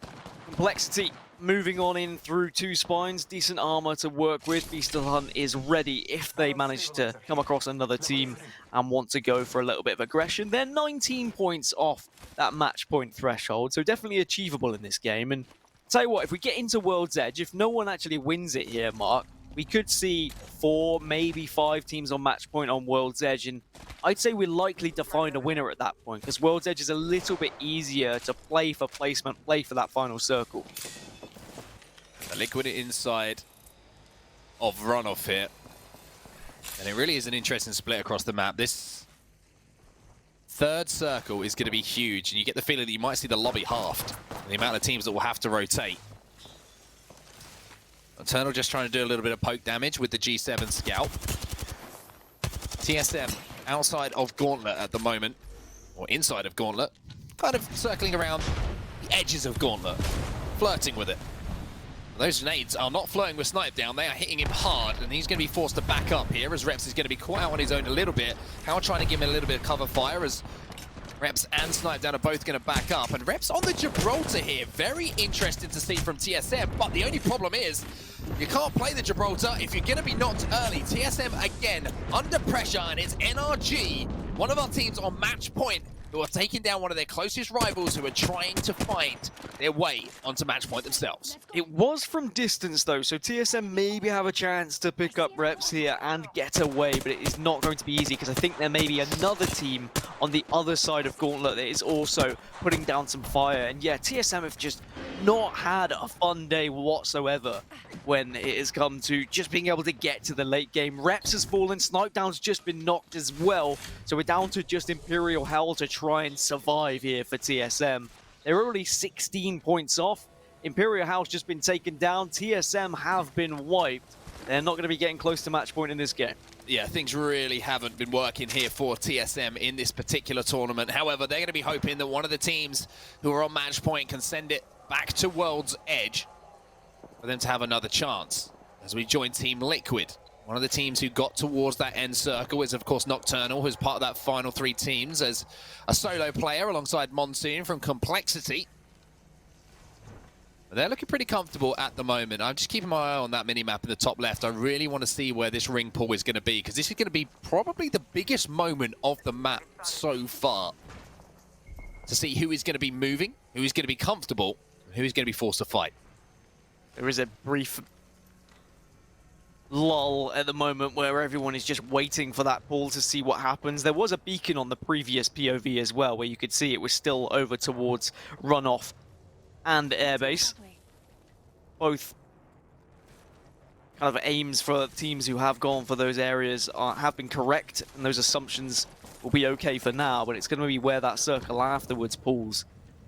Airbase slightly starting to pull out of it. Maybe you'd start to hedge your bets towards Runoff at this point, but also those teams that are towards Bunker, maybe they'll be all right. Yeah, an interesting circle. One team who's set up with the DPP, as Hodzik calls it, the Deep Pocket Principle, RCLG, right at the back of that circle. And the compound just outside of Runoff. Runoff West is where they're situated, just trying to clear out those final rotators coming in, possibly from the northern side of the map through Slum Lakes. Trying to get some damage down now, Madness, to try and level up those Evo shields as they make their way towards the endgame. CLG, in my opinion, in a great position here to work their way towards those final endgame moments. Really big from them. Great rotations once again. But I mean, they had the rotation, they had the position in the last game. However, things went against them in the end, and they'll be hoping that something similar doesn't happen in this one, but still plenty of time to play, and still another 30 seconds before this next circle even starts to change things up. Elsewhere, aim assist also in a little bit of a battle. They've got the high ground, they've got the vantage point, they can survey the area. Still, no one secured a point in terms of placement at this point because we're still at 16. And even though we will be focusing on the 3 teams at match point, we also still need to be thinking about teams like Season, teams like Dudes Night Out. Can they get themselves to match point just in case one of the 3 doesn't find victory here on Kings Canyon? Aimers to put down a pretty aggressive portal here to see if they can get an angle on a team that they believe is below them. Speaking of aggression, speaking of angles, it's going to be Sentinels who are trying to get aggressive once more. Xenox is going to be forced to battery as Retzi tries to push up to give his teammates a little bit of cover. And just remember, the team that is in front of them, right at the back to the side, is going to be Counter Logic Gaming. Rezi's actually going to be knocked here, but it should be a fairly comfortable res for them as Flanker hit that shot with the triple take. Rezi going to have to pop this battery as Xenox is trying to hold those angles. Sentinels working their way into a position as we're actually going to see Madness go for the kidnap onto a member of Sentinels. Doesn't get it to work, so they're going to have to back up, but I love that idea coming out from CLG. Yeah, and CLG maybe would have seen the knock as well. Maybe they know it is going to be Sentinel, so they'll be keen to take them down. We've just seen Xenox. He falls, and it's to a CLG member, so Sentinels could struggle here, and the push is now coming in from CLG. I think they know this is an opportunity to take down a match point team. Gonna come back through the portal, I believe, as well. Rezi's gonna go down. Kruster's gone down as well. We're down to 15 squads, and I believe that CLG have just taken out Sentinels. So again, one of our match point teams has removed another match point team from the game. So now NRG and CLG are the 2 teams who could win it here on Kings Canyon. Yeah, Sentinels who fall first yet again, but this time it wasn't NRG, it was CLG. It was just another G that took them out, and Sentinels just not having any luck getting into this circle. The real question is, are we going to see NRG and CLG go toe-to-toe again when it gets to the latter stages, or are they going to be able to comfortably avoid one another and maybe get to the point where they're down into like the final 3, final 2, where they are fighting for that victory, for the tournament championship? Aim assist not OP, just firing from across the way with the scout, doing a little bit of damage, getting that Evo shield up. If they can get it to red, that's always going to be the best possible situation. Yeah, just trying to hold out teams on edge of circle here. You can see rotating through from the eastern side of the map, looking for some KP. But they're going to have to make their move in as well. And if you look at that top left-hand side of your screen, you can see the choke that they're going to have to work with. So going to be a tough rotation for them. Aim Assist, who have been involved in so many fights so far in this game, done a lot of damage, but not picked up a lot of kill points so far, have relocated themselves with the portal to again try and feed those kills and get them a little bit closer to those match points positions they need to be in. Complexity trying to do exactly the same thing as well, making their wide rotation from around the Golden Sands area to just outside of airbase here, and a tough situation for Complexity. Still trying to patrol the edge of circle, still looking for kill points. Beast of the Hunt gonna have to recharge. Already been used, but Complexity are just scanning the area, getting into this next circle. Not much cover to work with, so they do need to move it very quickly, otherwise they might find themselves being shot in the backside, and they will try and take that little compound now. CLG still within this next circle, and look at the perimeter they've set up here, Mark. Look how much of the map they are taking up with these Watson fences. And the 2 times on the wingman hits hard. And it's just been shown there as he gets that knock, and so much damage being done. And again, Vaxlon just melting people at the moment. Madness is going to have to retreat here. As you can see, Pow Pow's pushed up to try and maybe get a finish on one of these knocks. Vaxlon really doing a great job. Like you mentioned, the perimeter fences are up, which is going to give them the ground to work with. But doing damage to other team, burning through their meds, and also alerting them to the presence that CLG is here. You will not enter without a fight is huge from this lineup. The perimeter is just so big. I'm so surprised they've been able to so successfully set that one up. Complexity and now moving in. The crack comes through. Monsoon is down one elsewhere, and he wants to move in. He wants to finish this team off, and it looks like they're going to be able to achieve that one. Make that 2. Shiny gets one of his own. Complexity looking really strong in this particular fight. Shiny may have gone down, but I don't think it's going to matter too much. They should be able to clean it up, which they do, but there's the third party coming on in. That's always the danger, Mark, when you make a lot of noise and you take too long in a push. Yeah, same assist to him making that move in as well. And an R99 in the hands of a control player is certainly going to hurt. As you see, designed for the Bloodhound player with that in his hands. So it's going to be Monsoon, the last player alive there for Complexity. CLG, though, they've made their move in. Look at that ring pull. It's pulled away from Runoff Wet. They've managed to get inside Runoff. Pretty much no contention here. Somehow CLG have made this rotation without coming under too much pressure. And now the pressure falls onto the shoulders of NRG, our other team sat here on match point. Yeah, and they've got to get out of airbase, and it's going to be difficult because they know there is a squad of very close to them. You can see the top kill leaders, but at this point, it doesn't really matter about kill leaders right now. It's all whether CLG or NRG can actually find the victory here, be the champions, and take home that $12,000 for first place. NRG are going to work their way up, all, of course, moving together.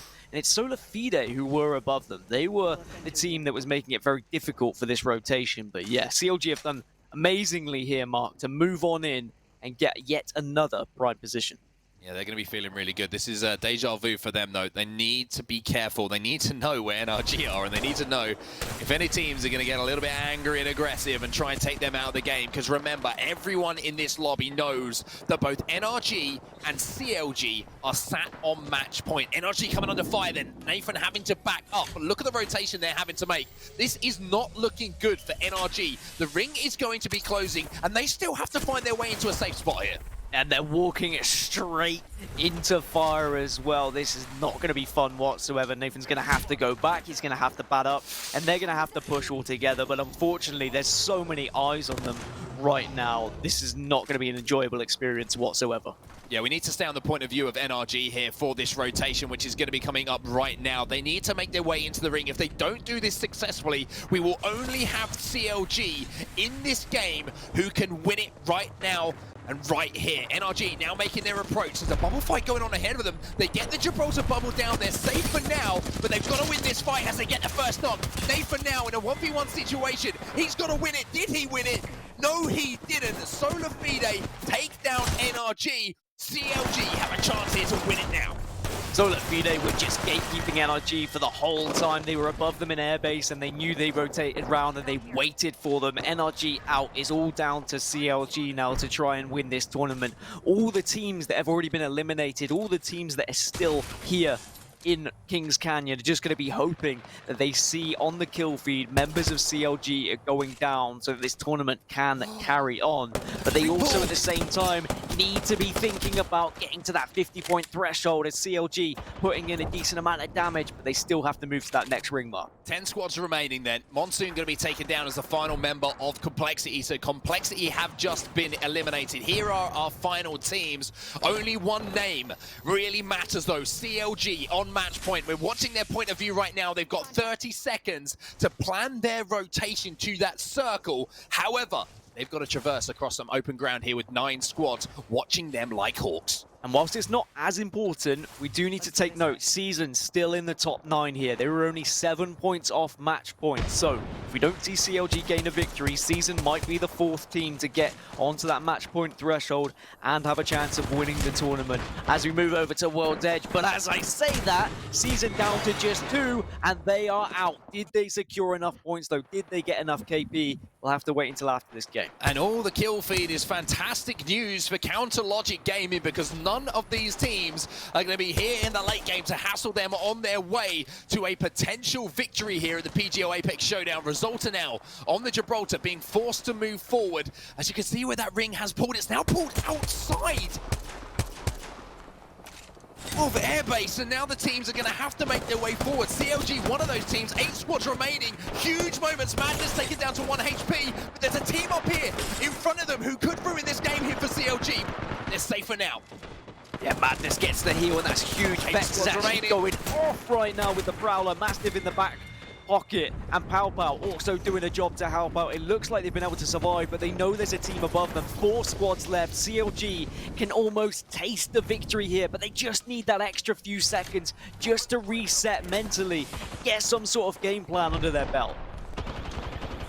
Casper last man alive here for Liquid. You get the feeling that this is going to come down to aim assist versus CLG. CLG making that push. The bubble's going to go down. Resulta's going to have to get that battery popped as quickly as possible. CLG deciding not to push off of that. Smart play from them. So it's a 3v3 versus 1. Counter Logic Gaming with the chance to win it here. At least they've been given time just to reset ever so slightly. They've got that breather, they've been able to pick up ammo, they've been able to pick up any meds, get some shield batteries on the go, just prepare for the next 23 seconds with tournament chance victory on the line. It's not going to be easy, but we know they're capable of doing so. They've got this far.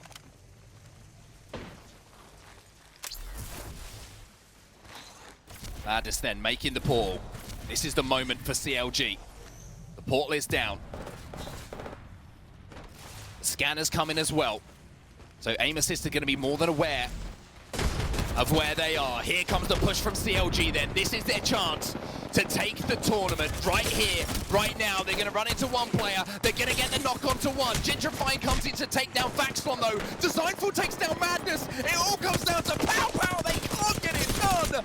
Aim assist take down CLG. And not only that, they will become our champion. We go again. CLG cannot get the job done, but oh, they were so close to doing so. An aim assist, I mean, they're down on 14 points. They've just picked up a victory. They're not going to be on the 50-point threshold, but they have done the entire lobby a massive favor by winning that engagement. CLG close, but not quite there. And it means we go back onto World's Edge off of Kings Canyon. And the big question for me, Mark, is going to be whether Season picked up enough points to also get onto match point. Otherwise, we may still be on the same 3 teams going into World's Edge. I'm going to have to catch my breath there, because that's twice now that CLG have had this tournament in their hands, but it's stolen away. Will it be third time lucky? Well, they'll have to find out as we move back over to World's Edge, but we'll move into our analyst section now. Fallout, turn on your screen. Jameson, come and join us, because what a crazy game that just was.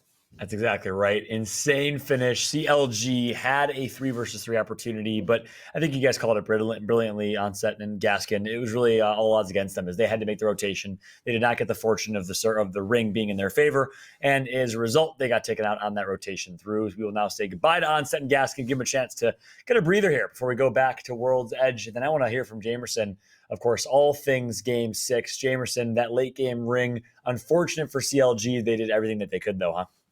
Yeah, they had a great position, and you saw that throughout all of this, throughout the majority of this match, that a lot of teams were expecting this one to go over to airbase. That's why you saw Solofide there. That's why you saw, I believe, NRG there as well. But this was one of those rings that just ended up pulling away from that location. And so CLG had a great spot, and this is a team that we're looking at, of course, that just is so good about the macro. They just it's some sort of supernatural sense. We were joking about it, but they're so good about predicting these rings. Yeah, that's exactly right. Predicting the rings, and that explains why their placement is always on point. And, they might not get the flashiest wins in terms of damage done or high input like Complexity or like Sentinels. But at the end of the day, you have to tip your hat off to CLG. I mean, they're the most consistently placing team. They almost seem like they got the new TSM recipe. They took it out of the TSM cookbook from back when TSM dominated that late game placement style. Obviously, much different game right now in terms of how players play, how teams play as a team, and of course, team compositions. But overall, CLG is looking really, really solid. Aim Assist, however, gets the win overall.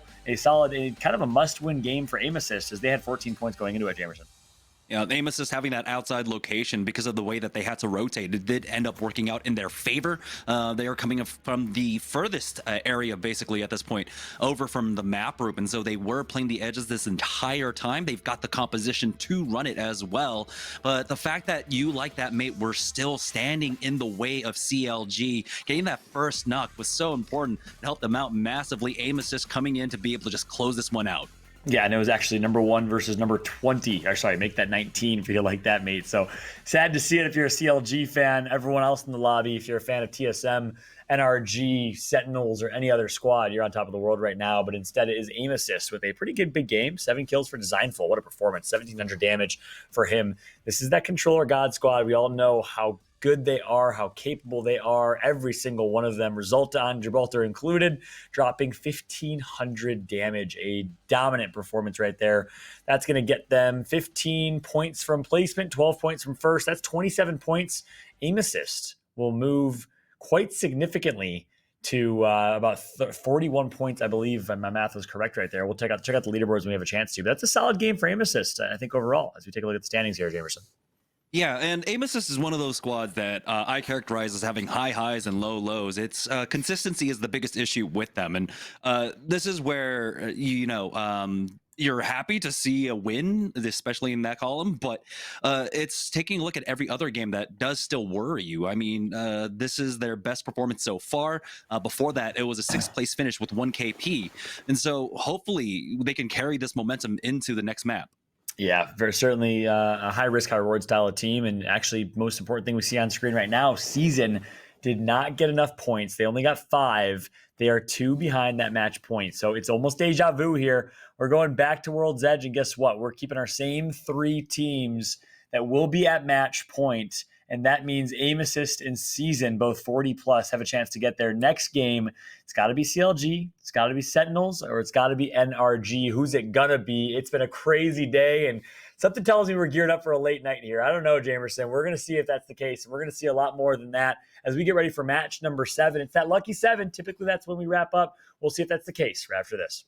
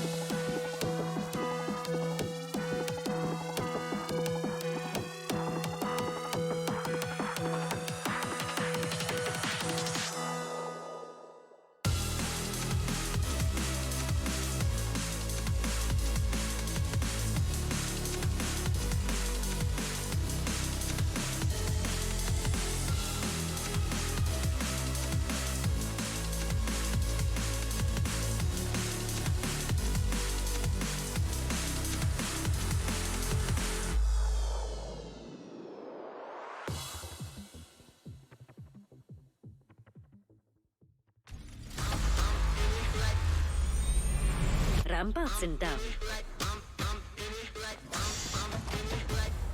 Somebody gotta want a tourist.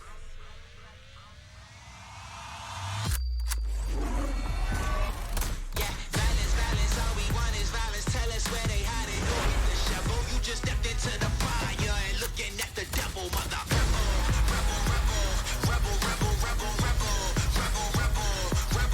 Break the system, never budge. Kill the lawyers, kill the judge. No allegiance, not from us. We came for blood. You tried, and that's all that matters. Violence. We had no guidance. Soon as you step into the fire, get that on sight.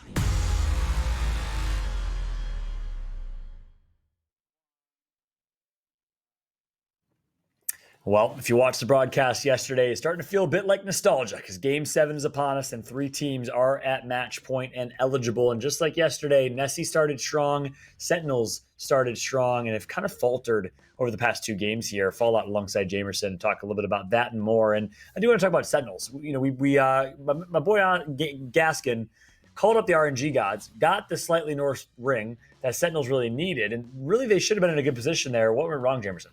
I mean, it's crazy. Sentinels end up dropping over by Slums, I believe. I think they might have been baited out by the loot barge going across, and they might have picked some of that up and then slowed down the rotation. I don't understand how CLG got into that spot west of runoff before them, and they were able to play that out from there. But honestly, the script has been flipped at this point. It was NRG and Sentinels at the beginning of today that were playing gatekeepers up against every other squad. There was a reason why, teams aren't at 48, at 50 points right now. Now it's CLG that's playing the gatekeeper, but they haven't been able to close it out. It's 2 games in a row there on Kings Canyon where they were so close to having that victory, but having it snatched away from them.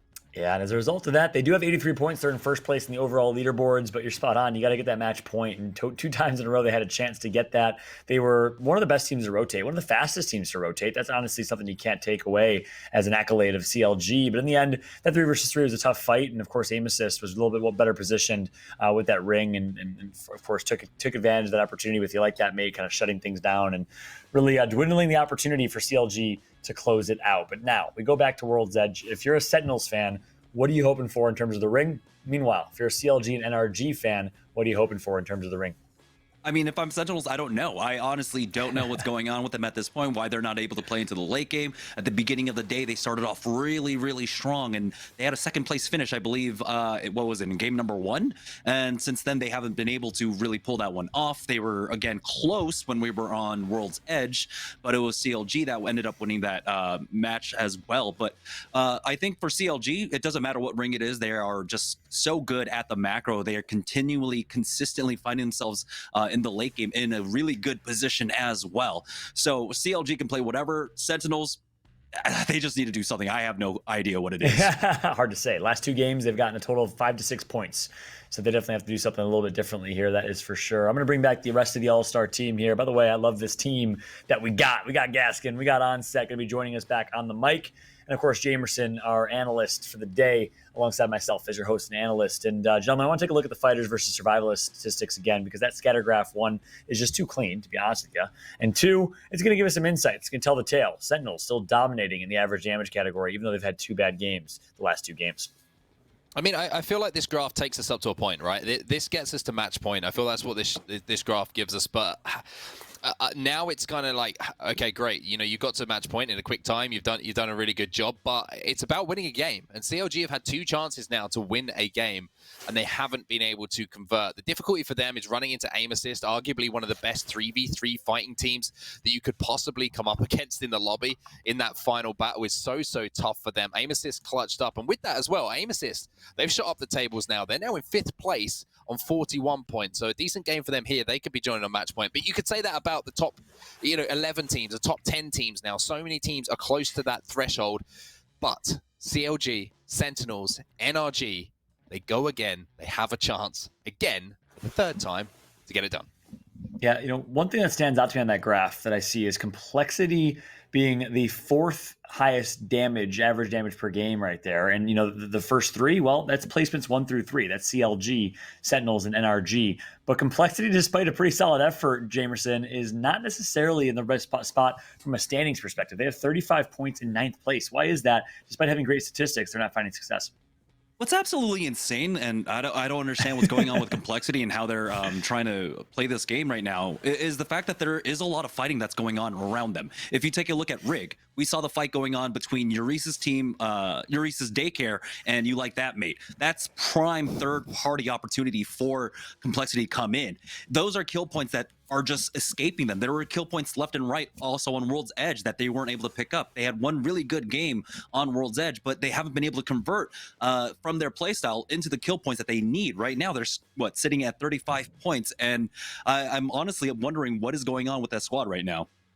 Yeah, that's a great call. I really don't know. You got to see if Complexity can get back to their dominant ways. They are going back to World's Edge, which I know they fancy, and we all know how capable they are on World's Edge. So all they need is one pop-off game, 35. And really just reality is we have Season with 48, Amos is with 41, Two Brains, One Controller 37, Rogue 37, Dudes Night Out 36, Complexity 35, TSM 34, HRN 34, Team Liquid 31. Our top 12 teams are within 30-plus points. It's insane where this will go if CLG, Sentinels, and NRG don't win this game. I think we might see another Krakow Poland type of situation, Gaskin. Yeah, and if that does happen, I mean, it was TSM who came out way back when in Poland, because once they got into a position where they could win the game, they just thrive. They are one of those teams, but it is a different squad. Of course, Snipetown being added now instead of Abreleli. But I have to say that these top three teams, they need to take advantage whilst they still can, because there was such a big gap between all the other teams to get to match point, but now they've closed it to a point where this advantage is going to dissipate very quickly if they're not careful. I will say, though, Energy are a lot more comfortable on World's Edge. So maybe, just maybe, they can start to turn things around here. Yeah, well, Sentinels needs a little bit of that energy. If they've not had the most energy in the last two games, we'll see if they can bounce back in World's Edge. Game number 7. It's lucky number 7. This is where we saw so many of our tournaments in the playoffs of the summer circuit end is on Game 7. Will it happen here? It happened in Europe yesterday. We will find out because Game 7 is loaded. World's Edge, and to call the action, we got Onset and Gaskin. Well, thank you very much, Jensen. Yeah, Game 7 is loading. We're back on World's Edge, and you're saying NRG, we're saying Energy, and trust me, it's 4:52 a.m. over here. I am so hyped to get into this game. I have got so much more energy to give to this lobby, to all of you at home, because, again, we are on match point with the same 3 teams. But, Dan, if they don't get it done now, it completely blows open this lobby. There are so many teams within striking distance. If it doesn't happen now, I wonder if it will happen for NRG, Sentinels, or CLG. Yeah, the thing that worries me a little bit is if it doesn't happen now is we may go to match 8, 9, 10, because a lot of teams are going to be capable of winning things, and there's going to be a lot of teams who are just trying to catch up, get onto that match point, who are going to be playing a little bit more aggressive and potentially ruining the game plan of these teams that are playing a little bit more passive. And that's when you get this kind of back and forth of who's going to be the ones who actually enter the engagements, who's going to be the ones who take those risks to try and get that victory. But surely, after CLG, Sentinels, Energy being on match point for so long, one of them is going to be able to clutch out. You have to say CLG had the best chances in the last 2, as there's an early fight here for Dudes Night Out. Yeah, Dudes Night Out are going to have a Dudes Night inside the bubble at the moment, because they're getting taken down, they are getting cut down, and it's going to be Complexity who are going to be the aggressors here to take them down. So Complexity deciding that they want to get onto match point as quickly as physically possible. And the big thing about that is Complexity have completely changed their drop. They usually drop around Epicenter. They've decided that Skyhook, well, let's go and get involved. Rogue also here as well. And Complexity changing their drop spot here, Dan, is something that cannot be understated. A big ballsy move coming in from Monsoon and the boys. Yeah, you have to assume that it may be to try and target other teams that are on match point as well. They may be saying, okay, are we able to find someone who's on match point, take them out of the game nice and early, or they just want a better loot pool and they feel like Skyhook is a chance to just pick something up, get a decent amount of armor on them, get some weapons, as it's going to be a southwest circle towards Thermal Station there. And a lot of the teams that are on the southern side of the map are going to be licking their lips and heading for an early rotation, whereas those up at Refinery, that is a much longer rotation than they would have been used to from the previous 2 games at World's Edge, because remember, the circles were quite similar. We had 2 very northeastern circles. Certainly another interesting circle. You got a lot of staging involved, like you mentioned, Thermal Station as well, but you do have those circles that finish just outside of that little respawn point with the little building on as well by the train track. So decisions to be made And speaking of decisions to be made, TSM need to step it up here. They haven't had the greatest of games. They haven't had the greatest of series. Some of that out of their control, some of that very much in their control. But NRG, one of our teams on match point, and they're in a very, very healthy position early on here, Dan, as they have made their rotation. They've got this high ground overlooking staging to their right, and they're also going to be able to catch teams off guard rotating on those tracks. Yeah, it's always worth saying that with online tournaments, there's always going to be extra factors that are out of some teams' control. And if this was on LAN, I'm sure we would see some teams performing slightly differently. But at the same time, I'm not going to give anyone any excuses. And the teams who are on match point in the moment 100% deserve to be there. And for sure right now, NRG, one of our teams on match point, are in a little spot of bother. And the Gibby bubble is going to have to come down. The Dome using them to protect. And actually, looks like they might want to take this fight, because if they don't, they might be stuck between a rock and a hard place. Now, well, Frex did manage to get a knock in this fight, so the Prowler getting the damage done, which is allowing Rocket to move up now and just farm that Evo shield. Will take a little bit of damage himself, and that's going to burn through some of the meds, but this position overlooking staging is going to be huge for them as he decides not to take that loot drone down. Or is he? Is he going to do it? Nice. Gold. Always ends up on blue when I do that. Energy need to move soon, though. I'm a little bit worried with where they are. They seem a little bit vulnerable, but they're also hesitant to make a push because, of course, if they go for that push, they take the fight. That's a lot of noise they're making. The big racket that everyone is going to be starting to head towards because third parties galore. People just want to slurp up those kills, get that KP on the board, and get closer towards that 50 match point threshold. And I mean, realistically, Mark, I mean, we could be looking at, what, 1, 2, 3, 4 more teams potentially making it to match point in this game if we don't see one of these 3 winning it. So I feel like it's now or never. Yeah, I completely agree with you. I think that's the perfect phrase to use, now or never, or certainly now or all of a sudden. I'm very scared that it might not be ever. So lots of cells in the hands of Nathan. You saw he had 20 in his inventory just a moment ago, sharing that out between his teammates as NRG continue their rotation now, and it looks like they might try and hold down this choke between Thermal Station and staging. And with the circle the way it is and the beacon the way it is, not too bad of an idea to do so. It gives them the options to rotate either way should they need to, but 2 brains, 1 controller, or 2 bick as I've renamed them recently. Getting tech back into the game, so they'll have their crypto player back in. Set up around train yard at the moment. Won't be inside that second beacon, but might be able to catch a couple of teams on rotation, maybe coming late through that tunnel from Fragment. NRG set up on the high ground, and in my opinion, this is the prime position to be holding. Yeah, this is a nice spot for them. Not a lot of cover, though, and they are under a bit of fire, so they might have to retreat to this building just to ensure that they're not going to be taken out of the game too early.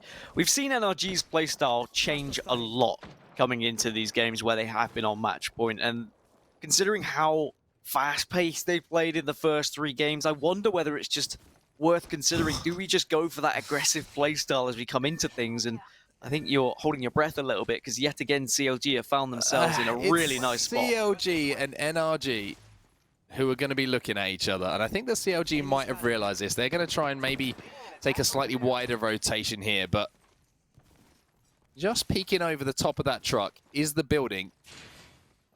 Just in front of them, to the east, is the building that's being held down by NRG, and I think that it's just been spotted out here by Madness. So those 2 teams, they've got beef in this lobby, I'm not going to lie, and I'm sure CLG would love nothing more than to wipe NRG and take them out of the equation. But just remember what happened a few matches ago when NRG did get aggressive and tried to do it to CLG. It didn't work out for either of them, so I think they're both deciding to just play this a little bit smarter. But CLG, again, with a smart rotation deep into that pocket. They've got beef, they've got ham, they've got chicken, they've got any vegetarian substitute as well. They just got anything to get between each other. You say about being the meat between the sandwich at the moment, NRG are really struggling to survive here, and the other 2 are going to have to get out of dodge. Frex has already fallen. Don't think they're going to be able to get the banner here. Are they realistically going to be feeling like they can win a game as 2 people? That's the real question. Strange decision from NRG to move in towards Thermal Station. They might have seen a ring pull, they might have hit a beacon and tried to rotate quickly, but one team who are set up that we haven't mentioned so far, we have to remind ourselves that Sentinels are on match point as well, because they haven't done much in the last couple of games. But they're inside of the circle, they're inside of this dome building, and they're set up very, very comfortably. The question for me is, can Sentinels play the patient game? Can they wait? Can they bide their time? As unfortunately for TSM here, there's a team above them as the Gibraltar bombardment will come down. Imperial How has been knocked, should be able to get res potentially. The ring is closing, and Snipedown's going to have to retreat.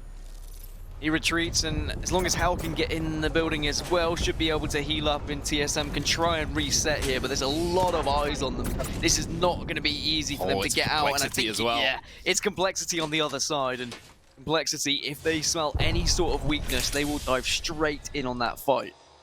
So 19 squads remaining then.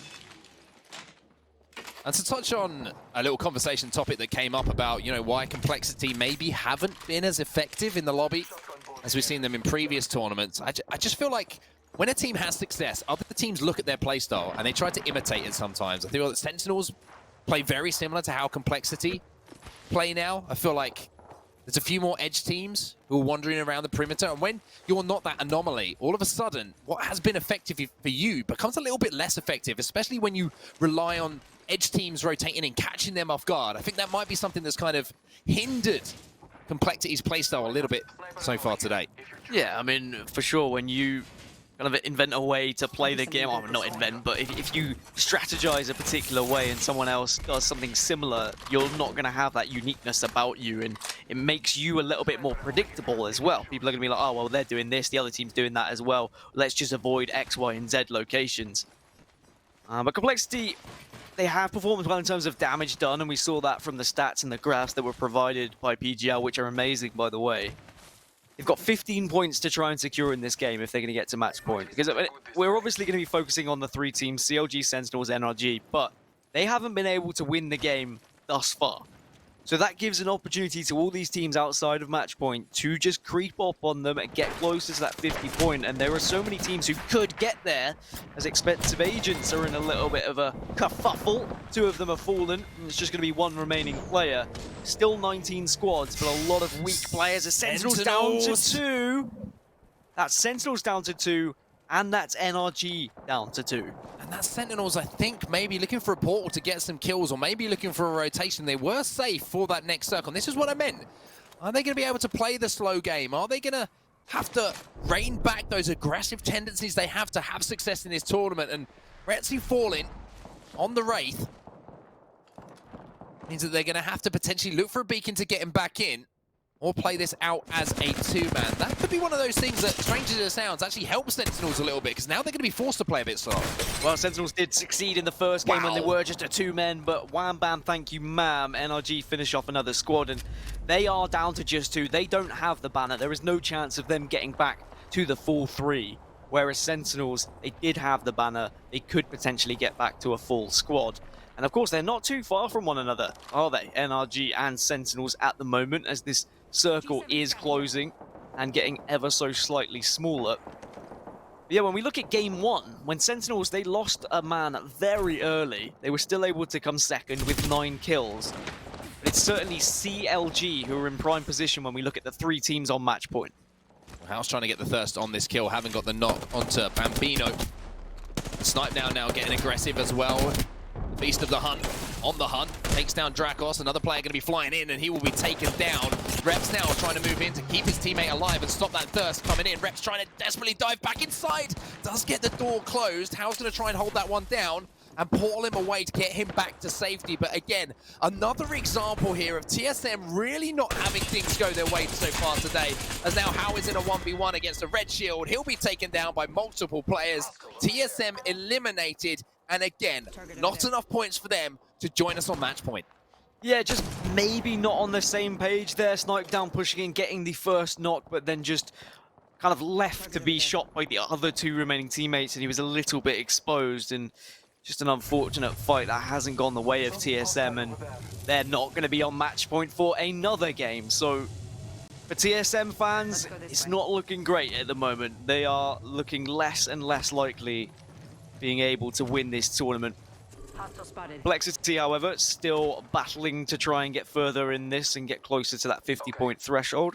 I do like that we keep having a little glance at Complexity, because as they have been one of the teams to really be a thorn in so many sides, like the amount of damage they do is insane. Yeah, they're always they always impact to lobby, regardless of how they finish up. They're always picking up kill points. They're always involved in the game, and they always either take points away from one team or disrupt another team's rotations. It really does, give us an interesting view on the story that's going down in the game as we move away. Monsoon takes down his former teammate in Loot in the kill feed, so Complexity getting busy.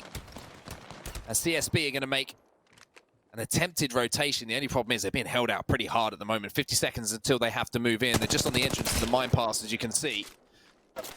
There is a team set up in that beacon building that I was discussing a little bit earlier. It looks like it's pulled away from that, and you can see where that circle is now. It's pulling towards that choke, and guess what? That's where CLG were located. Sentinel still with just 2. They have the banner, but it's going to be such a risk to try and get anyone back at this point, and they're under a little bit of pressure here. We've seen some disgusting things done by Xenox and Crust, though.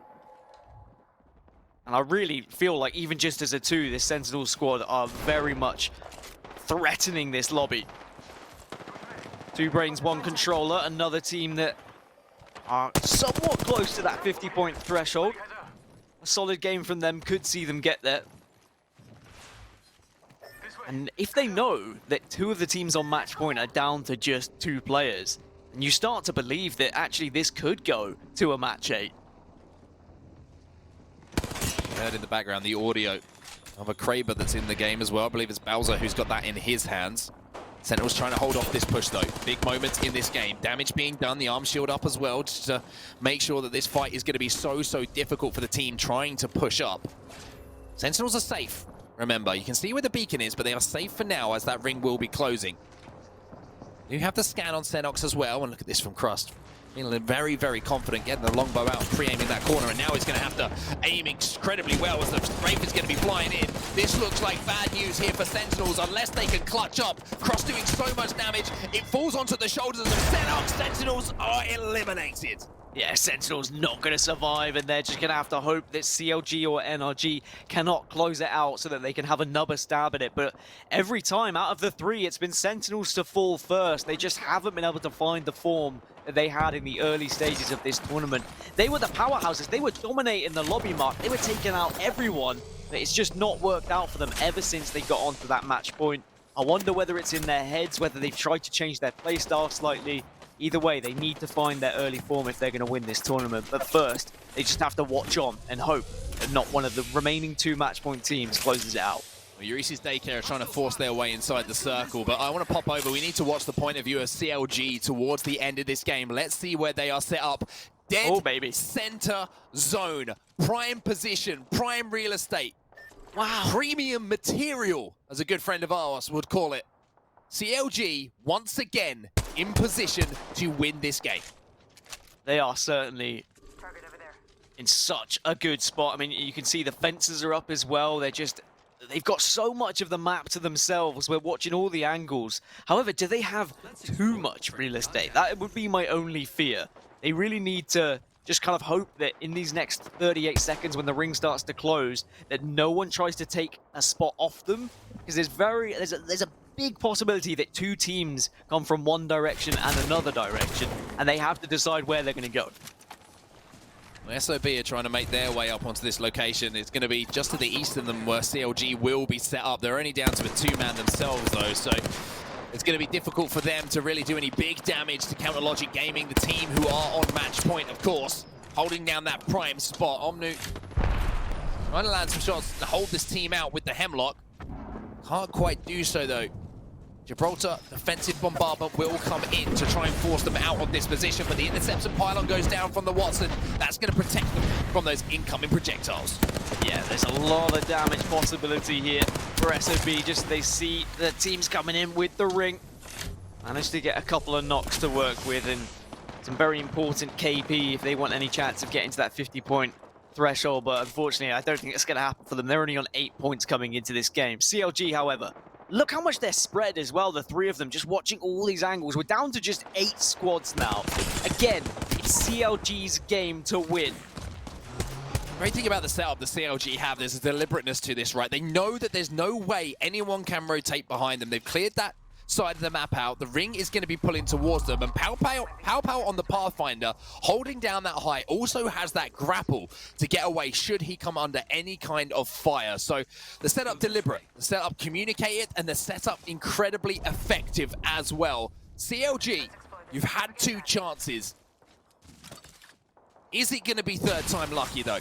Or will that chance once again just crumble through their hands? Again, just no teams around them at the moment, and that is amazing news for CLG, because all the while they wait and they listen, all these other teams are just going to be damaging each other, getting rid of any utility and poor Complexity. I wish we had a listening. I wish we had a listening with Complexity. Situations. Down to 5 squads. Liquid, maybe one of the closest competitors to CLG then, because we've got to look at who actually has a full squad, who actually has the resources to take on CLG in a 3v3 fight. And Liquid are definitely one of those squads. Aim assist down to just 1. Complexity, they're out of this as well. So really, CLG I think it's Liquid. CLG have to win this. Like you say, Liquid really the only team I feel that can do damage in this situation. SOB can be a thorn in the side to one of these teams, but if you realize this is CLG, all the other teams in this lobby need to focus fire them, because otherwise the tournament's done. You need to recognize the situation and you need to prioritize taking CLG out first. How are they getting out of this? Are they going to be able to make this? I mean, I hope so. This is mission impossible at the moment. Your best impression. Reptar, shiny, monsoon is dead. But anyway, that was my best Mission Impossible. Is that Mission Impossible? I got that right? Yeah, that was a good effort. Well, CLG are now watching on as all the other teams are coming in, and CLG, it is right within their grasp here, Mark. Counterlogic Gaming. Now is your time. Liquid will take down Complexity. However, Pow Pow's going to get the knock onto Nocturnal. That is huge, as Liquid were one of the last teams alive. 2 squads now remaining. Here comes the push from Counterlogic Gaming. CLG, Vaxelon says, leave it to me to become a champion. Can they finish it? CLG get the match point. They will be your champions. And at the 3rd time of asking, Counterlogic Gaming will get it done. They are the champions of the PGL Apex Showdown. Unbelievable stuff and unbelievable resilience from such a talented roster. I mean, it was just on a plate for them as well. World's Edge literally came in as the butler, offered it as a platter, and said, here you go, CLG. Come on, it's 3rd time's a charm. And CLG, they mopped it up. They loved it. They were in central circle just consistently throughout 3 games. So surely eventually they were going to close things out. They did. It was perfect. Liquid were the only real competitors there, but then Complexity came in, of course, to ruin the day after venturing over. Well, it just feels like some sort of Lord of the Rings movie with what they had to do to get into that circle. But congratulations, CLG. An amazing performance. They finally get it done. And another amazing tournament, and North America just putting on a show again. Yeah, take your hat off to North America. Amazing stuff from the players. Honestly, it's always a pleasure to cast. It's an honor to cast over these guys. They're so talented. They surprise us every single time that we watch them with the level of talent that is in this lobbies, and it's mind-blowing. But for now, we're going to bring in Fallout and Jameson, because CLG, Counterlogic Gaming, are our champions at the 3rd time of asking. Unbelievable. Fallout, Jameson, come and join us, because I'm sure you've got a lot to talk about. Yeah, there certainly is a lot to talk about. CLG makes it to the top 3 in, 6 or 5 out of those 7 games? I mean, talk about the most consistent, best performance we've seen of really many teams in quite some time. And by the way, CLG goes back to back to back in terms of major tournaments. And of course, they didn't win Autumn Circuit number 1 or Autumn Circuit number 2. However, their performance here in the Summer Regional Playoffs, and then of course in the last online tournament for the Summer Circuit, so incredibly impressive here, Jamerson. Yeah, CLG's rotation, their positioning has been absolutely stellar across basically every last game that we played today, right? Their worst place finish was the 8th that they got when we were on Kings Canyon earlier on, I believe. Or Actually, it's been so many games. It was back on Kings Canyon when they had the position on Repulsor. But even then, in that game, they fragged out. They had 10 kills. The only problem was that there were too many teams coming at them, right? And so they've been in position for every single late game. Now, we've been seeing a difference in kind of philosophy and how to play out this game. You know, some teams going towards, some teams still playing the traditional find center zone, play from there. Other teams have been leaning over towards playing edge, fighting the KP, doing all that stuff. But CLG, excuse me, they are sticking with it. They're finding the center zones. They were able to frag out, and they were able to take 3 wins across the 7 games that we played today. That is so incredibly impressive. No one else in the lobby took 2 wins. They took 3. And of course, NRG got 1, Season got 1, Amosys got 1, and Dudes Night Out. The rest, well, it was all CLG. They played so incredibly dominant. They continue to play for that placement style. And guess what? All 7 out of 7 games, they placed top 10. They placed top 5 in 5 out of 7 of the games. It's actually 6 out of 7 games. They placed top 5. It is so incredibly impressive as you see them do it again here in the late game. This CLG squad continues to dominate and make their statement as a top team, if not arguably one of the best teams in all of Apex Legends right now. And Onset, talk about the storyline in which the CLG team came together. It was madness. It was no Cocoa Puffs, and of course it was Nicewig. CLG says, you know what? Let's split the 3 of you up. You all pick up your own teams. Well, this is the team that CLG picked up, isn't it, Onset? Yeah, this is the team, and what a decision it was as well. And I just want to give a lot of love to these 3 players. It's been a long road for them. It hasn't been a steady one. There's been highs, there's been lows, and there really has been lows recently. You know, if you follow these guys on social media, they've not been happy with their performances. They haven't made a few ALGS finals lobbies, which is just shocking when you've seen how they have just played. But this is the best version of Counter Logic Gaming. They have just shown what they do brilliantly. Their rotations, their execution, their ability to fight together. It was all here. And for Madness, Vaxlon, and Pal Pal, a huge congratulations. I don't think there's anyone who can say that Counter Logic Gaming did not deserve to win this tournament. They've been phenomenal. Yeah, couldn't agree more with that. I am hoping, praying that we get Madness for an interview here. We'll find out who we're going to get from just a second, because I want to hear the story from his perspective. I'd love to get into the psyche of the CLG squad, because they are all on the same page. I mean, they don't do it in a flashy way. You just saw the stats again there. The 3 games that they won, I don't think any of them had over 1,000 damage. And that's just so different than the other 4 games that were won by our 4 other teams, where they all absolutely fragged out. What makes this CLG team so great, Jamerson? They just keep finding the path of least resistance. What's absolutely crazy is that there were 2 games where I have no idea how they were able to just sneak in and gain the best position on the map. We saw that in, I believe, that Gauntlet game, the Gauntlet ending there, where I was so surprised that they were able to just swoop on past Sentinels, get into the position, get into one of the best spots on the map, and then here also in our final game where they get this incredible choke. We see a lot of teams being able to play this, especially if you've got the Watson. And you saw, I believe, it was Onset who's breaking it down perfectly. They were playing it so well. How on the front lines on the south side, you had Madness along with Vaxlon holding it down on the northern side as well. But you have so many teams in the area that should have had priority to take it, but somehow CLG swoop in and take it for themselves. Yeah, that's exactly right. You mentioned a few other teams in that discussion. I want to see where those teams exactly ended up in the last game. Let's take a look at the placement timeline. You know, Sentinels is one team you brought up in particular. That's a squad that came out so strong, dominating in games 1 through 5, and then really slowed down a lot, Gaskin.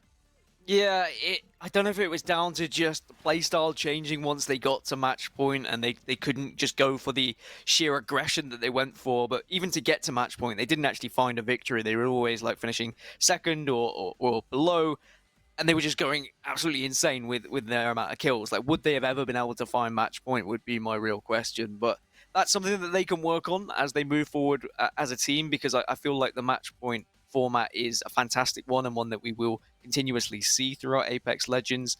And it's just a shame for them, really. They'll just have to learn from this. And I think that's what all teams can do at this point. If they weren't able to find the victory, is look at where they went wrong, look at where they can improve. And, well, that's what they've got to do. Just look to become a better team.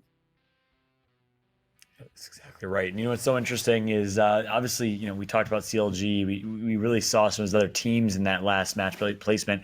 I think we would have seen quite a few teams bump up over 50 if CLG did not win that game. It would have been an interesting game number 8. Let's take a look at the leaderboards and see what that would have looked like and shaken out to be. Yes, it would have been one additional team, Team Liquid, who had a dominant performance. They only had 31 points. So they had to drop 21 points that game, which they did with a second place finish and quite a few kills. And, unfortunate for them, they didn't have their shot at match point. And, right underneath that season, talk about disappointing. They were at the 43 to 48 threshold for 3 or 4 games as well, Jamerson. Yeah, but again, it was just too little too late. CLG just far too consistently putting themselves in the best spot on the map, and so CLG did a great job. But I do like seeing, of course, Liquid there in the top 4 position, but you have to look at the points breakdown. It's absolutely absurd what CLG, Sentinels, and NRG as a trio were able to do, just gobbling up so many points across the map that, like, when you finally get to the middle of the pack, like, there's still a large discrepancy in points. Yeah, that is so incredibly true. No one can argue that CLG was not the best team in the lobby in this tournament. I mean, look at the stamp that they made, 100 points and the match point win on set. So incredibly impressive from them. But then we have teams like Rogue, TSM, who was kind of teeter-tottering in 5th place, top 5 throughout. They end up in 11th. What was not working so well for some of these squads? I mean, for TSM, I don't know what did go right. They seem to just be getting caught out on rotation. They'd have a player knocked when they're trying to make their rotation. They seem really caught up about how they wanted to approach the game. And I think they've certainly got some things to work out. I think they need to work out the play style that's going to be effective for them with Snipe down on the roster. But there's so much talent there. I mean, we've seen some of the plays they made. The play from Hal, the clutch from him back on Kings Canyon. There's too much talent to ever count TSM out on what they can do. But I think, again, it shows that there are so many talented teams now in North America, the same in Europe, that it becomes more and more difficult to predict who is going to win because everyone has different play styles. It's a constantly evolving game. People approaching the game differently, but consistency will always be key in Apex. And 100 points, probably the most satisfying number that you could possibly have on the board for Counter Logic Gaming. I think probably outside of the number 1 that they managed to lock down, of course. CLG, phenomenal, consistent. I don't really want to focus on what went wrong for other teams. I think we should really laud the praise on CLG and what went right. So 100 points for them, 1st place. Amazing stuff. Yep. Yeah, couldn't agree more. Congratulations again to CLG. You can obviously keep talking about their successes. It's kind of hard to say what they did do wrong.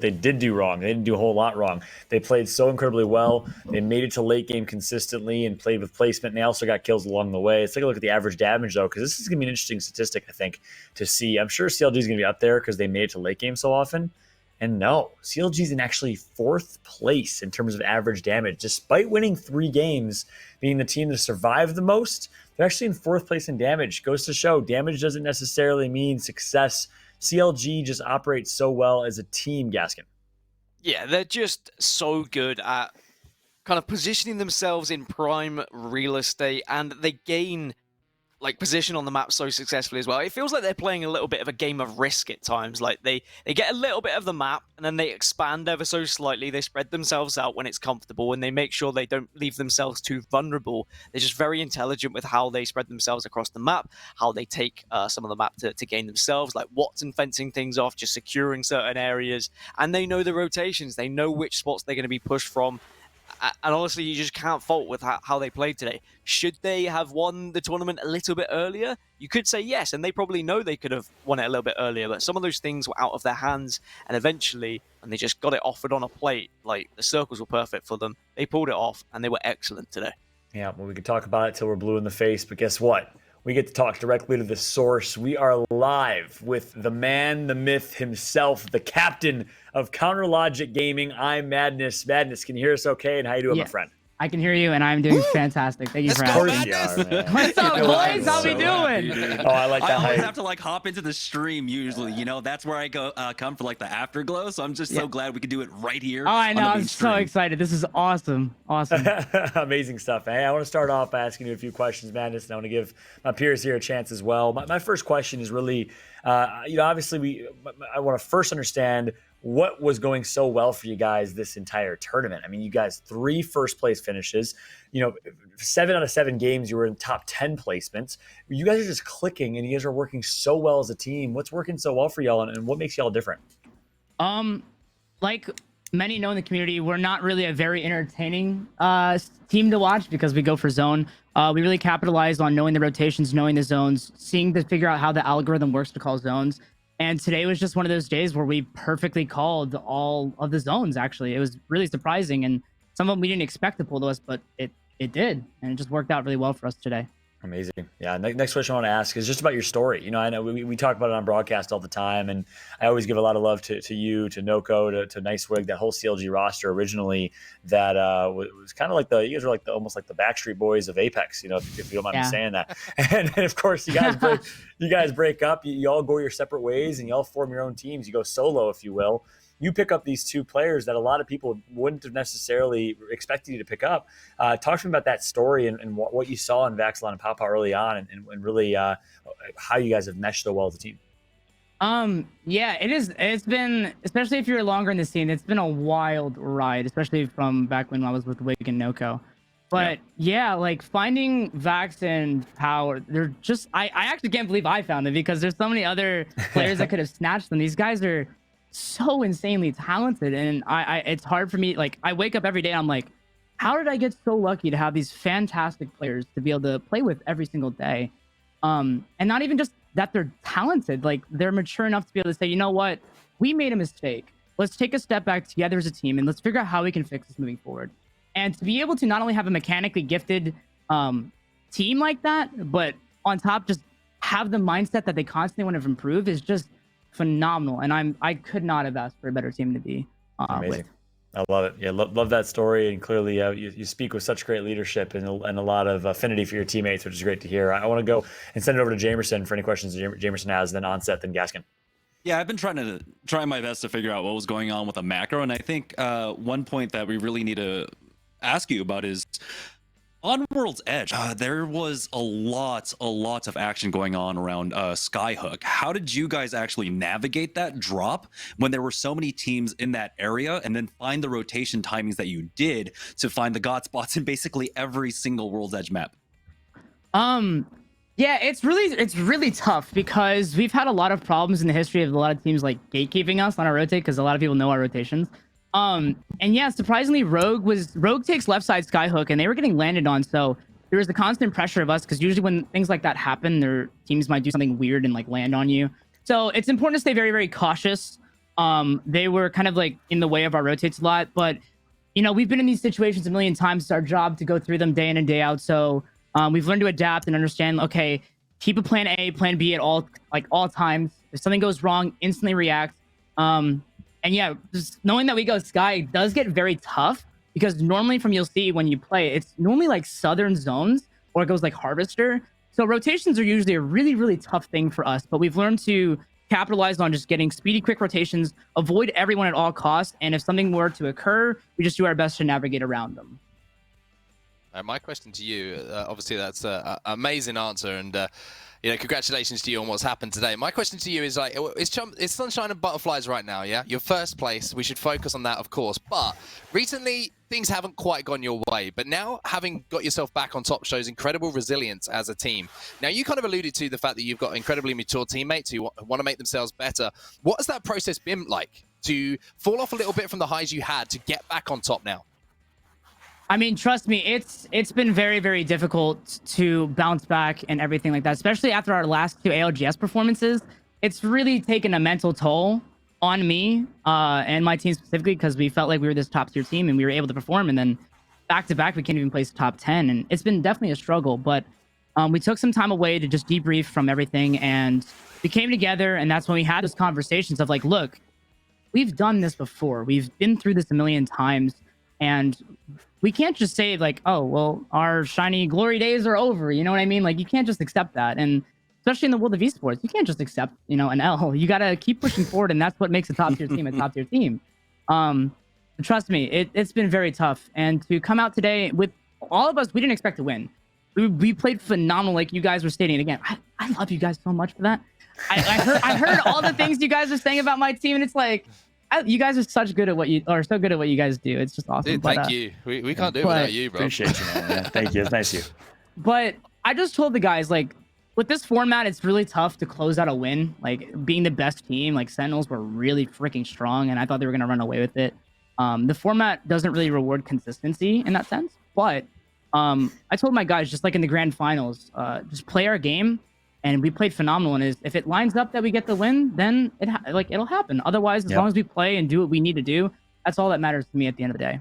I hope that this can be like the recharge point for you guys then. If you've had that 100%. lull now, this can be the boost to like move forward and we can see more of what you did and what you offered. But my last question would be, I think it was match 6. Like, you had the circle, you predicted it well, and then suddenly NRG just dove straight on top of you. Like, how frustrating is that when you've predicted everything perfectly and then in swoops another match point team? Oh, that was fun. Same one with the one that ended right outside of runoff. That was an actual blast. Yeah, it was really fun to die like that, and Energy apologized for it too. And it's like, at the end of the day, we're all friends here, and like we're just here to just compete and have fun. They realized it wasn't smart and all that kind of stuff, but that game was definitely made a lot better for us because we were actually doing really well as far as team fights go. We died with 10 kills that game, so I was kind of like, dang, that was a free game because we would have just held the high ground there. You guys saw where it ended, and it was just like literally just solos at the end. I'm like, what? It looks like so free. Yeah. It was Season that ultimately win that too. Yeah. But again, we did well, and like I said, if it didn't happen, it didn't happen. Just play our game, and that's again all that matters to me. Yeah, well, you know, Madness, we got a lot of love for you, man. At the end of the day, I kind of said it. You guys, in my eyes, went back to back in terms of 2 majors, right? If you look at the playoffs and, of course, now. So the next dynasty could be in the making. And you guys, of course, use the same recipe that TSM found so much success with early on. So this might be the beginning of something great. I feel like it will be with your leadership and the chemistry that you all have as a team. It's been really, really impressive to see. So I just want to say one last congratulations. Any final words or shout-outs on your end, Madness? No, just for real, I couldn't do this without you guys. That's why I do it. And not only just you guys, but the viewers and everybody else. You guys are truly amazing, and I'm more than happy to make and entertain you guys. Like, that's what I'm here for. So thank you guys for having me. I really appreciate it. You're amazing. Humble, talented, entertaining, so many things. Congratulations again, Madness. Enjoy the night. Enjoy the celebration. You deserve it, brother. Thank you. Talk to you, man. Thanks. There you have it from Madness himself, the captain of the CLG squad, which I know means so much to him. Of course, trials and tribulations he went through and finding this team, grinding, making it happen. Is the Skirt roster, I think was their roster way back when, if I'm remembering correctly. I'm losing my memory here, but it's very impressive to see what they've been able to accomplish ever since then. And congratulations again to them. Of course, it's been a great day of Apex action. We, of course, have had an amazing finish here. You saw the leaderboards, you saw the highlights, you saw the plays all day long. And I want to start now wrapping up with some closing thoughts. Jamerson, any final thoughts coming from you? Yeah, I mean, it's interesting to see the difference in dynamics of how EU and NA shaped up, right? I believe EU didn't have a single Wattson composition in the top 3, and here you go. You go back to basics here in Apex Legends with a NA, and it's going to be the Wattson composition that ultimately wins it out. And so it's interesting to see how that dynamic works out. Maybe there are too many edge teams in NA now, when that was the case for EU just a while ago. EU has started to go back towards playing a little bit more center zone. So it's interesting to see the meta evolve in different little in isolated kind of cases. That's a great point. Onset, how about you? I'm tired. I'm exhausted. It's 5:30 a.m., but I would not have rather done anything today. It's been a phenomenal show. Again, I keep harping on about it, but the Apex Legends competitive scene, some of the teams that we have and the players it's remarkable to me to be privileged enough to commentate over it. I don't want to speak for you guys, but I'm sure you all feel the same. So 100%. Yeah, let's shout out to the players, shout out to everyone who's watching, who supported the players, who supports the Apex Legends Global Series. Hopefully we can do it again soon. It's been a blast. Gaskin, last but not least. I'm just happy to be here, man. Like I dip my toe in and out of Apex every now and then. The community is always so like welcoming. They're always excited for me to be involved. But really, I'm the one who's excited just to commentate over the best players in the world. I love Apex Legends. I love working with you guys, and hopefully long can continue. And I'm sure we'll have many fabulous tournaments in our future. Statements of gratitude from the British boys, and of course some good insight and analysis as always from Jamerson to close that out about the different meta that we're seeing across region. And of course we also have Apex South that still runs like a 5 or 6 Revenant meta. So I'm excited for the one day when we finally get to be back on LAN, international competitions. It seems like it's kind of around the corner. Who knows? But we will all cherish that moment so much more when the Apex family, the Apex community gets to come together as one again. And I hope every single one of you, the viewers out there watching, make it out to spectate, to watch, to compete, to play, you name it. A big, big thank you to every single one of y'all that are watching. A massive shout out and thank you goes to PGL, the best in the business, bar none. Sebastian, our producer. On behalf of myself, Fallout, Jamerson, Onset, and Gaskin, and this lovely drop ship, this beautiful production. What a day it was. The Apex Legends Showdown, courtesy of PGL, is coming to a close. We will catch you next time for some more Apex Legends action. Thank you so much again, everybody, and see you next time. Signing out.